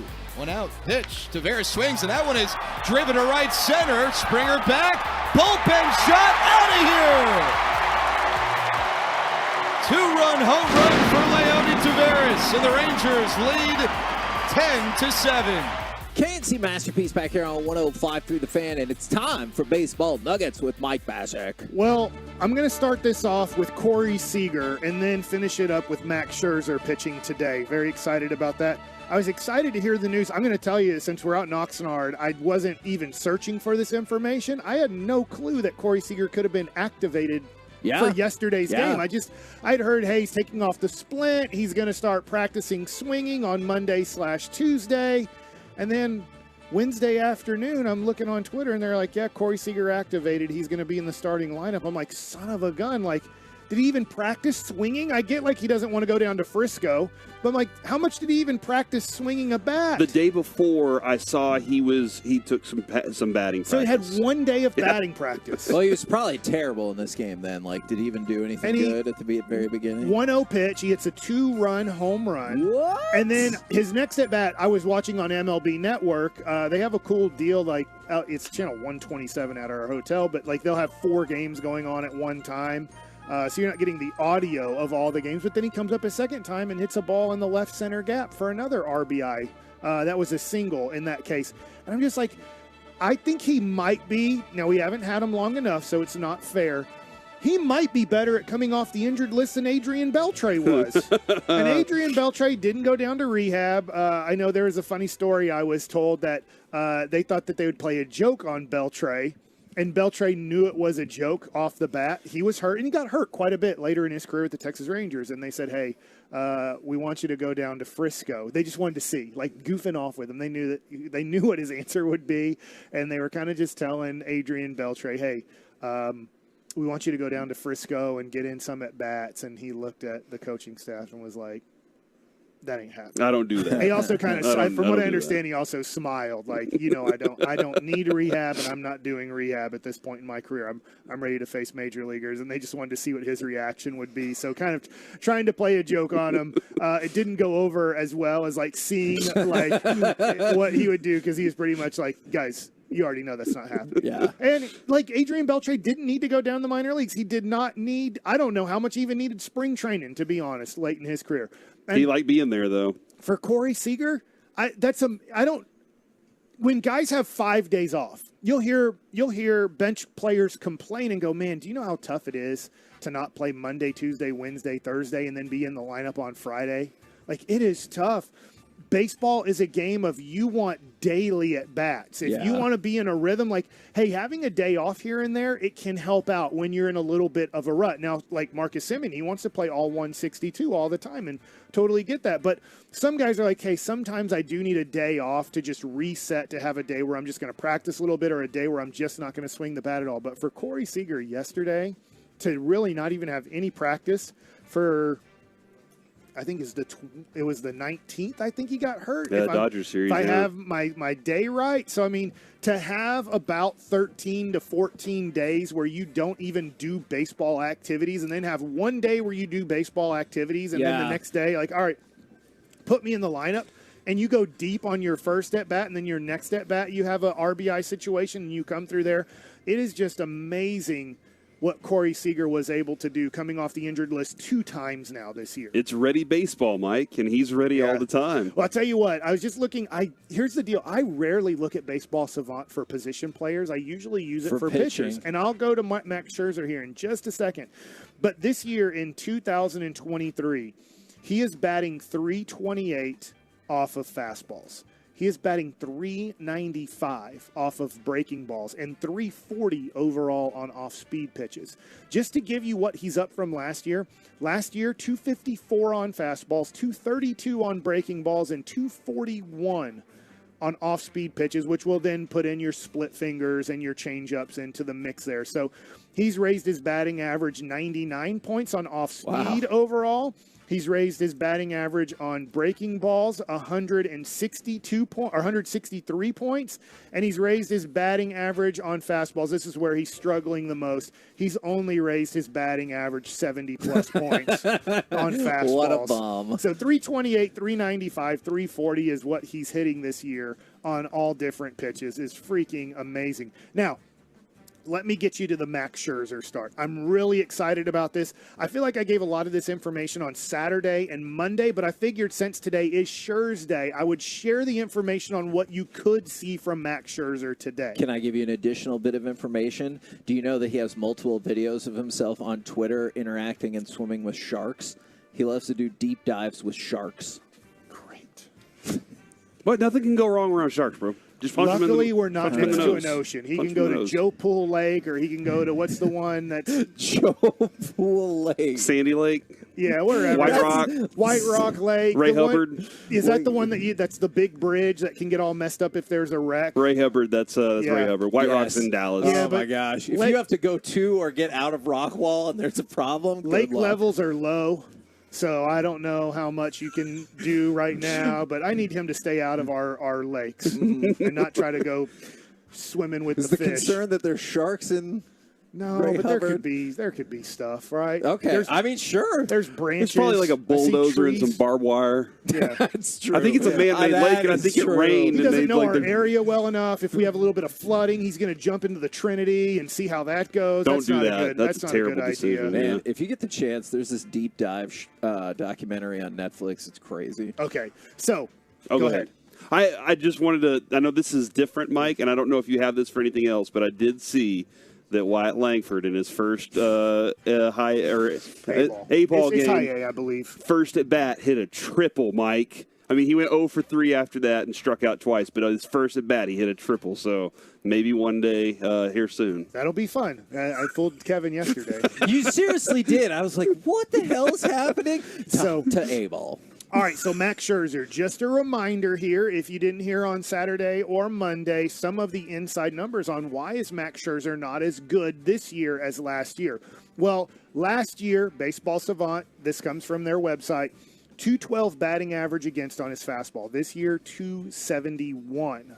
Last year, this is the big one, okay? Slider, 183 batting average against, with 56 strikeouts and no home runs given up. This year, 9 home runs given up from 0, 24 strikeouts to last year 56, and a 262 batting average against this year. Last year was 183. That's a So shocking uptick. that's the pitch. If you're watching Max Scherzer today, hopefully, hey, you're listening / watching. Watching his slider is going to be interesting to me because I haven't watched a lot of his starts. Yeah. I've watched some of his games in the last month thinking that he could be a Ranger, and now that he is a Ranger is great. But watching that slider, I just want to see the sharpness of it, how he's using it, when he's using it, because that's the pitch that has really trailed off the most, even though, yes, his fastball numbers are up too. Another thing that you had mentioned was potentially the back in the hip could have led to extension and finishing off the pitch. and not getting the pitch lower. Yeah. And that's why it's kind of been on the rise so much. Yeah, and now hopefully, Mike Maddox saw a couple things, and I don't know how quick Mike Maddox wanted to go over mechanical adjustments. Yeah. Right? He might be like, I know Mike Maddox a little bit, not nearly as well as like Derek Holland does, because that was his pitching coach. But from what I understand, and Corey has explained this a little bit too, Mike Maddox isn't going to want to mess with you too much, especially maybe your first or second appearance on his staff. Now, he's had Max Scherzer before, so they have a relationship on how they work together.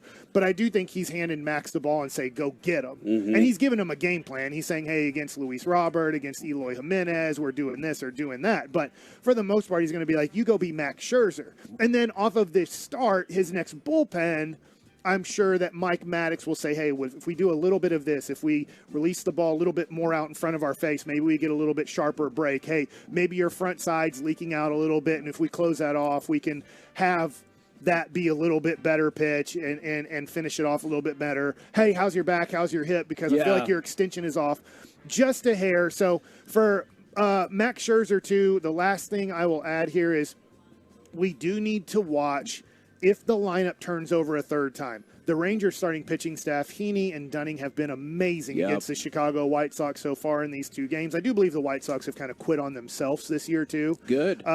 But if Max Scherzer gets to the, let's say, 6th inning or the 7th inning and the lineup is turning over for a third time, this is where he's really struggled, according to kind of your inside the number stats, is all of a sudden the stats go way up third time through the lineup. So Max Scherzer at 39 years old might be one of those guys where he might be great the first 5 innings, but it's one of those things that Bruce Bochy is going to have to really watch when that lineup turns over a third time on how far do I go with him. Coming up next, this could be interesting because perhaps our Dallas Cowboys and Chicago White Sox insider Mickey Spagnola joins the show. Plus, those Messi tickets go on sale. Let's do it next right here on The Fan.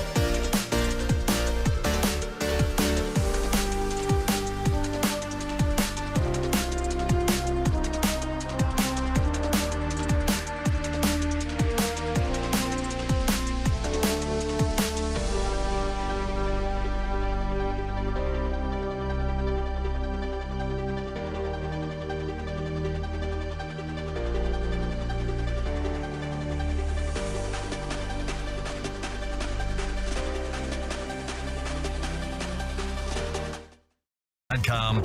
It's the KNC Masterpiece on 105.3 The Fan.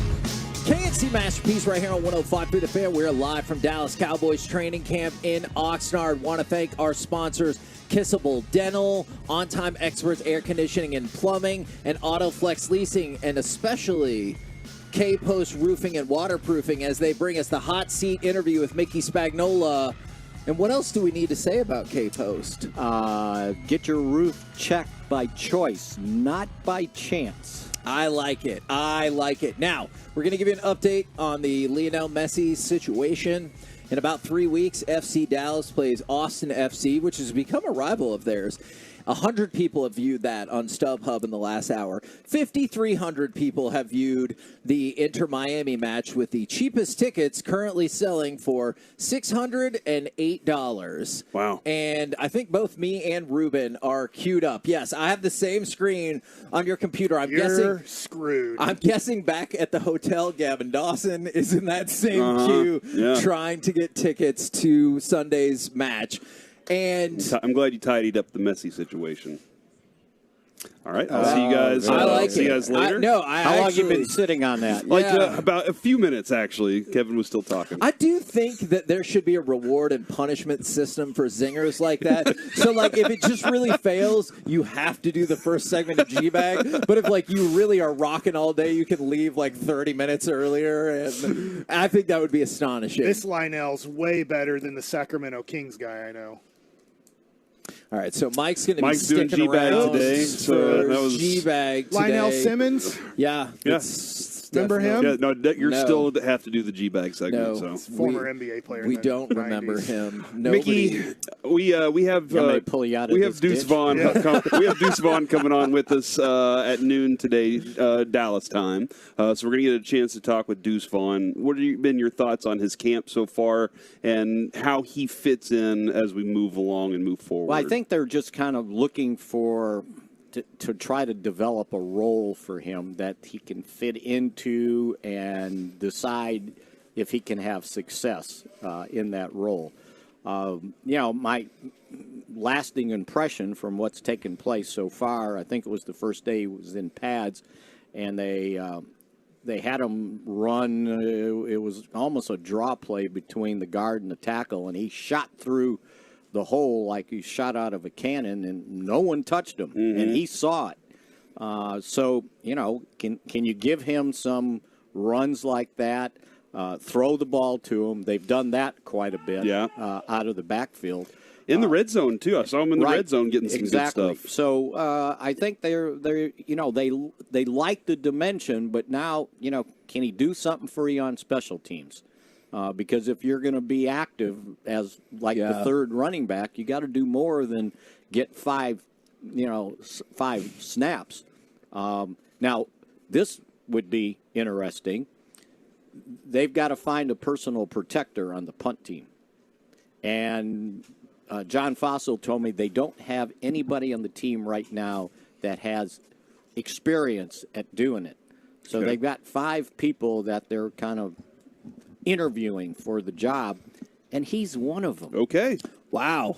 Now, with that might not have been the first role I would think of. Right, but if he can do that job, I would start thinking significant in actual backfield later down the road because there's lots of options, but down the road, that's a chance to keep getting that pass protection kind of idea. You know what? No one will see him back there. Now, what I worry about is somebody might leap over, just jump right over, right? But he's kind of one of the guys that they've taken a look at back there. So we'll see where that goes.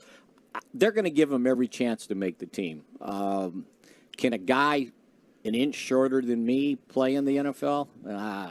We'll find out. Well, I mean, from what you've seen, though. But he did it at K-State. I know, right? And you see the potential, right, of like what they saw in him when they drafted him. Yeah, and so. And the work ethic, too. And that's a good point. And I don't know that teams, if he gets on the field, everybody's going to think, well, they're going to, run him on a end around or something. Well, he ran between the tackles at K-State pretty successfully, right? Yeah. So it'll be interesting. Good kid, too, and, we know the story's great, so we'll see how it unfolds. Now, as we bounce back and forth between the sports, Do you agree with Mike's assessment that the White Sox have given up on the season? The management gave up on it a long time ago when they just stripped the roster. The poor new manager, he didn't have a chance, right? I heard a guy, and I didn't hear it live, but I found it online, some caller to a radio station in Chicago. This guy called in, and he went on a 10-minute tirade, just chewing out the White Sox management, right? For stripping the team, not giving them a chance. And the host did not interrupt him. Wow. I swear to God, it sounded like he went 10 minutes nonstop, and his points were excellent. It wasn't like some guy that was just crazed, right? He had this Bob whole and thing. Weatherford. Yeah, it was like he could have been a lawyer on closing argument. You know, Awesome. It was fantastic, and I was sitting there.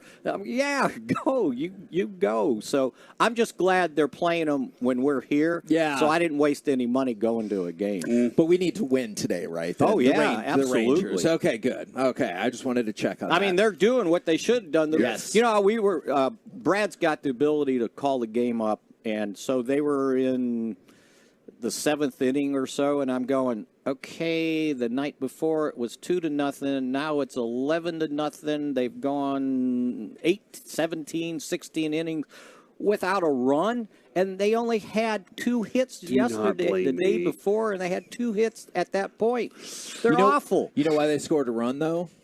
They hit a home run, right? Yeah, well, because the human jinx over here sent sent us a text about back-to-back shutouts. Well, actually, Dane Dunning is locked in tonight, and then within, I don't know, like 30 seconds. He had 11 strikeouts, Yes. and he had the next batter for his 12th strikeout with 2 strikes on him, and then the dude hits a home run Some off guy of him you never heard of. right after I texted that he was focused AF. Yeah. So, yeah, that happens sometimes. Whoops. I do jinx See, things there are occasionally. other sports going on, even if we're at training camp, right?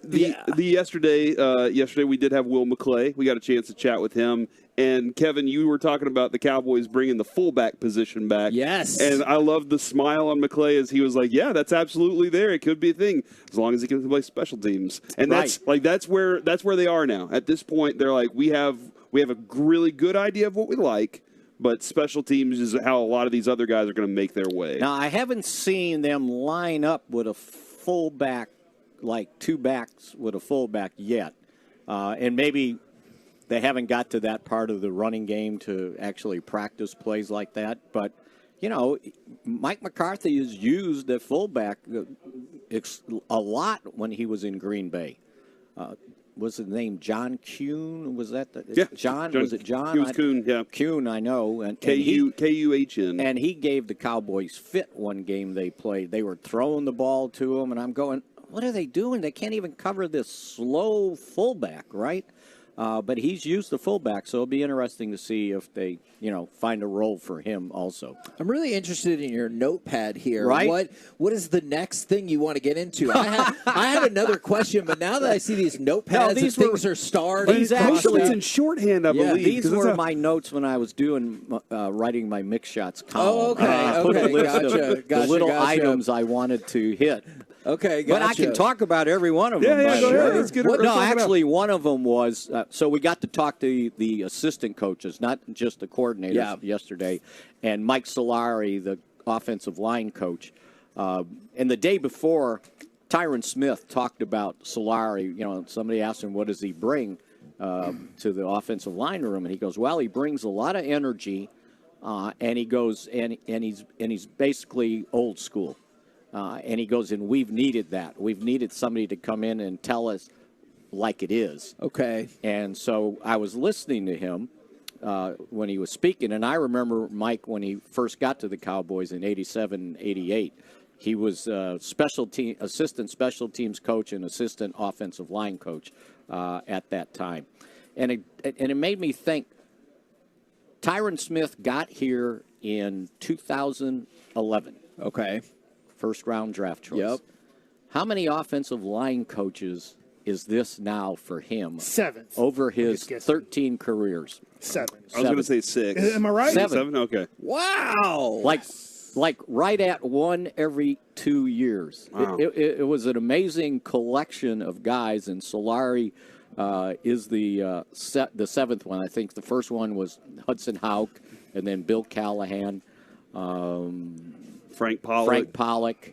They made the mistake with Paul Alexander, who didn't even last just a half a season. Can we dive into that real quick? Yeah. Because help me remember that there was something about the technique he was wanting to do. Alexander? Yeah. He was changing. He changed it all a whole up. bunch of stuff. And they were playing catch instead of being a attacking offensive line. Okay, and so that's and have they tried to stick with that since then? No. Okay. He went out the door when Mark Colombo took over for him that year. I'll tell you this, and I'll keep the name of the innocent, right? Alexander had only been there maybe a month or so. They were in the middle of OTAs or a mini camp, and I asked one of the offensive linemen at the time, I said, asked them about something they were doing with the new offensive line coach, what's he bringing or something like that. And the answer was like in May, right in May, he said, well, go ask Paul because he knows everything. And I said, oh, this is not going to work out well, just like that, right? And it was somebody I respected, too. Like, it wasn't just some jerk guy going off, By the way, I looked up the guy. Somebody sent the link in. I'm so happy they did about the White Sox rant. It currently has 3.7 million views. It's worth it. It is absolutely worth it if you got the time. But anyway, I said, oh, this guy's not going to last. And then they were awful. And they, Mark Colombo came back in with kind of old school offensive line talk and kind of straightened things out a little bit. And Frank Pollock did a nice job too. So, but yeah, he's had that many offensive line coaches over in his 13th year now. Wow, dude, that is wild, man. Thank you very much for all the insight as always, and we'll catch up with you again tomorrow, though that will be the last time in person for a while. You think I can be capable of running this, pushing the button here? I mean, I'm going to trust Might need to get a helper to come out just in case. I trust Mickey that can get We'll leave Ruben out here for you. I'll be calling Ruben back at the station. Ruben, help me. Coming up next, why neither me nor Ruben are going to get FC Dallas tickets for Inter Miami, but also I'm going to give you a choose your own adventure opportunity. Do you want to go back to the Rangers? Or do you want to do My Buddy's an Idiot? Just interview Joe Trahan. Ask him what camp's like. Oh, I wonder if he does want to be interviewed. I saw the run sheet. You just want to bash on the Rangers, right? No, it's not. How can you bash a really good team? Remember yesterday they're 21-26, and yeah, is that what you're going to try and do? Is go negative Kevin again? Talk about all the guys. It's going to be about 4 specific guys, and are you concerned about their struggles? I like that. After 2 wins, you're concerned. Let's hear old negative Kevin next. Now, before we do that, with expert care and individualized treatment plans, Men's T Clinic really is the total wellness optimization for the whole man. Their treatment.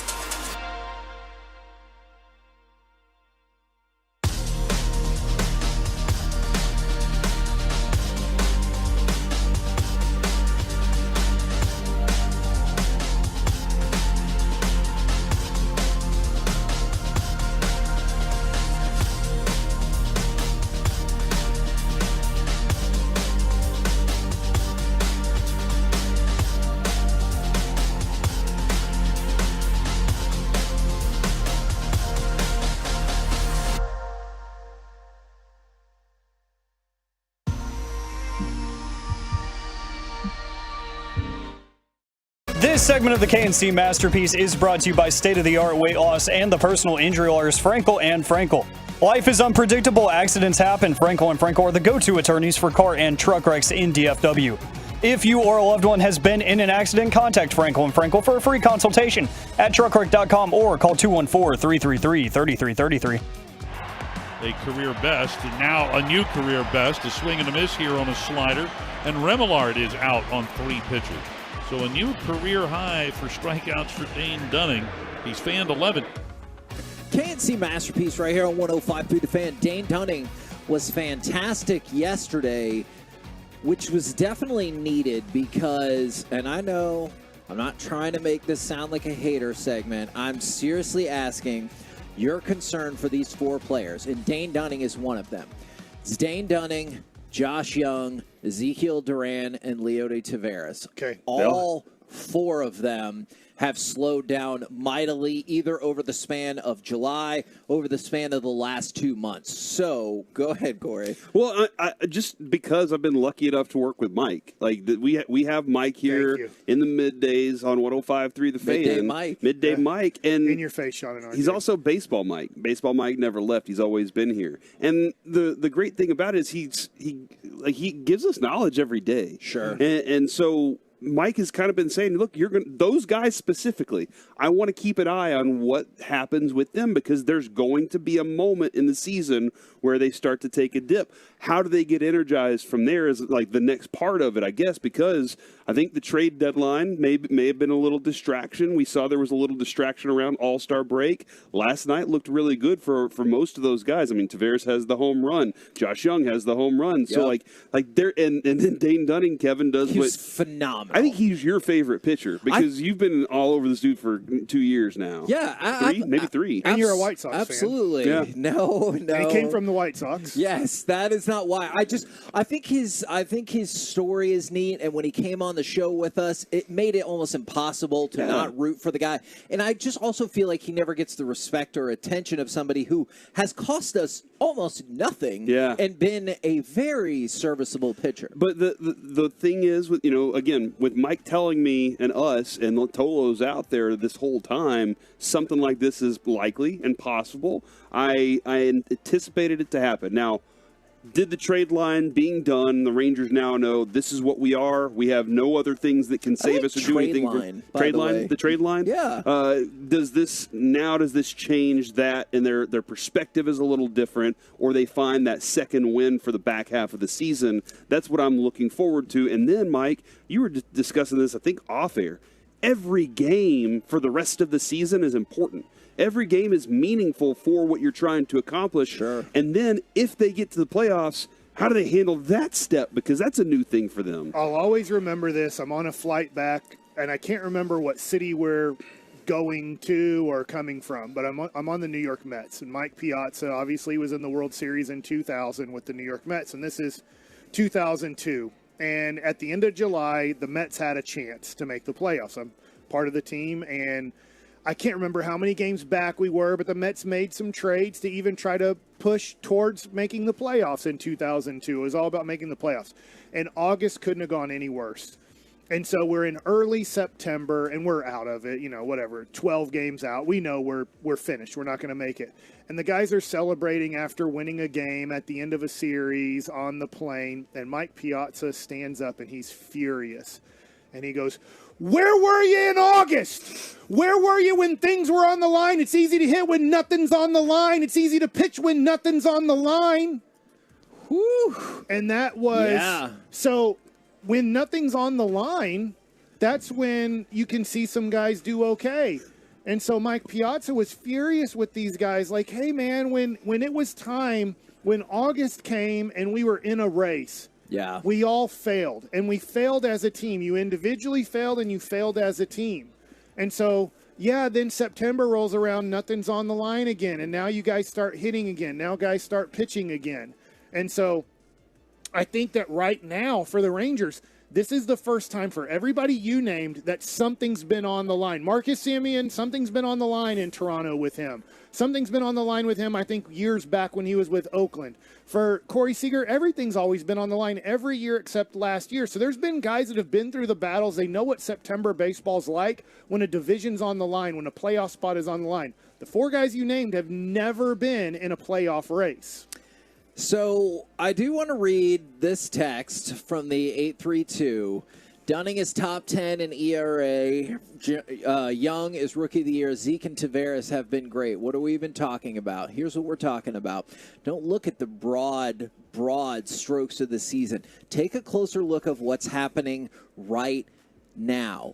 All 4 of these, and that's the thing, all 4 of these players have been great in terms of expectations versus production for the season. I'll gladly agree to that. But guess what? The expectations of this team change, and the expectations of these players have changed. So for Dane Dunning, he was insane to start the beginning of the season. Then you look at the month of June. He had an ERA of 3.62. Great. I'll take that at all time. But then look closer at the month of July.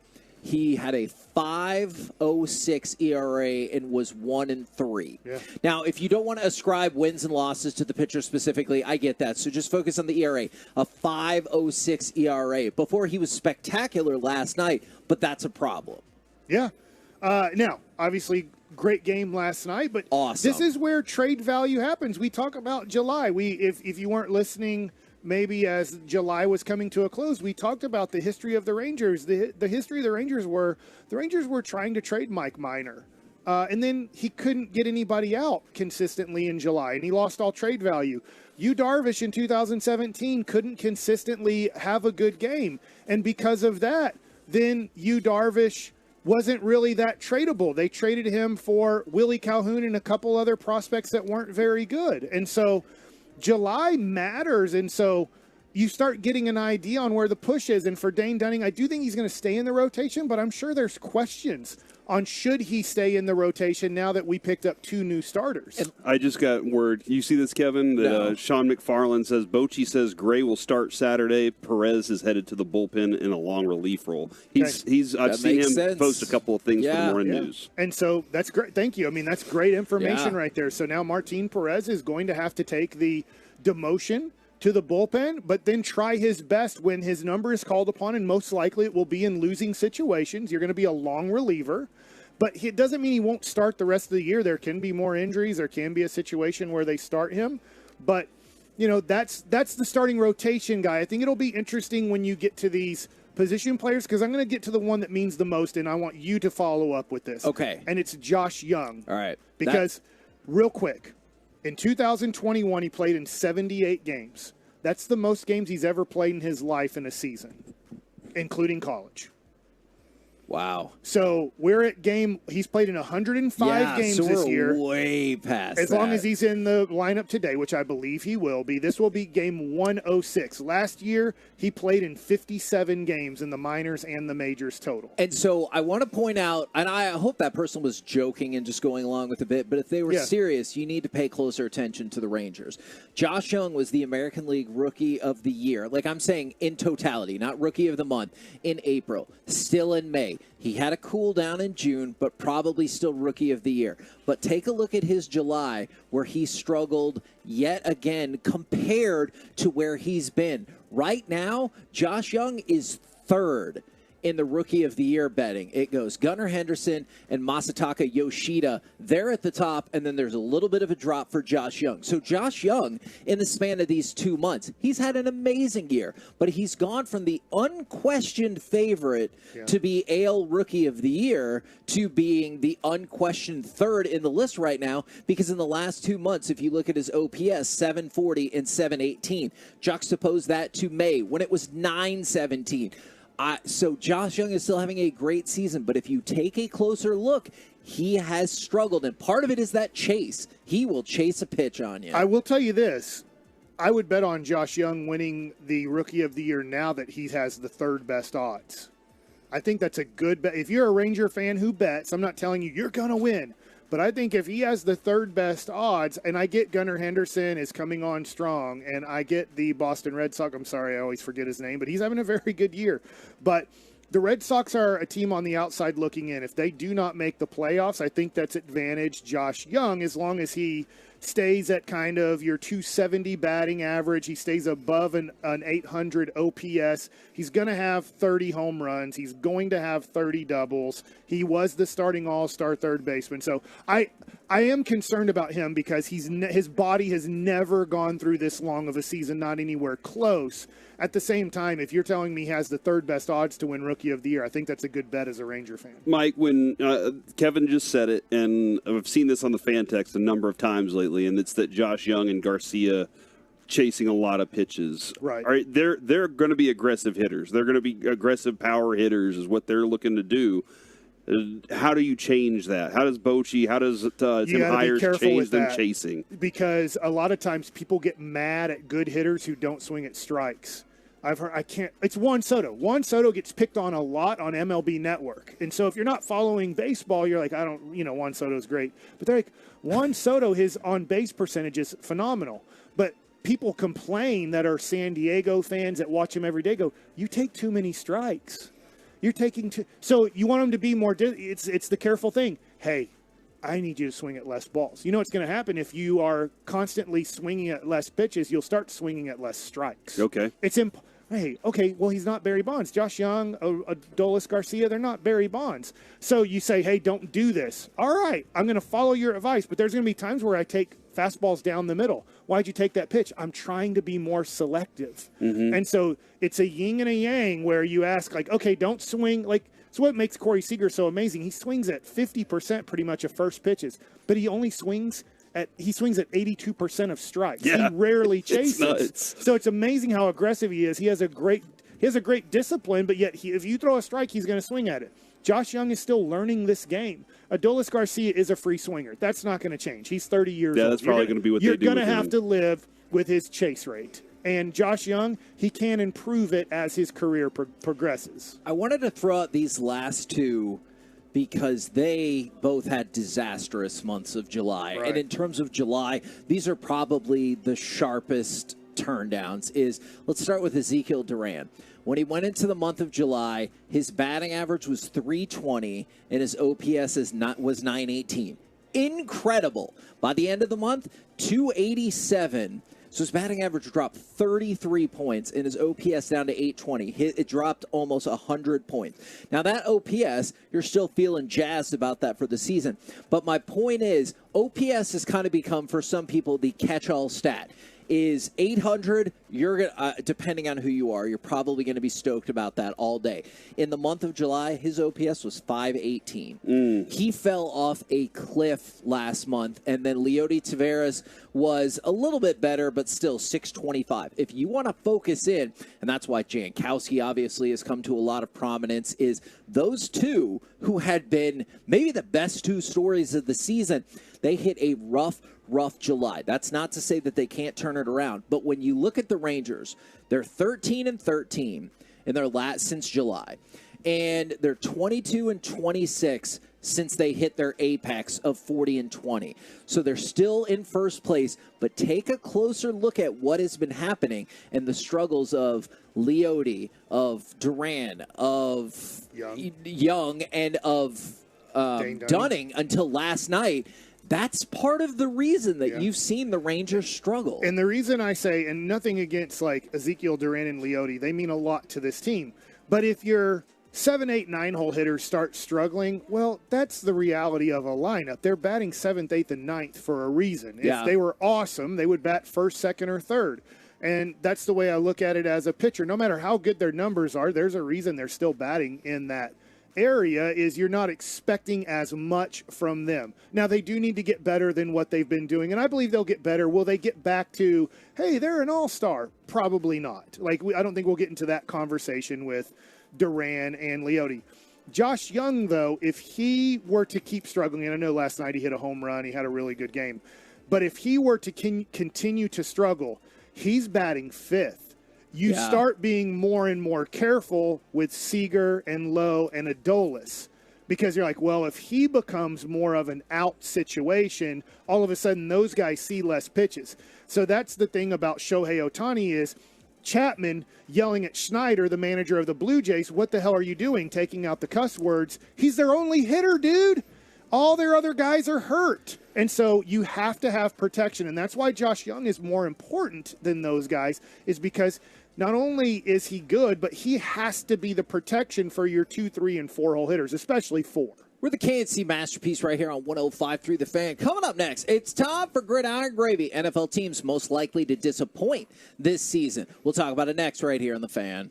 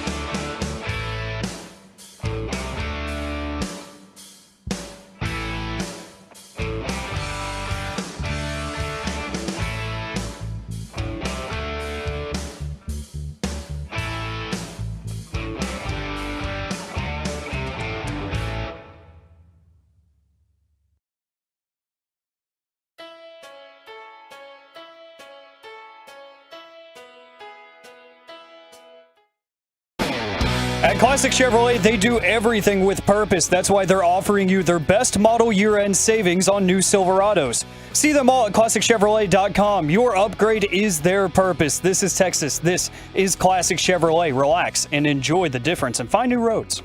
Ravens coming up on the 11th play of this drive.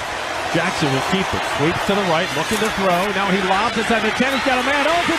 Touchdown Ravens! Isaiah Likely slipped behind the secondary, and the Ravens strike first in New Orleans. KNC Masterpiece right here on 105.3 The Fan, where I'm trying to decide if I should pay $600 per ticket plus fees. As I did make it in, I was hoping that I could get on the lower. Somebody we had on our show talked about end. those fees, Kevin, and how we need to make those more. Who was that? It was Ted Cruz. He was coming on and talking about that specifically. What a weird thing. Yeah, the cheapest non-secondary market, because I'm on the map right now. I can buy the tickets. They're $599 a piece plus taxes and fees. Like $299. I was like, okay, I can get both tickets. I can take Brandon. He'll probably think it's amazing. But what about Baby Noah? I am not taking a probably baby gets in for to free. that. Okay, then he can sit on our lap. If they're like, He needs his own a ticket, chair. He needs a chair. There's no chance in hell that I'm spending $600 for something he won't remember. What about Jess? If it's not, she doesn't care. So when we say football is back tonight, Kevin, Yeah. and when we say that, you're talking about soccer. Yeah, That's what you're okay. By the way, fun fact: Jess and Brandon met for the first time at an FC Dallas match. Oh! At the end of the night, they exchanged the most awkward hug in the history of humans. Is because Brandon was going in for the handshake, but Jess is a hugger, and so she had her arms open while his hand was out, and she was like, and they just stood there in that position while I watched it all and couldn't stop it. And she's like, "I'm a hugger," and he's like, "Okay," and then they kind of handshake. Is not a hugger? Hugged. No, he's like me. Okay. And they kind of handshake, hugged. It was so freaking weird. That happened with us, with Adrian and our kid's dentist once. Really? Why? Your dentist is hugging children? The dentist was reaching out to grab some folders behind Adrian, and Adrian thought she was trying to hug her, so she just gave her a hug, and it was the first time they met, and it was just a little awkward. And so I shouldn't spend like... I did that with Roger Staubach once, too. So I probably shouldn't spend $1,400. Dude, it's your money. You save it for a reason, right? Listen, Mike... Kevin saves money like no. You talk about his shoes all the time and all these things. He's like, I got new shoes. Those about are slick shoes. I like them. You're always like, you know what? I'm not going to do that because I'm saving for something. You're saving for experiences in life. If this is something you're interested in, if this is something you're excited about, you go hang out with the Guardians and you cheer your butt off for FC Dallas to beat Messi. Yeah. Is that what you're cheering for at that game? Or are you cheering? Oh, hell yeah. Are you cheering for Messi? No, I'm not cheering for Messi. You don't I'm want to see a cheering single for Messi goal. I mean, sure. I hope we win like 3-2 because Messi scored 2 goals. Like that's definitely what I want to see. But let's go around the entire NFL as I ponder and dip into some gridiron gravy. Christian Good Ponder. spring rolls last night. All right, what's up with football nuggets? All right, so we talked about the teams most likely to surprise and surpass expectations. What about the flip side? Teams most likely to disappoint. And I love Lamar Jackson, and we played a cut of the Ravens coming back, but I do kind of wonder, are the Ravens a team that could potentially disappoint? I think so. Because I mean, was their biggest addition Odell Beckham Jr. this offseason? I can see that. Like that was their biggest addition, in my opinion, to their offense, and they still lack a couple things here and there. I'm very interested to see if Lamar can make the season healthy. You know, like it's been a struggle for him. Was it contract that was keeping that from happening? I think definitely last season. I feel like it was. So yeah, man. I think I think they absolutely could. It's a weird division in that all those teams could flop. Even the Bengals, Joe Burrow goes down. What is that team? So, no, that's what I'm saying. But in the regular season, but I appreciate you, Mike. You're killing it, bro. Thanks. So yeah, when is he coming back? Probably before the season starts. He'll be back before the season. Yeah, but yeah, man, like that's a whole division that's kind of up in the air right now. Man. I think they could. Just tickets on row 4.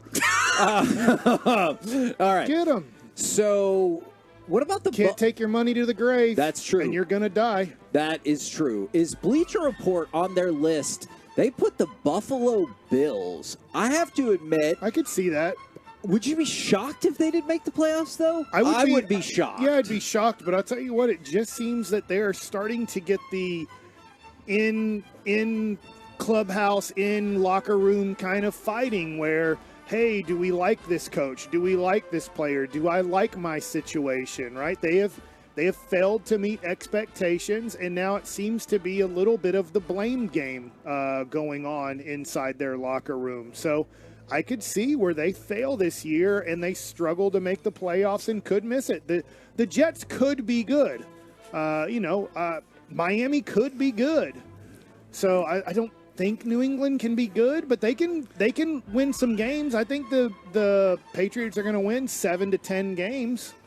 Every team, Kevin, is about an injury away. Especially injury to quarterback away from something significant being a problem for them. Yeah, no, I definitely understand. Except for the Cowboys, because we have Cooper Rush, baby. I mean, they did go 4-1 with I know. Cooper I'm Rush. not worried about anything. Now, we've been jumping in and out of the NFL Top 100 is 30 through 21. Derwin James, Nick Chubb, Dexter Lawrence with the Giants, TJ Watt, Yair Alexander, Derrick Henry, Roquan Smith, Sauce Gardner already up at 23, A.J. Brown and Austin Eckler at 21. Now, I know he went through his negotiation. He got $2 million more, and they're like, meh, here, take this and be done with it. But that's pretty dang impressive for Austin Eckler to already be up at number 21. He's Justin Herbert's security blanket. I'm kind of curious to see if Kellen Moore's offense continues to provide that kind of role for him, because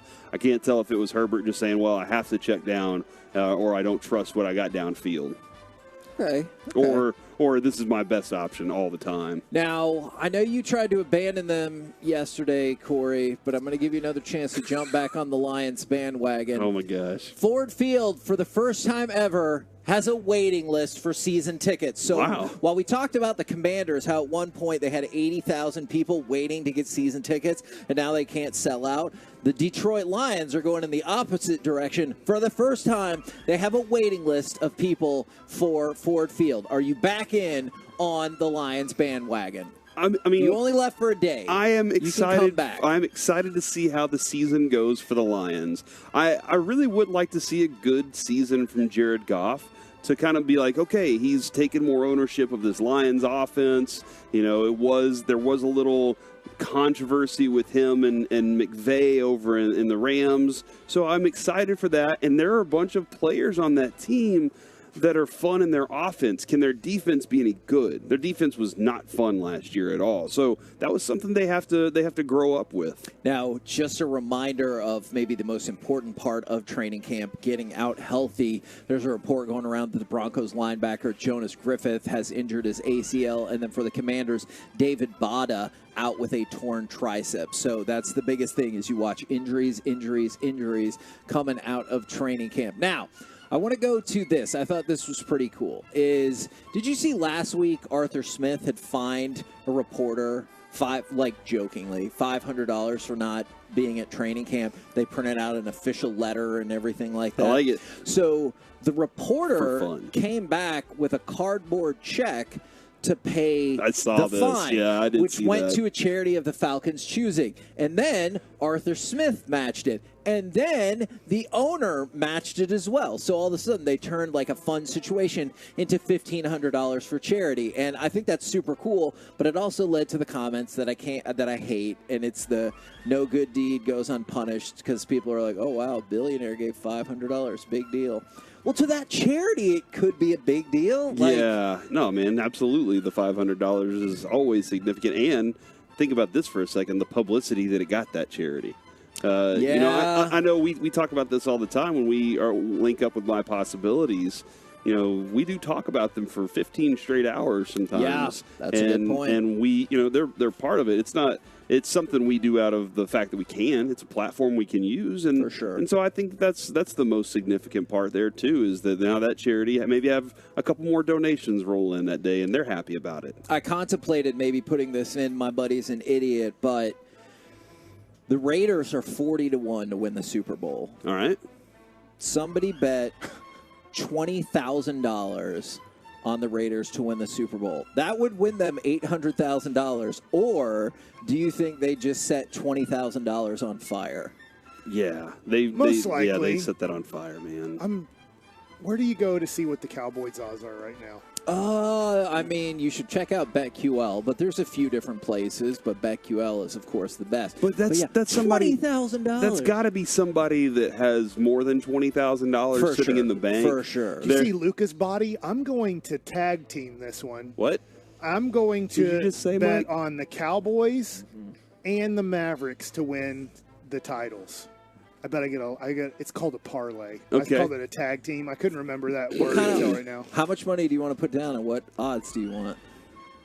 Oh, because you're going to be the house. I can be the house. Well, let me go find the odds. All right. And then let's see if you want to be the house. Okay. We're the KNC Masterpiece I'm right going to here. triple team it Okay. and throw the Rangers on there. Okay, that makes me fun. That's fine. Just Stars? don't say you're going to tag You're gonna team four-way it. I'm going to four-way it. Yep. Oh, my God. Put the stars on there, too, because RoboCop's going to have a year. Okay. What about 5-time it was with FC Dallas? I don't even know what yeah. they do. They play soccer. You know that they play soccer. I don't know what cup they're going for. It's the Supporters Cup. Coming up next, stop it. Don't even say anything. I know you had one of those in your career. I got it. Coming up next, the People's Champion of Training Camp, Dallas Cowboys running back Deuce Vaughn next right here on the Fan.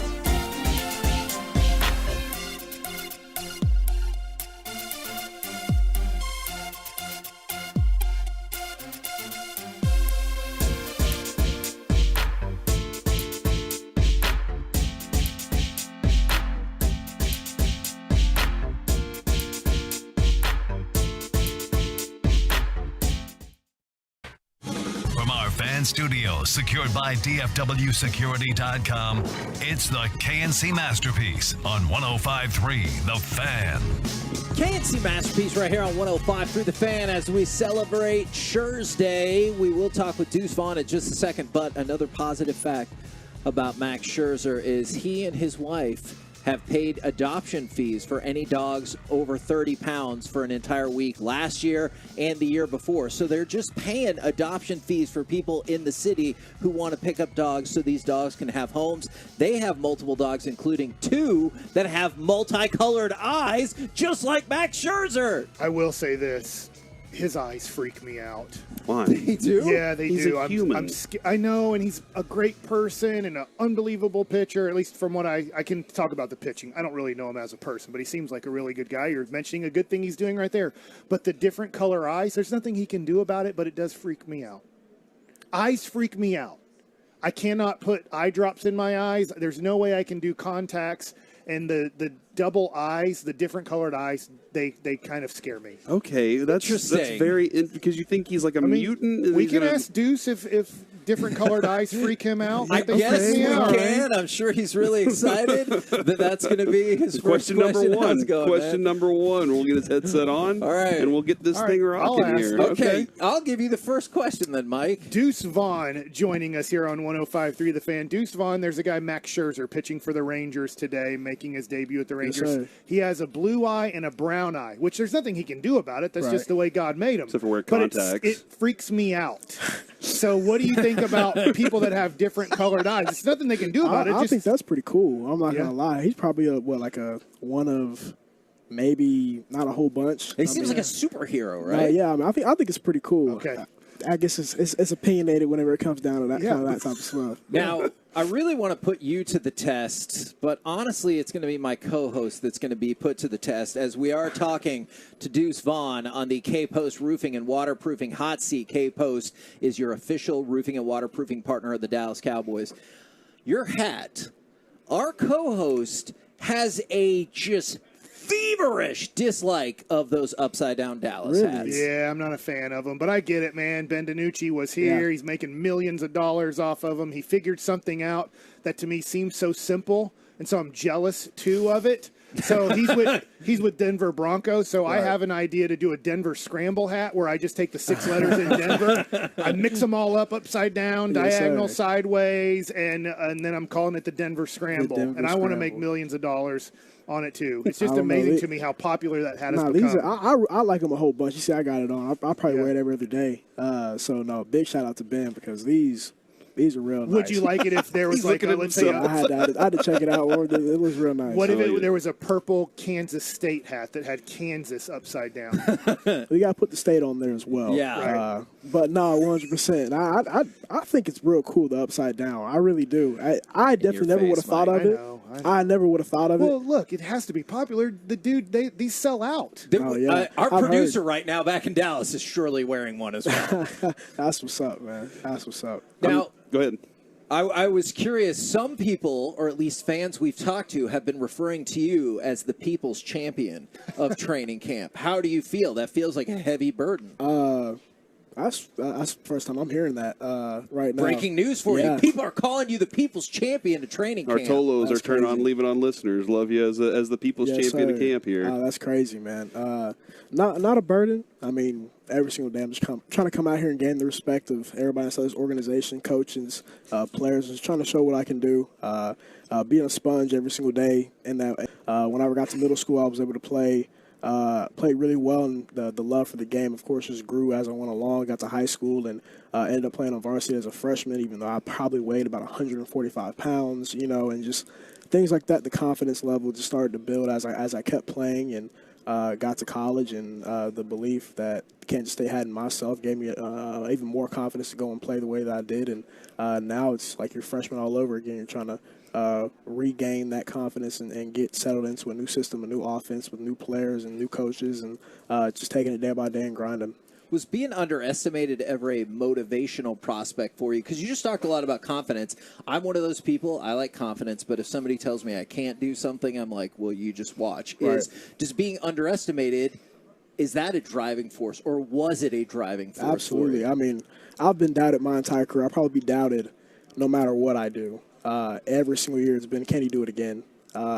After my freshman year at Kansas State, well, can his body hold up? After I was playing throughout high school, got an opportunity to go and play at Kansas State. Not a whole bunch of offers coming whenever I was coming out of high school just because of those doubts and the question marks because of my size. And like you said, it fueled me. It was a chip on my shoulder every single day to wake up in the morning and say that whenever I'm in high school, hey, it's my dream to be an NFL player, and I'm going to do everything I can to become that.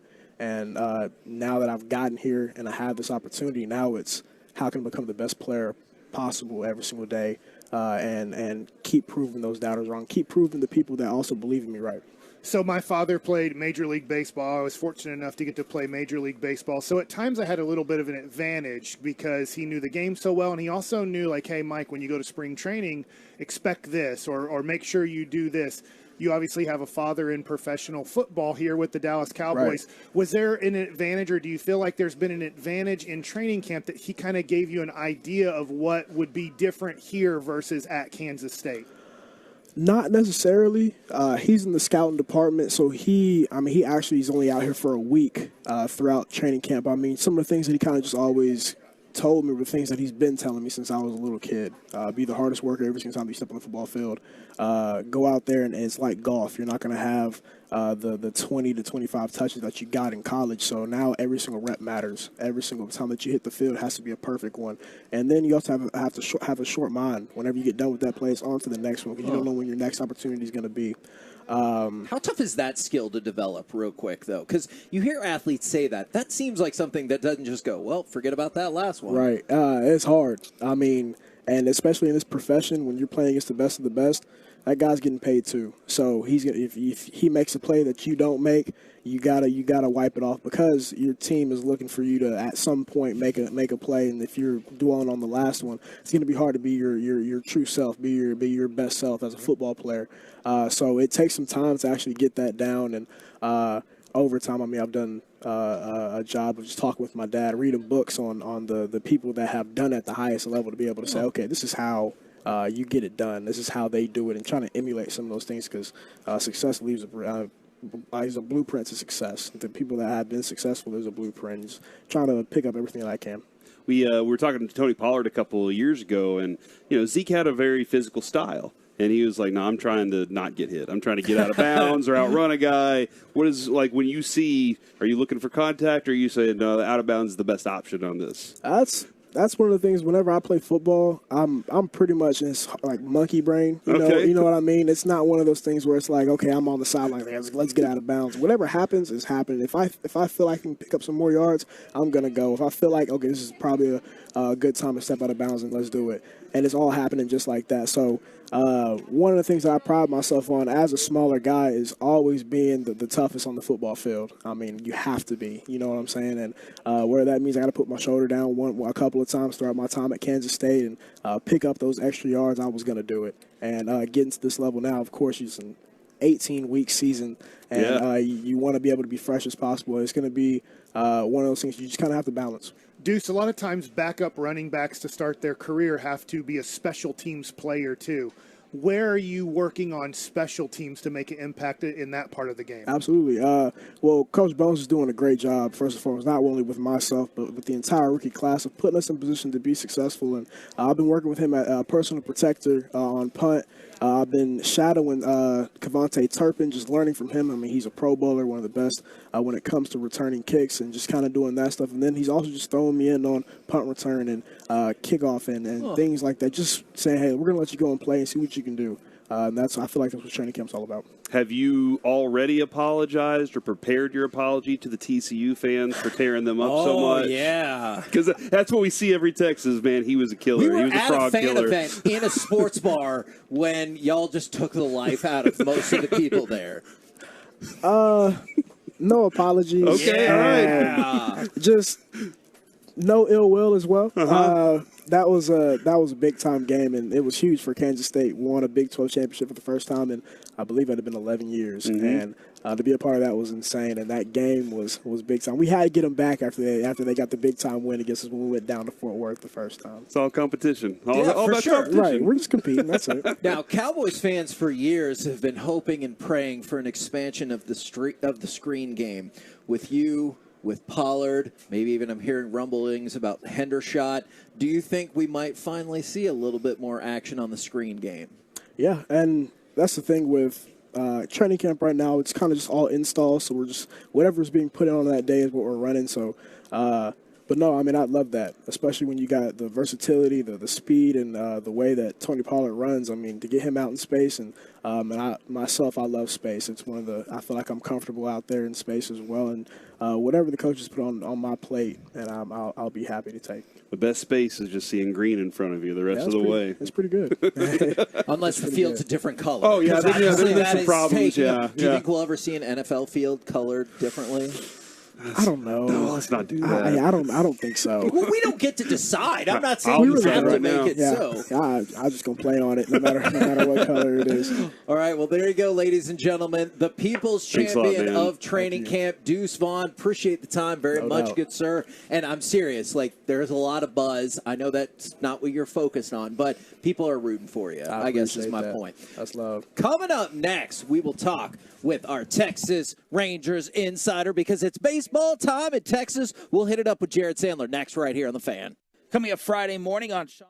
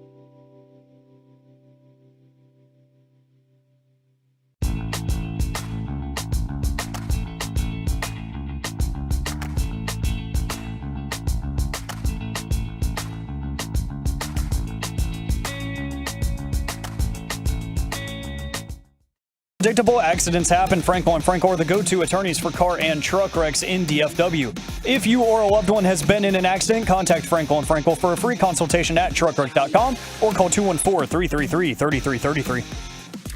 KNC Masterpiece back here on 105.3 The Fan. Right now, let's talk with our Texas Rangers insider and the play-by-play man, Jared Sandler. Good afternoon, sir. Hey, what's up? Hey, how excited are you for Scher's Day? I'm pretty excited. This is pretty cool. I mean, I think no matter what, this is an upgrade and an addition to the rotation, and he's still got the ability to do some special things. And I mean, just the fact that, again, one of the greatest pitchers of my lifetime and his pitching generation is a Texas Ranger, that's pretty neat. The Ranger fans have been amazing this year getting out to the ballpark as the Rangers gave them a reason to come to the ballpark. I'm wondering on a Thursday/Scher's Day for his first ever appearance with the Rangers, do you feel like there's a buzz? Do you feel like extra tickets were sold in the last few days, knowing that this would be his first game with the Rangers? I would guess so. I had a few people ask, hey, when's he pitching? I want to come out to a game. And I imagine some of those folks, especially because it's summer and maybe they have some more flexibility, were able to swing this Thursday afternoon game. But you're right. I mean, the crowds have been outstanding, and the roof and the success of the team obviously contributing to that. But I was driving to the park kind of with the same question, like, I'm curious what the atmosphere will be like today, given that it is Max Scherzer pitching, because I think they're, because the team's better, I think there's more of an awareness of those sorts of things, where in years past it didn't come to the top of the mind for Rangers fans because the team,